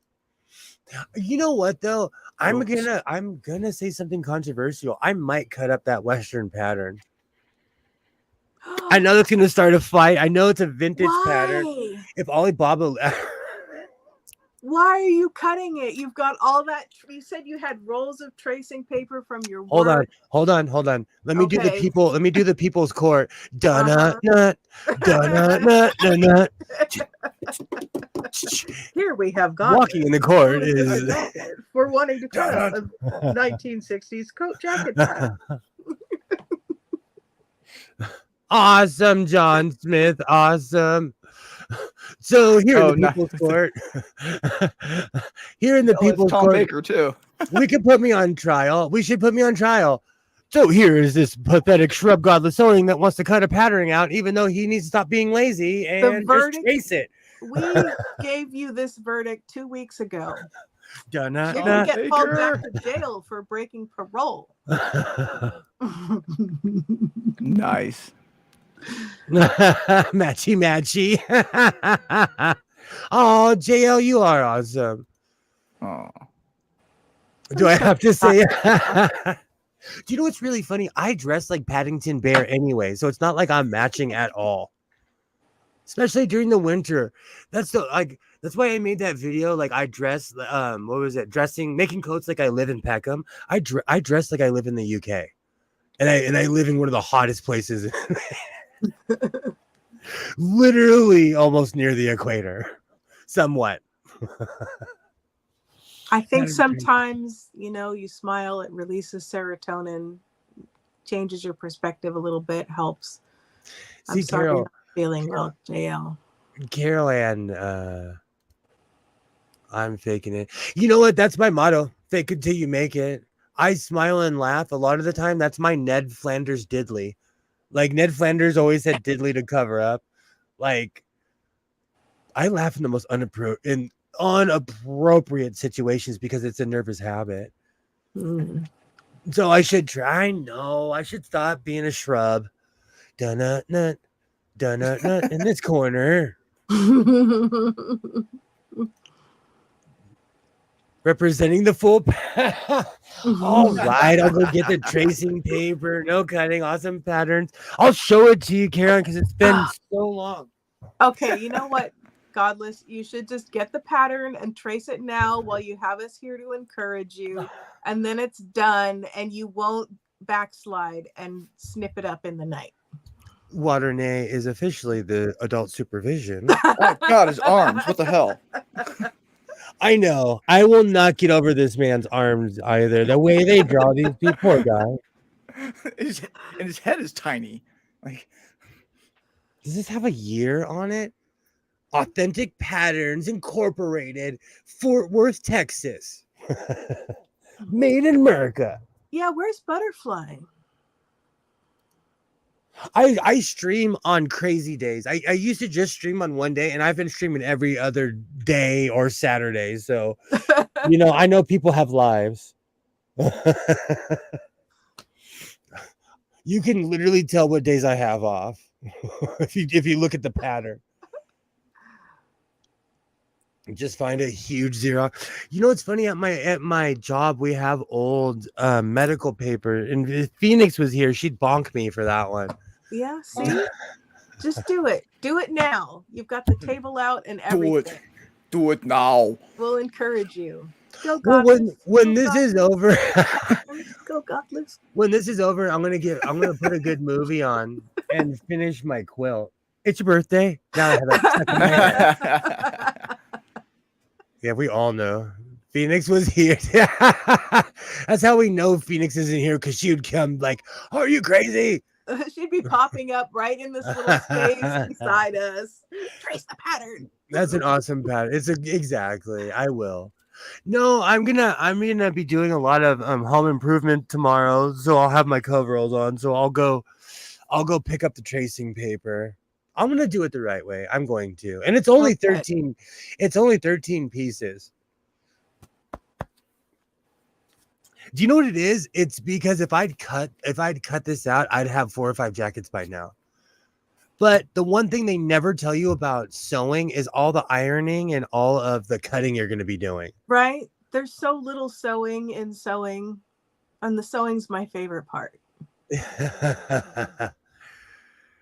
He has lost his mind.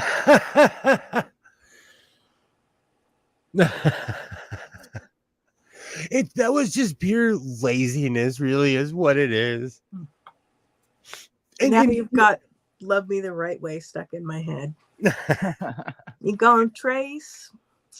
It has survived. The right way, trace. It's survived every owner, and I don't want to be Sid from what's that movie from Toy Story? Toy Story. Right? Don't be that guy. Set on fire. Oh, it literally is only 13 pieces too. Ooh, it's written in plain English for someone like me.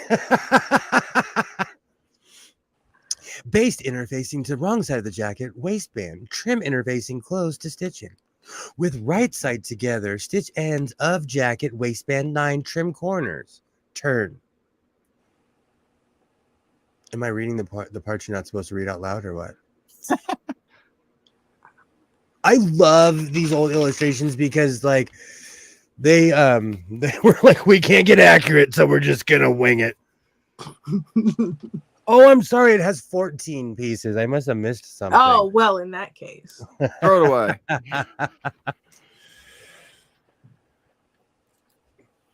Pleading people as people pleaser when you just want to shake the shit out. Okay, Fair. I actually have that problem too, and people get shocked when I get all manly and bucked up, But like if you push someone to a certain corner, you know, if you push a mouse in a corner, it's gonna fight back, you know. Yeah. So there's nothing bear. wrong. Yeah, it's true. There's nothing wrong with standing up for yourself, JL. Does that sheet have a copyright on it? Oh, I didn't even think about that. Because I want to know, like, legitimately what year these things came out. I bet I could look it up. It came out in I'm Old, Don't Cut Me.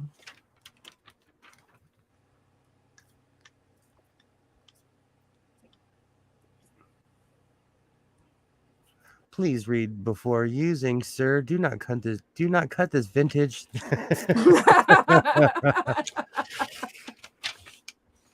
Let me look on the pattern if it has it. I scored so hard because this came in a giant bag with a bunch of other patterns, and I saw this guy and I was like, "Oh, you are so coming home with me, buddy. You are so." When I saw that, I was like, "Oh, that is the Godless Sewing brand in one weirdly written drawing, right there, odd-bodied and all, rhinestone like urban cowboy." Then I will trace the pattern. I will. I'm just being lazy. It's that time of the evening. Should mosey on, see what year my pattern. Now I'm really interested to see what year this authentic patterns, yada yada. Ooh, this is so stiff because I don't think anyone's ever even used this before. That's on some heavy paper too. That's why I wanted to cut it, because it's perfect to poke a million times.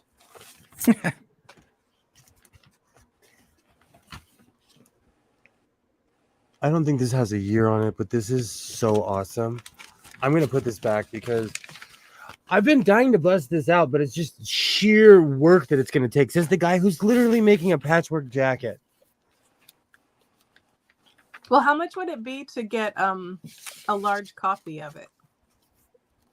You know, a 1-to-1 scale copy of it. I'm really waving it because I'm waiting for the day you snap and I'll mail it to you and you can trace it. I'm just it's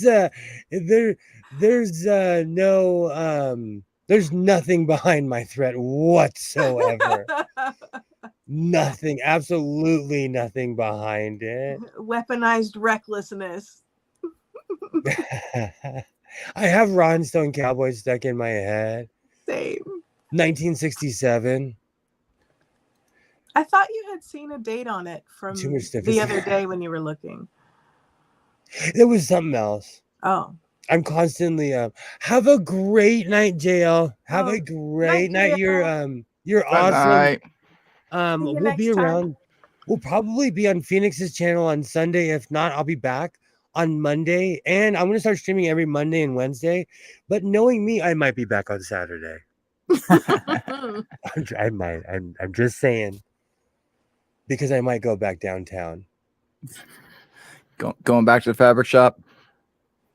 It's so cheap. It is so, and if I get up early in the morning, there's no have a great night. You know, if I go early, you know, there's no drama. It's nothing but McMuffins and smiles. And I'm still tripping out on that dude that like weirdly looked like you. If not, he's in the same gene pool. I met someone that looked like Skits at McDonald's, and he was talking to me, and he was probably like, "Why is this guy looking in my eyes?" I thought it was you. I was like, in the back of my mind, I was like, well, if Skits saw me, he would recognize me. I am shorter than people think I am. Like, I get that. I'm 5'9". Like, I get that. Is it in or out of your Shatners? Oh no, with my boots on, it gives me the it's a lie. My boots are a lie. It gives me the illusion of height. It does. My boots on, it gives me the illusion of height. Well, it did say he was camping somewhat your way. Maybe he snuck out for a McMuffin and it's all just a game. He's giggling. He's like, he thought he saw me. No, he like had jet black hair. That was the only difference. Like he had jet black hair. But see, at my age, I always think when someone's hair is that black, I think they dye it. I have a weird eye. Like I'm constantly looking at fashion. Like I will watch a rap video with the volume off. Like if it's from not my era, I want to see what they're wearing. Like I'll watch a Doja Cat video. I still have not heard one of her songs. I'll watch it on mute. I want to see what like they're wearing. I'll admit it. Sue me. I'm old. I was raised by boomers. Like literally. Boomer. Without rollerblades. Oh, with my rollerblades, I'm as tall as Skids. My rollerblades. That's why tonight I was gonna line my my bell bottoms because like I'm thinking about joining like there's weird like rollerblading groups and stuff.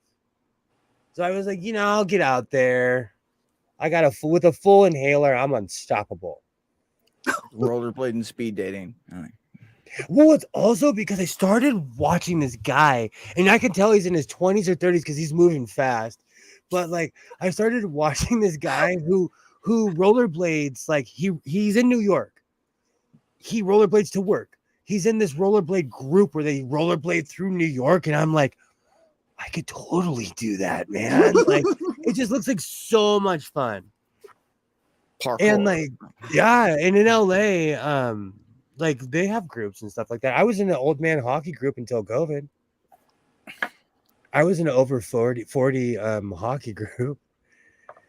Godless is boomer child. Who would have thought? I would have never imagined.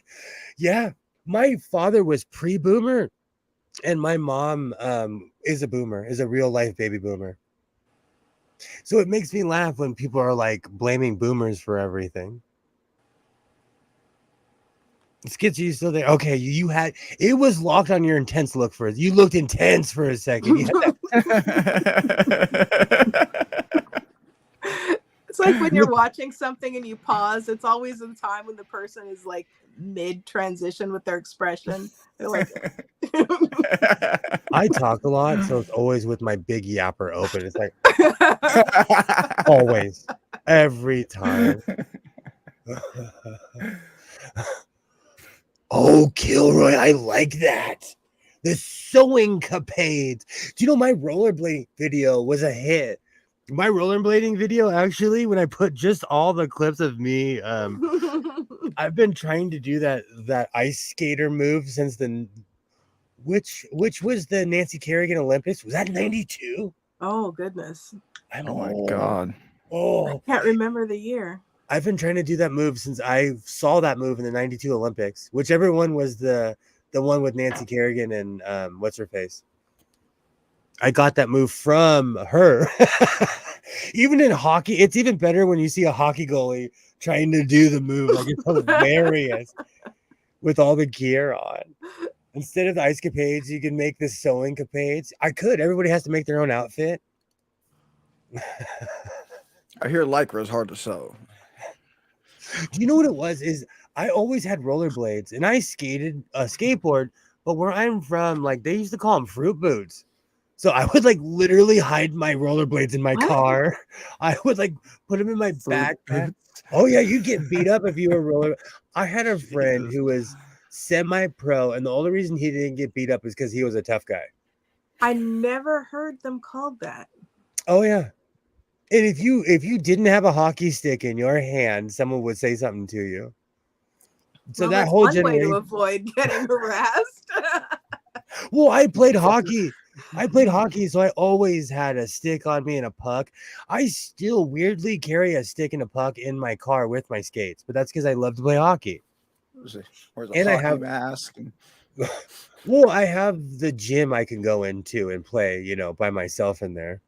Chainsaw. It's still heavenly being able to go into a gym and lock the doors and know no one's gonna go in there. My high school had a booth with roller skates, and so sometimes they'd open up the gym and we'd skate around to really like old fashioned skating music. I don't know why that's what they had to play, but you know, it was the full on, you know, dun dun dun dun dun. Oh wow! Like a waltz, like oh, it was old school even then. It's funny you would say that because when you said old school, I was thinking about bounce rock skate. Oh Bounce, no. that is a roller skating. So you put that on, I'll put my skate. Everybody get hot stuff. I love that's literally he's talking about roller skating in the Like song. You know? I Twilight wish we'd had Express and bounce shit. rock skate. What'd you say? Skits? I was like Twilight Express stuff. And like, Right. Do you know what's so funny? A long time ago, I got mono. I know I got the kissing disease, shocker. The one thing that Shocker. made me laugh is that I had to explain to my son what a roller rink was. Oh, Because I told him I was at a skate rink and he's like, what's that? And it like completely stopped my whole story. I was like, son, I haven't schooled you up. Your dad was famous back in oh, you should totally take him skating. that place is actually still standing. And guess what it is? It's a laser tag place now. They turned Yeah. that whole area into laser tag. You'll have to find a roller rink then.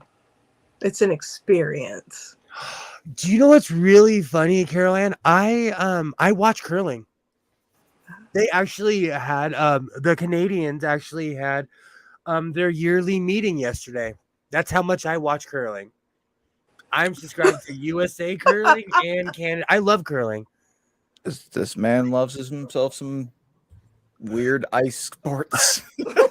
Oh, I'll With brooms and I've a rock. always, I love Olympic sports. I love Olympic sports. And I watched a lot of TV as a kid, and like ESPN used to show Australian rules football. I've been watching it for 30 years. I still don't know what the rules are. I love curling. I watch a lot of curling. Curling is big up here. Absolutely. That's why I'm subscribed to Team Canada. Because Team USA, like, you can tell everyone's from Minnesota. They are all from the same place. I love weird. I'm into that stuff. I love watching weird stuff like that. I love exactly. If you saw what I watch on YouTube, you'd be like, Godless, you are so weirdly boring. That's weird. I love curling. It's not strange. Gotta find that kid in an old school bowling alley too. The one without TV screens, just lights at the end of the alley. Definitely. Definitely. I'm into all kinds of do you know, still to this day, I do not know the rules of rugby, but I watch it. You should I get watch a little handbook so you know what's going on. I just like watching people thrash each other. It's the human in I me. started watching cricket and enjoy it. I'm like, Yeah. like cricket, just different sports. Like, oh, that's interesting. The best sport I found recently was World Chase Tag. And it's a bunch of parkour athletes playing tag around playground equipment. It's the best thing. It's so good. I saw one where they were in a maze. Oh, wow. They were like in a square maze and they were it was awesome. I actually like that. And I know I talk a lot of trash about it, but have you guys ever heard of pickleball? Yes. It has taken over my area. It's like mini tennis. Yeah. Have you seen or heard of tech ball? No. Tech ball. No. Yeah. It's kind of doing the rounds. It's interesting. It's like, think table tennis crossed with soccer. Oh wow. Like it's a trip. Like they can't use their hands, they have no paddles, and it's like a table tennis size like thing, but it's kind of sloped, and there are two people and they use soccer rules. I'm but so it's confused. Yeah, I definitely recommend looking at it. Okay. It is. It's called it's tech like TEQBAL ball. Shuffleboard is fun. Pickleball is okay. Too much exercise for me. Well, they cut the tennis court in half for pickleball. I live in a land of yuppies, so we have tennis courts everywhere, but people really do not play tennis like they used to. Mm.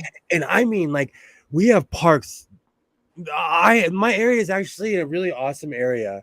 We have parks everywhere, and they have tennis courts you can go into at any time. We have tracks you can run on, but they've converted them to pickleball, and I'm like, you blasphemers, being modernized.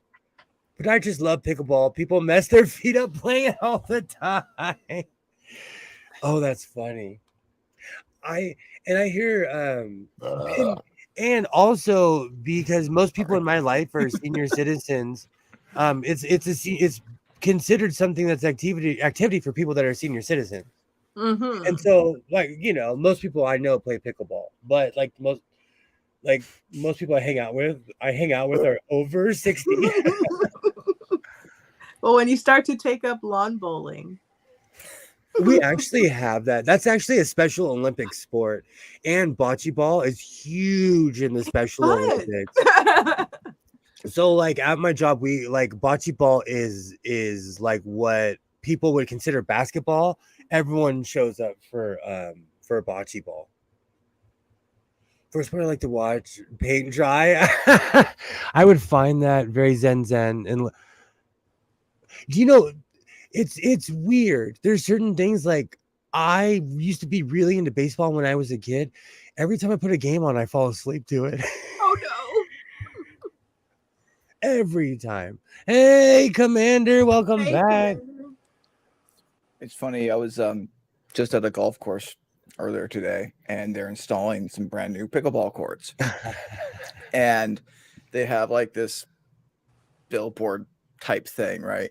And it's just so funny because it's the pickleball courts, but they like photoshopped little people into it, but none of them have any pickleball equipment at all. They're all just like stretching or doing some random arbitrary movement on like a Photoshop pickleball course. And I just thought it was absolutely hilarious because not a single one of them even had a racket. They were all just like, and like they had like different pictures of what it would be, or like, but they had like the same exact like photoshopped images. Like, oh, that's great.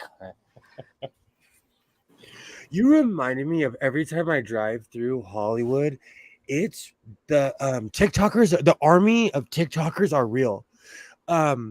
Because of the area I come through, I come from like North Hollywood, and I go all the way up Vine that turns into Vineland, and I make a left on Hollywood Boulevard by the Chinese Man Theater. It is real to see an army of people dancing in front of cameras. Like, I was like, because I went there out of curiosity, like, no, that can't be real. It's real. And they look crazy. They look like, because you're driving by and you just see people like dancing, and like, it's a sad time to be Spider-Man and selling your pictures in front of the Chinese Man Theater. this one time on guard duty, I was with a buddy, and it was this skinny white dude, but for some reason he was super good at popping and locking, right? And so it was just a cold, it was like 2 a.m. We were bored out of our minds, and he's just out there in uniform holding his rifle, popping and locking. And then out of nowhere, we didn't expect him, we're not expecting anybody. This captain came by, and it was the officer on guard, and just wanted to come check on us. And he comes in, sees this private first class popping and locking, and when he walked by, it was perfect. The guy looked at him and then pop and lock into this slow salute. And this captain just busted up laughing. I'm just kind of going, oh, we're screwed. He's pissed, and he just started laughing so hard. Legend. That's how you save yourself. That's some legend. That's how legends are made. That is a legend. I like people like that. He's a thinker. I love people like that. I teach my son that, keep going. Oh, that's funny. That's a good way to not peel potatoes for a year, or what? I am dreading having to iron all of this. That's the one thing about knitting I'm sorry, quilting, that I'm not a quilter. I would have to iron all of this. I went off last night. I felt so inspired. And I just kept, like I said 5 hours ago, I just started running.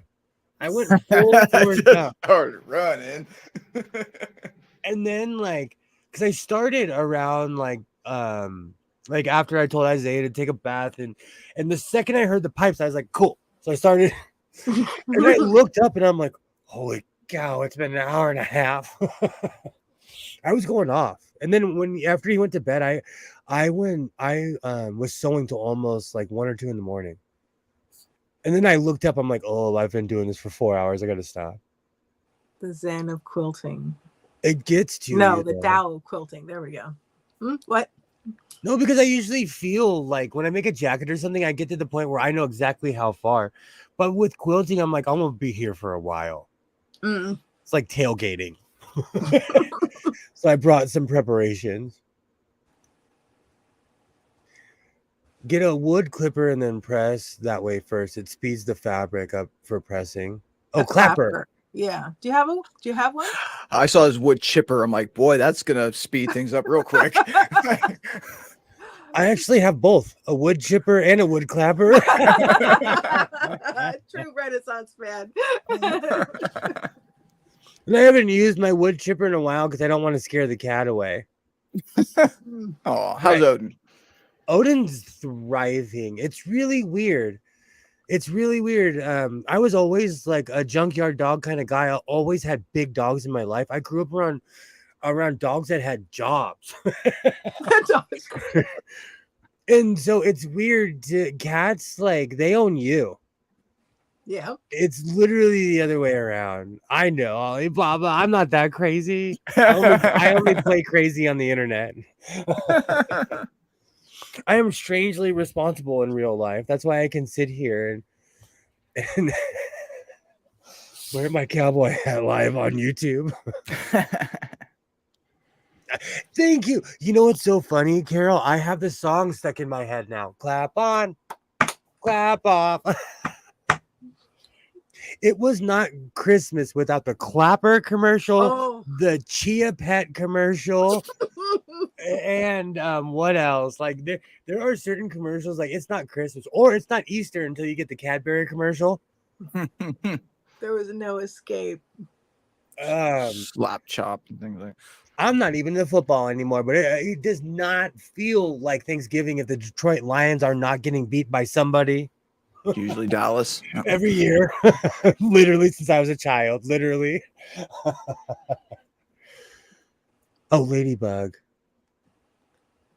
Now I have the clappers stuck in my head. I actually made in my electronics physics class, I made my own clapper with audio resistors and things like that. It was fun. Oh, I'm gonna send you some plans. You can make me that microphone. Yeah.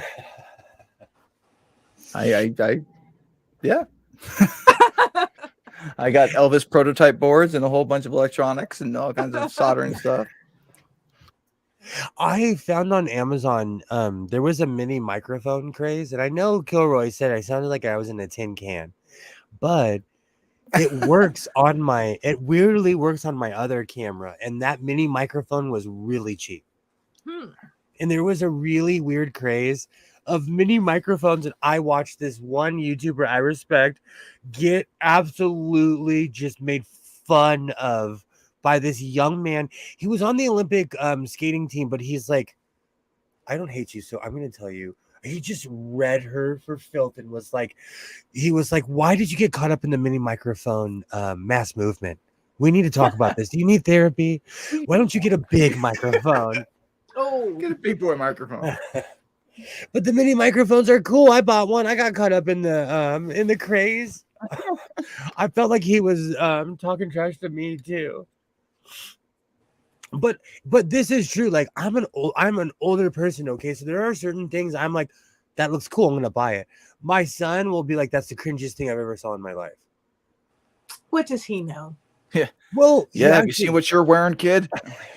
He saved my YouTube channel in a way because I used to do every segment I would do a swipe where one would transition into another, Like a PowerPoint presentation. Yes. And Isaiah was like, "Are you 150?"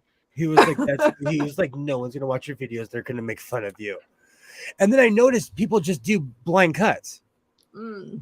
And then Just I hard said, cuts. Yeah. yeah, and I'm like, oh, sorry, so sorry. That's what I had no Sorry. idea.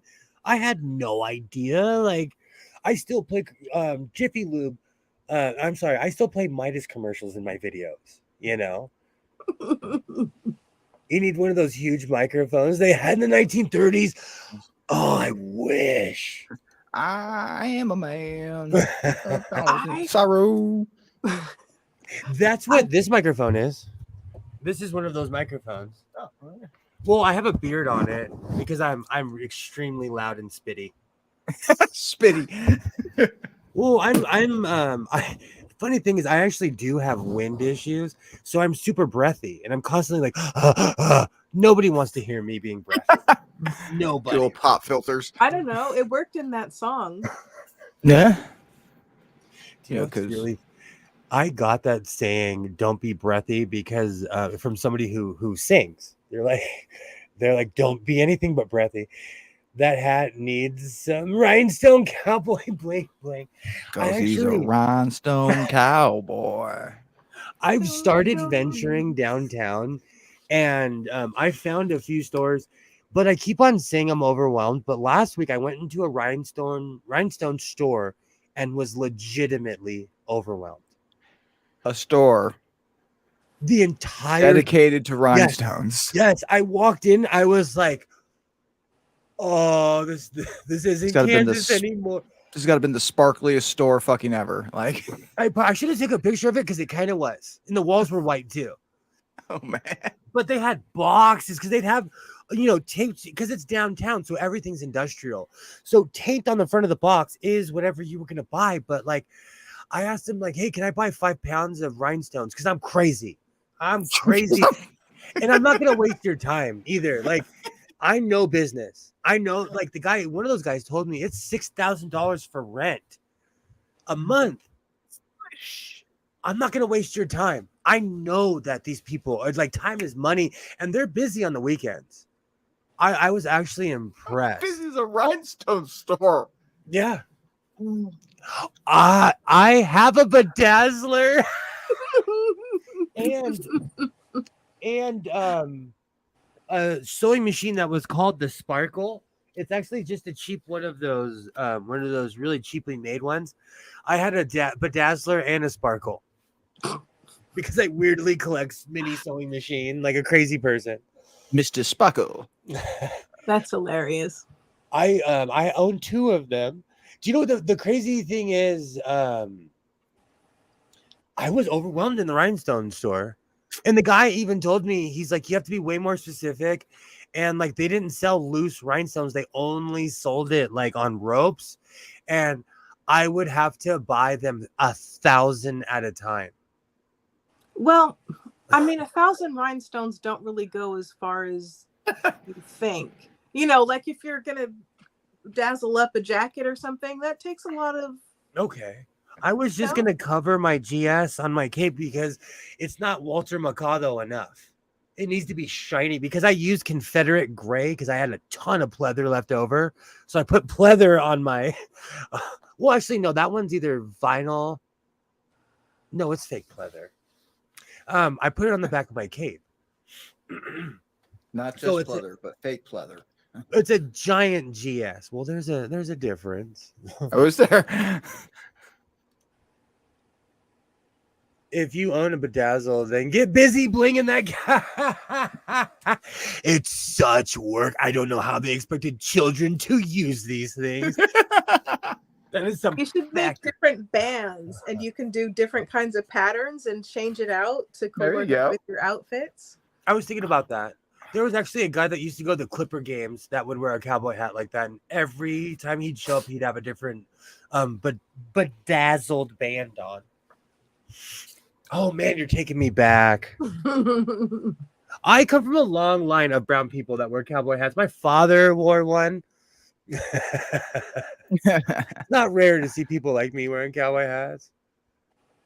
Did I hear? But yes, I own 2. I own the actual bedazzler and I own its cheap counterpart. Well, It's wish.com friend. I bought the Bedazzler brand new, and I found the other one at a Goodwill with the box. I'm like literally looking at. That's how I know it's a shimmer and sparkle. It's literally its competition. Just spray it down with 3M adhesive and throw a handful. Do you know what's funny, Kilroy? That's literally my style. That's literally like my style right there. And I have we have a sand blasting booth where I could do that in and make a mess. I was gonna say, just don't experiment with glitter around that shag carpet. Oh gosh. No, I'm not a glitter fan. Like, still to this day, it's PTSD from my ex-wife. She had this weird theory that if you had glitter on you, you went to a strip club. She didn't know. Like, when I met her, I'm like, I'm the strangest human you'll ever meet in your life. You know? And so every once in a while, you'd find a fabric that had glitter on it. As one does. But it's true. If your husband comes home with glitter on, Probably went to a strip club. and he's smelling of a perfume you've never heard of. If it smells like sewing machine oil, you're all right. Just make bands be bedazzle. I want to see your next shirt you're using. I have fallen into a hole of shorts. I need to start going back to pre-records. Like I have, but it's brought quite a few people to my channel. I've gained over 14 subscribers because of it since I started doing it. Nice. Very nice. Can't get mad at the math. Very nice. And all it does is expose people to my channel. You know, it's like Jack O'Neill says, it just gives you a fighting chance, you know? It just shows them who you are. Because in today's ADD world, people click on, you know. Have a great night, Joy. Thank you so much for coming by. Bye, Joy. I say I won't be streaming on Saturday, but I probably will be. I have too much fun. You guys are awesome. It's funny. I think it was just today or yesterday, watched a video about glitter on like its production, and like they were asked, you know, who is the biggest purchaser of glitter, and they said we can't tell you that. And it's like, would we know it if we see it? Like, well, you might know it if you see it. But so they were like going off on who uses the most glitter and why is it a secret? And they went off on different, you know, like, well, now we know why. And I think like one of them is like, you know, certain like countertops and things like that, or, you know, like they mix in like 10% glitter and things like that, or some other weird. They have a whole bunch of other. I've seen that process. It's actually awesome to watch that process when they're mixing all that stuff and making countertops. I actually know someone that makes crazy countertops. That's a skill. That is an absolute skill. That's one of those things where it just looks like they throw things down and, you know, they make it look easy, and there's an art to it. And then someone else tries it and you're like, oh, that didn't work out. But the professionals, they make some pretty fabulous stuff. Glitter does spread like mold. Glitter does spread like mold. RuPaul probably does purchase all the glitter. Oh, that's funny. Do you know, there's like certain things, because I stick with what I know. Even with quilting, I'm not giving away that I've made a quilt or two, so I know what I'm doing, you know. But when it comes to rhinestones and stuff, like, I have no idea what I'm doing. So I'm not necessarily one to run off and buy a bunch of stuff, because I've learned, like, if you don't use it, it's gonna be sitting around forever. Like, I have a mirror over here. If I was to pull it back, I have fabric in there where I'm like, oh my gosh, I bought that 8 years ago. What is it still doing here? Like, why is it still here? Yeah. Sorry, go ahead. I was going to say through that video, there they brought like interesting, if you want to call it interesting, other like things you wouldn't think like we use glitter for, like so many, like, you know, in the military and like law enforcement, you know, like tasers and things like that shoot out glitter. a glitter-ish thing. Apparently they will like put out, if they're trying to track like an animal or something like that that's eating something, they'll put glitter in it, and they'll find the animal where it defecates or whatever. Like, okay, you were the one that ate the thing because there's a bunch of glitter in your poop and things like that. So humans do that too. That was popular. I'm not going to talk about it too much, but that was popular when people were swallowing those glitter pills. No doubt. Godless doing diamond painting. That would be so. I would love to. I think that's a trend that missed me. Yeah. Making sparkly poops. But you're right, Alibaba. One of the ones that they mentioned was the holographic screens that they put up. Is a type of glitter that they use. That's crazy. There's it's crazy when you find out when things are used in different things. Like, one of the reasons I don't eat Kraft macaroni and cheese is because the same stuff that's in the cheese that they use to make the cheese is an agent they use in jet fuel and in certain cleaning supplies. Yeah. I mean, but to be fair, we could say the same about water. Yeah. Do you know what fish do in that stuff? I'm anti-water. Do you know what fish do in that stuff? Oh my God. I say that line all the time. I don't drink water. Fish water. Do you know what the fish do in water? Even lakes? Do you know what people do in lakes? I think I drink sodas. It was like, it will make the straightest stick crooked. I knew someone that used to say that all the time because they were told to drink more water. And he's like, do you know what fish do in water? I'm like, I'm writing that down. I am writing that line down. Oh my gosh, that's gold. People get stuck in their way. I drink so much coffee that it would probably have somebody up for days. I literally, when my head hits the pillow, I pass out snoring. Have you done my coffee wrap yet? What is that? My office doesn't like it when I make the coffee because I make my coffee like super strong. I was asked to stop making it where the clients could drink it because it started messing with their meds. I make strong coffee. Oh yeah. Because in my job we incorporate some of the clients to help work with us and stuff. And like, one of the people who work with me, he grabbed me and he was like, quit making the coffee and you know why. And then I see people, they're like, I love the coffee. And they're literally like, oops.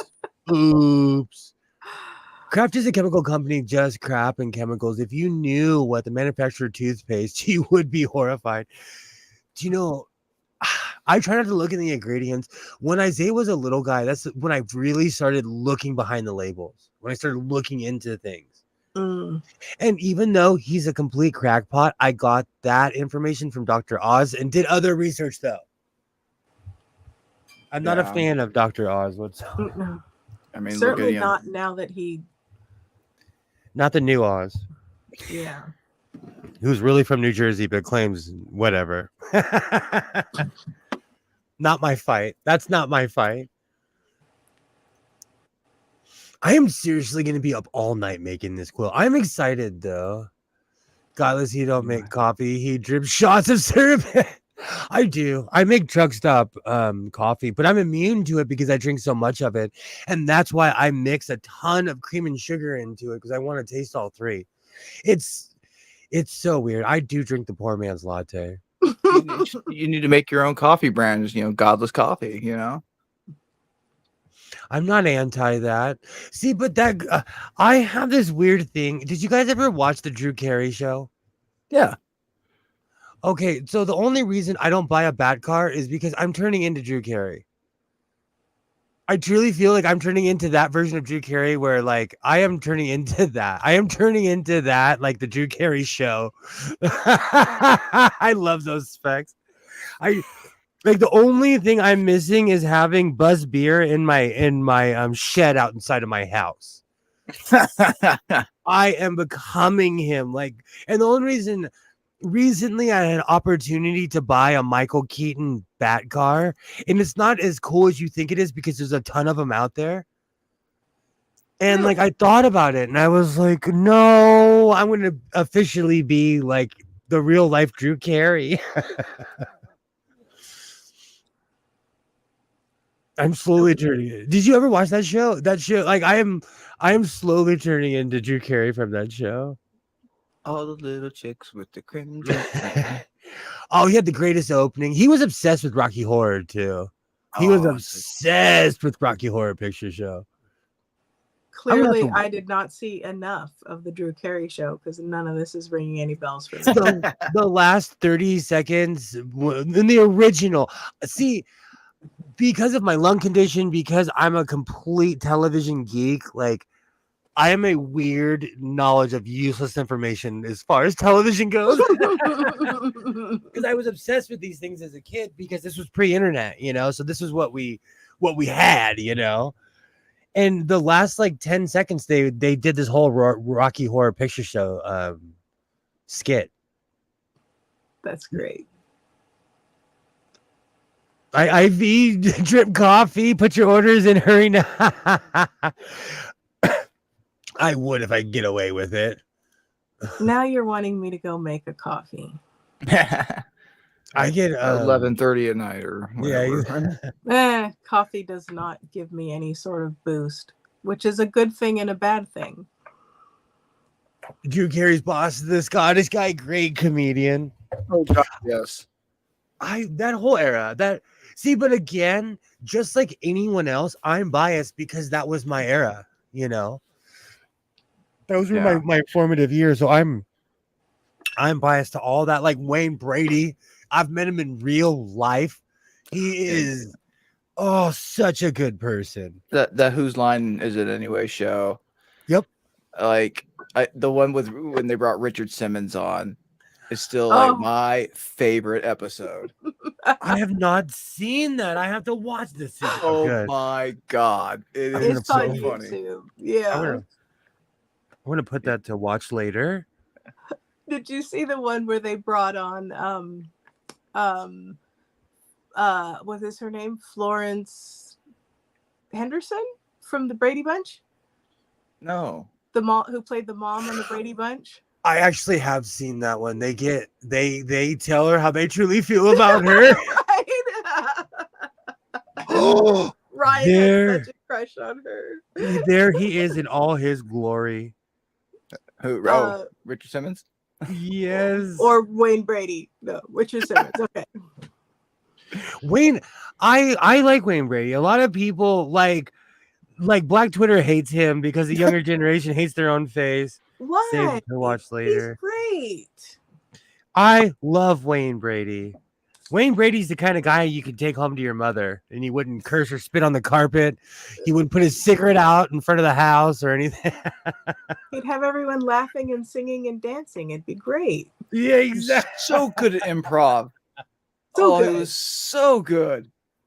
Although, maybe that's just his, entertainer personality. Maybe he's very quiet and unassuming in real life.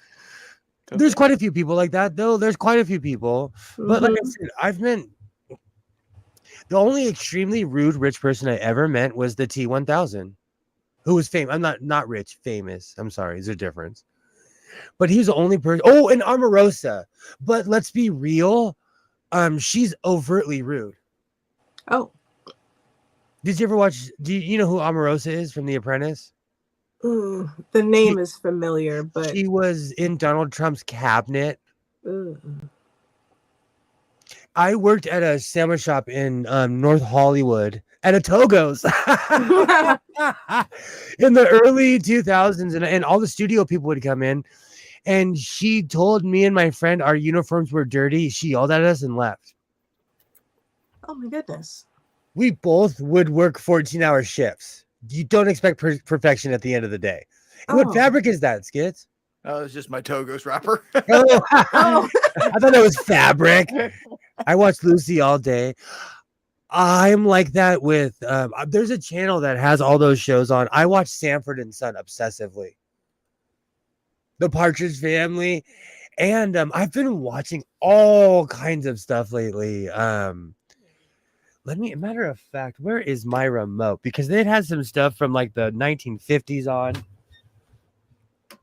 And you can tell because it's about this one woman. She's a teacher, but like, well, also I can tell by the sewing machines that they have. I'm like, oh, I know exactly what year that is. Now I've got the Sanford and Son theme in my head. I said this the other day. By today's standards, old TV is gone. The news shows are all so structured now that they're just not any good anymore. TV has changed for the bad. Sanford and Son would be hung out to dry. Chico and the Man. I watched Chico and the Man too. It's on that same station. And like a lot of it wouldn't be considered politically correct. But I said this the other day, and it's so true. On Sanford and Son, he has a shop on Figueroa, okay, in Los Angeles, and his house is behind his shop. That would be a cool 15 mil now, like 10 mil. Like Sanford would not be able to afford a shop on Figueroa nowadays, you know. Was it aspirational even back in the day? Because you know how people, like the apartment for friends. They always talk about how nobody is affording that apartment in New York. Nobody. And so, was Sanford's place also a little bit aspirational? I would know because he was portraying the last of people who lived in an all-black neighborhood. Because they showed integration, they showed Hispanic people, they showed the truth about what was happening in Los Angeles at the time. Because Venice was traditionally all black, and then it became Hispanic, and it was like Venice, California was for poor people. Look at it now. They filmed Barbie there. They literally filmed the Barbie movie at Venice, Cal. Like, no one poor lives there anymore, you know. So I don't know, but like, you're right. It was just different that rent was cheaper. Martin Luther King was famous for moving to Chicago to show the disparity in rent between white and black people. He moved to Chicago, and the average person was paying $400. African Americans were paying $800 to own houses. Prices were just cheaper back then. You know what I'm saying? And when I say Martin Luther King moved into a building, he literally had the whole floor and was paying $800 a month. Where nowadays that would be like a mill or two just to live there. Yeah. Well, we were talking about that the other day, like just the difference in the cost of buying a house. Or I remember talking about this, with my mom when I was, I don't know, whatever. But like they wouldn't rent you a place if the cost of rent was more than 25% of your income. Yeah. And now people pay what, like 50? And that's like because they can't find anything else. It's terrible. It's crazy. When I see people in my neighborhood and they're renting, I'm like, oh. My neighbor, I say this all the time. He bought the house. He's a young Hispanic guy. He laughs every time I see him. I'm like, "What's up, money bags?" But no one I know my age is buying houses, and this guy bought a 4-bedroom house.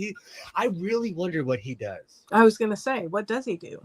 I'm not that nosy. I just smile and wave. I'm cordial with my neighbors enough to where we can all coexist. But in reality, I think it's better sometimes that we don't become friends. And he's very he reminds me of somebody of an extremely conservative type. And I'm literally wearing a godless sewing vest, sitting in my grass. With the grass. Smoking a pipe. Well, to an outside observer, they would be like, that guy's crazy. I love the sun. I will go outside and sit in my grass. It's my grass. I'll go sit in my front yard. I'll go sit in my backyard. I don't care. I put a kiddie pool inside of my house when it gets really hot. Like, Got a fountain, you know. no one can see that though. No one can see the fountain either. But you know, I would completely understand. I think that's code for he's naked in the fountain. Yeah. Venice was born. See, Alibaba knows. No, I don't. I really, my son doesn't go to his mom's house as much as he used to. And like, I used to on the weekends. And then when we had the new neighbors that moved in, I'm not kidding you. They turned, I think they put a grandma shed. Someone is living on the other side of my backyard in a grandma shed. Row. And they have a house. Whoever it is, I know they're stressed because they compulsively smoke cigarettes. Oh. But they put this weird bench like right abut where my fence is, and we have fairly big backyard, so it's not like I'm all up in their business. They're not all up in mine. But like I have plants, I have grapes, I actually grow like actual food, so I'm watering like, you know, nature intended. And I look and I see 4 adults sitting at a bench looking at me because there's that much of the and there's only like this much of the fence. Creepy. But so I don't go Cupid in the backyard anymore. Maybe they were wondering if you were going to strip off. Well, it's one of those things. And the funny thing is, dollar bills at you. And the funny thing is, they never introduced themselves after that, and they've lived there. And this was 7 years ago. The only way to buy for us little people anymore is to buy an extreme fixer upper. But I don't think buying has the advantages it once did either. It's a lot of work fixing up a house. Man, the stuff I have to do tomorrow, I don't even want to think about it. Because I cut the tree down. Well, I actually have to do something with the leaves now and all the branches. I have to cut my other tree. It's keeping up with a house is unreal. So I couldn't imagine buying like a frame and having to just redo everything. Yeah, and there's like no way a bank would mortgage something like that. So it's like you would have to pay some other way. I know, like the only way I'm going to be able to get a house is, again, thank God for VA home loans, and they actually waive some pretty significant fees and guarantee this and that. And so. I thought you were going to say sugar mama. You went in a completely different direction. I want to live in. I thought we all just automatically. I want to live in a 15-bedroom house, and the only way I'll ever live in a 15-bedroom house is sugar mama. A 15-bedroom house? I want something that I could. I want something where I have my skateboard propped up against the side of the door when I open up, and I have to like skate to the bathroom. Because rollerblades are too much work to put on. Oh, yeah. You get you an electric razor. I'm so uncoordinated when I first wake up. That would be the death of me, trying to skateboard to the bathroom. I remember my chiropractor. He'd read some article about how great it is to have exercise within the first, 10 minutes of waking up or whatever. And he says to me, okay, so when you wake up, can you do, and he's like trying to tell me to do jumping jacks. And you have to understand, I don't wake up very easily. It's a struggle. I just looked at him. And he said to me, that's the same look my wife gave me when I said this to her. Maybe you should learn not to ask it of people. Right. Exercise in 10 minutes a week. I would literally break a leg. Yeah. You are right, though, Ladybug. Arizona is cheaper. I lived there before the bubble. I lived there from 1999, 2000, and I moved back like 2001. It is much more of an affordable place than anywhere in California. Even now, half of my family moved to Buckeye. It's out there. They're literally repopulating that area because it's out in the middle of the desert, but it's affordable housing. My degenerate, you want to talk about degenerates, Kilroy? My degenerate cousin was given a business, and yes, I'm jealous. When I talk about it, I'm jealous. So let's not make any qualms. My degenerate cousin was given a business and lives in a 4-bedroom house with a loft, a backyard, and a pool. and his rent is probably like $800 a month, and he lives in a giant house Oh, with a living room and a weird like loft that his kid took over. The only exercise I do is the first 10 minutes are coffee lifts. I don't even get that far. Yeah. I'm weirdly coordinated. That's why I can skate. I weirdly I have balance for even Mm. for like as goofy as I am with my giant feet for no reason. I mean, I'm coordinated. I used to, do gymnastics and I dance and everything, just not in the first, I'd say 45 minutes at least. I'd be a terrible spy. They'd come in to, assassinate me or steal the information, and I'd just be like, huh, what? It's over there. Leave me alone. I'm sleeping. Yeah. We're gonna attack in like March. I watched this crazy documentary about the UK during World War II. They had hundreds of thousands of spies. Somebody is not saying that their grandmother was a spy. It is mathematically impossible. Skits, you and I know a lot of UK people online. Their grandparents were spies. Probably. It is almost mathematically impossible for one of them not to be. So somebody was in the French Resistance somewhere, like. Yeah. It's crazy to me when I was watching this and they're like, oh, this person was this and this, and I'm like, dude, that's everybody. That's literally everybody because there weren't too many people left in the country. Because math. I've always had a pot on though. If I have to make a fresh pot in the morning, I have to improvise at first with instant. Then I can make a pot. Do you have one of those with a timer on it, Kilroy? That's a serious addiction. Isaiah, I a while ago I got hooked on instant. It's strong as hell and people don't talk about it, but it's really strong. And Isaiah bought some. Just I don't even know why, and he never used it. I forgot how much I love instant coffee. I love instant coffee. There was a video I saw that it was oh man, who was it that I don't want to misspeak, but it was a cultural thing to do this instant coffee, and they would like whisk it until it was all frothy, and they'd whisk it up with sugar, and it's supposed to be really tasty. That's almost how I would make mine. It would almost taste like chocolate. I would, but it was just really strong coffee.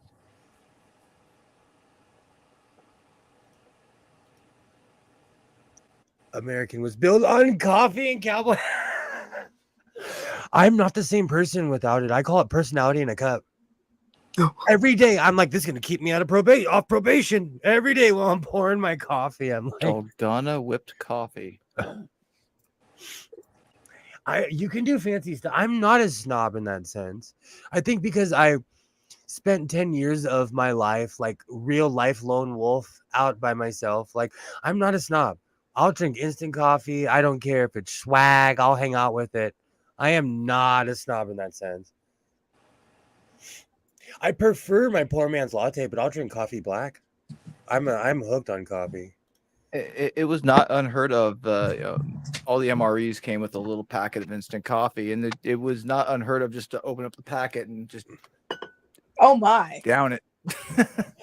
I'm weird. I'll eat ramen noodles dry. I did that as a lot as a kid. My parents tried to discourage me by saying that they would poke holes in my intestines. Don't they make a snack like that? Yeah, I'm embarrassed how long I actually believed that.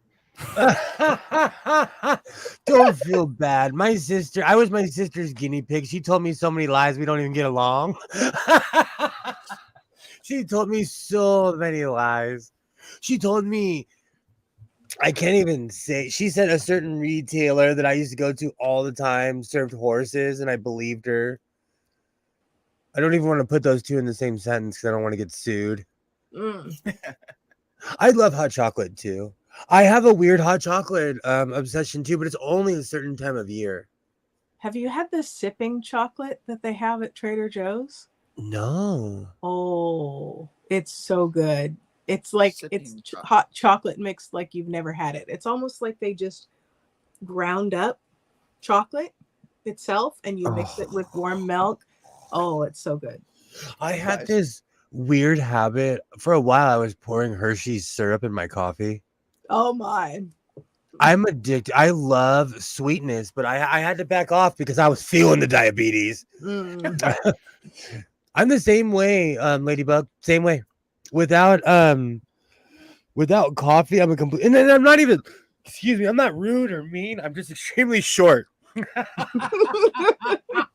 And people notice. They're like, "You can't stop talking. What's wrong?" And all of a sudden, you're not talking. I have a 3-quart coffee urn from 1964. I do have one of those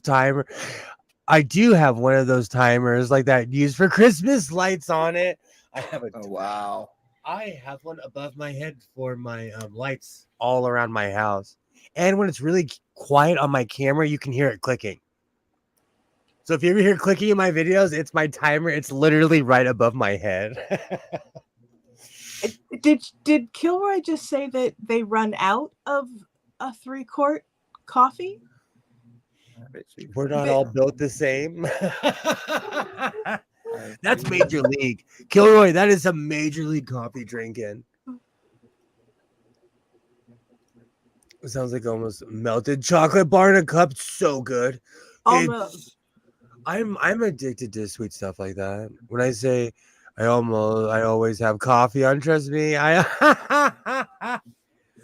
like that. I'm like that too. That's why I call myself Janeway. Okay, I have a question, and I know that like in space, how can you tell time? I know that they have their chronometers like a real ship would.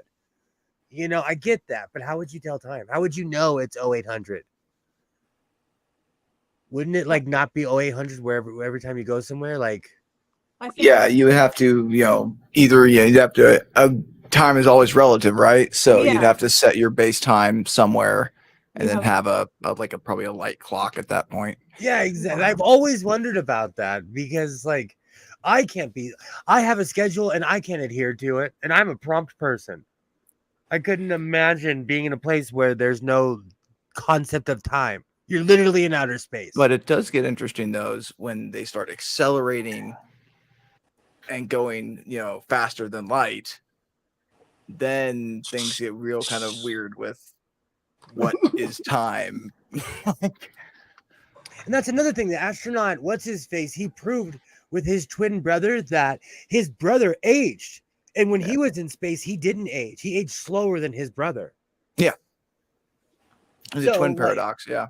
Wouldn't you like, man, shove me in space now. I'm in my 40s. Preserve me. Preserve me. Just send me away at the speed of light. Come on back. Can I be like that rich guy in Contact? Oh I yeah, think right. I think that whatever it is whatever way that they're using the physics to make the faster than light travel possible, they're doing something to buffer you from the effects of time. Yeah, like the warp bubble in Star Trek, I guess, and I guess it's not going. I mean, you are like with warp drive, like technically you're not moving faster than light. You're warping space time around you, I guess, but with impulse, you are like because. Okay, so as someone who actually knows science, Skit, is it or is it not just a bunch of hand wavy sci-fi science? Oh yeah, it's technobabble. Yeah, I mean, it's using some theoretical, like you take a little bit of some theoretical, we can warp space time with blah blah blah blah, and then let's build on that and make it happen. But yeah, it's technobabble for the most part, absolutely. Really quickly, Kilroy, I have to pee just thinking about drinking a gallon of coffee. That's a lot. Exactly. I didn't even read this comment, and that was my first thought was because I do between my Stanley Cup and my coffee, I'm going, but not like wow. That's an issue submariners and people on space stations have encountered. I think that's so crazy. It's just weird to me.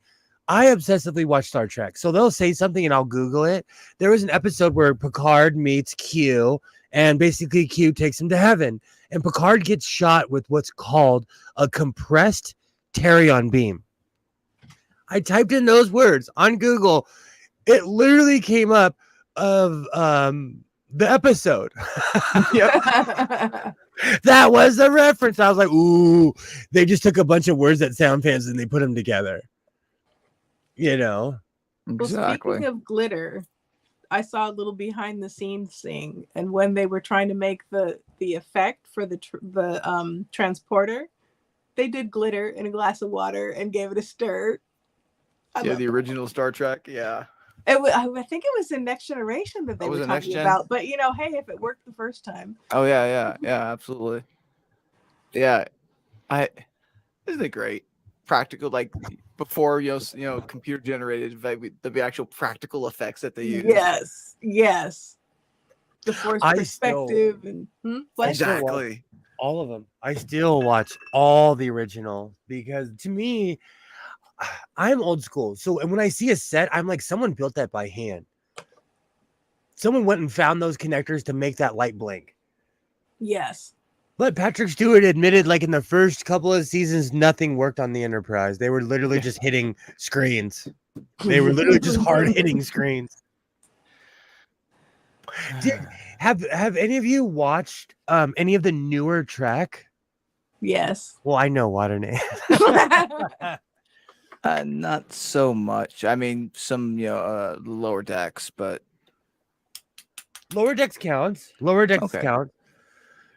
There's a crossover episode in season 2 of Strange New Worlds, and a lot of people hated it. I loved it. I would be like that. And do you know what they're making fun of when they're like in the episode? The older the original series people are much more reserved, and the Lower Decks people are talking at 100 miles an hour. They literally come from a ship that's called California class. Yep. They're making fun of Californians because we do talk like that. And I don't know. I didn't think I was going to like it, and I do. Picard made me want to cry in so many different ways. Right. Picard scarred me. It did. Season 2, we could have done without season 2. The plot of season 2 made me want to cry. It was definitely not. Sorry, go. They chucked it anyway. Yeah. And there's a scene where Rio is being detained by the Federales. That is literally 3 exits from my house. And they shot it at Wayside Prison, which is a prison. And I've been so doxxed. If you go near the prison, if you've been to Wayside, you're not coming near my house. If you're going to Wayside, you're not going near my house. You're going to prison. It definitely wasn't the reboot of Next Gen that so many people were kind of expecting it to be.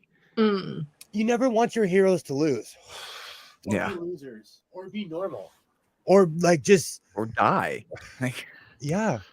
Do you know I had a neighbor who was really high up in the Navy, and everyone called him an admiral. He wasn't an admiral, but he was pretty high up.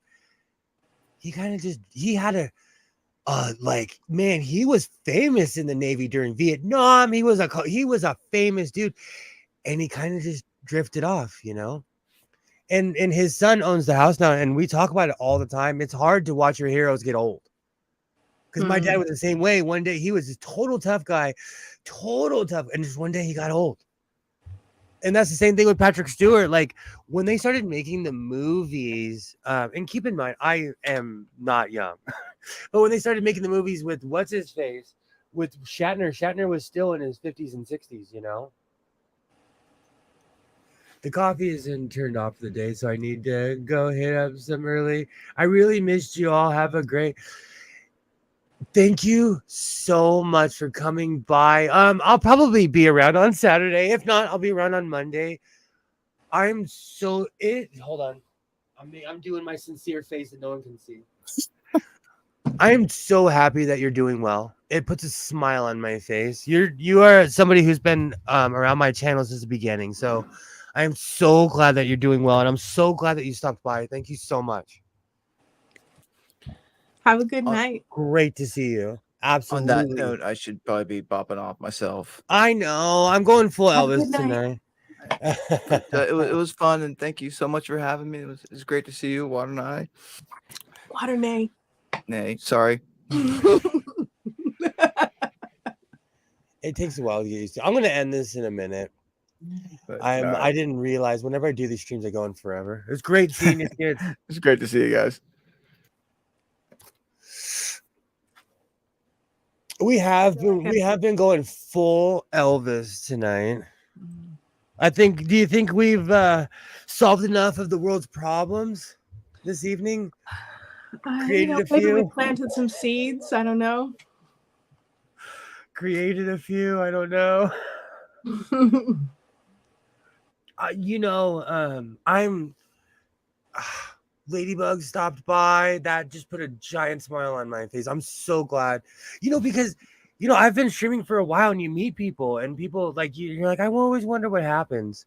And when you stream like this, you end up meeting sincere people because we're doing real things. We're not just talking trash about people. We're not having the dun dun dun.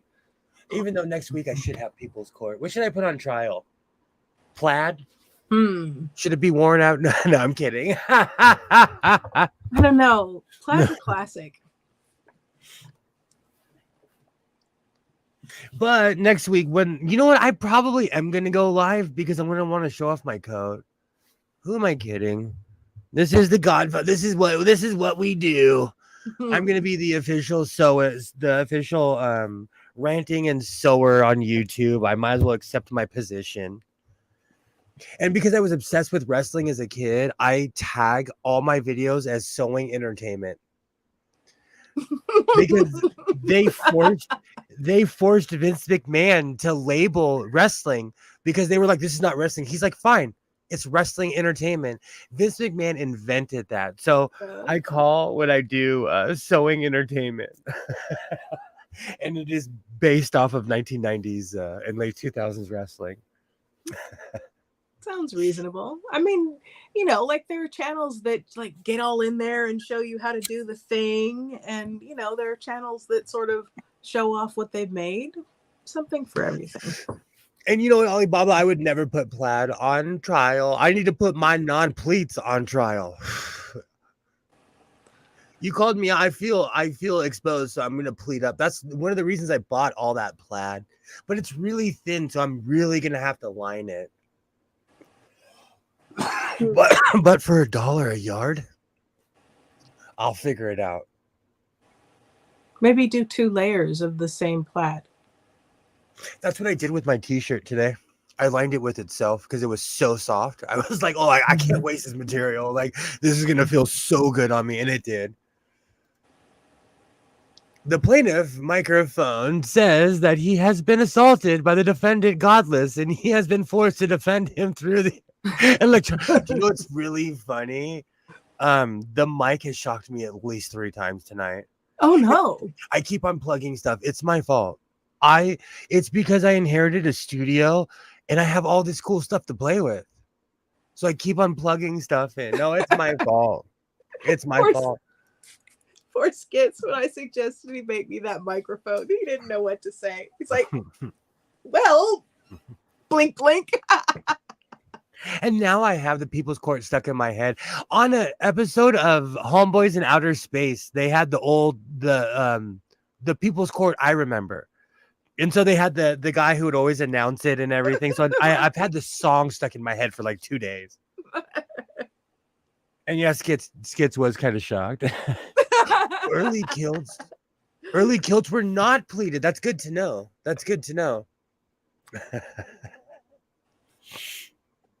Yeah, you can imagine because it's literally just a wrap. It's literally just all right, wrap in. Let's go to war.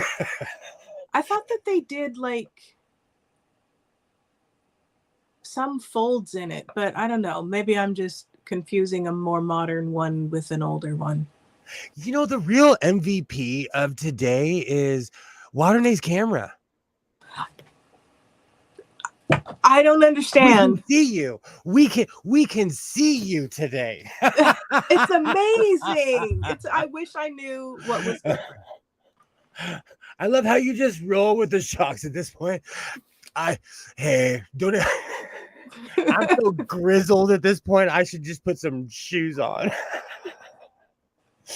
Yeah, I don't even like flinch anymore. I don't.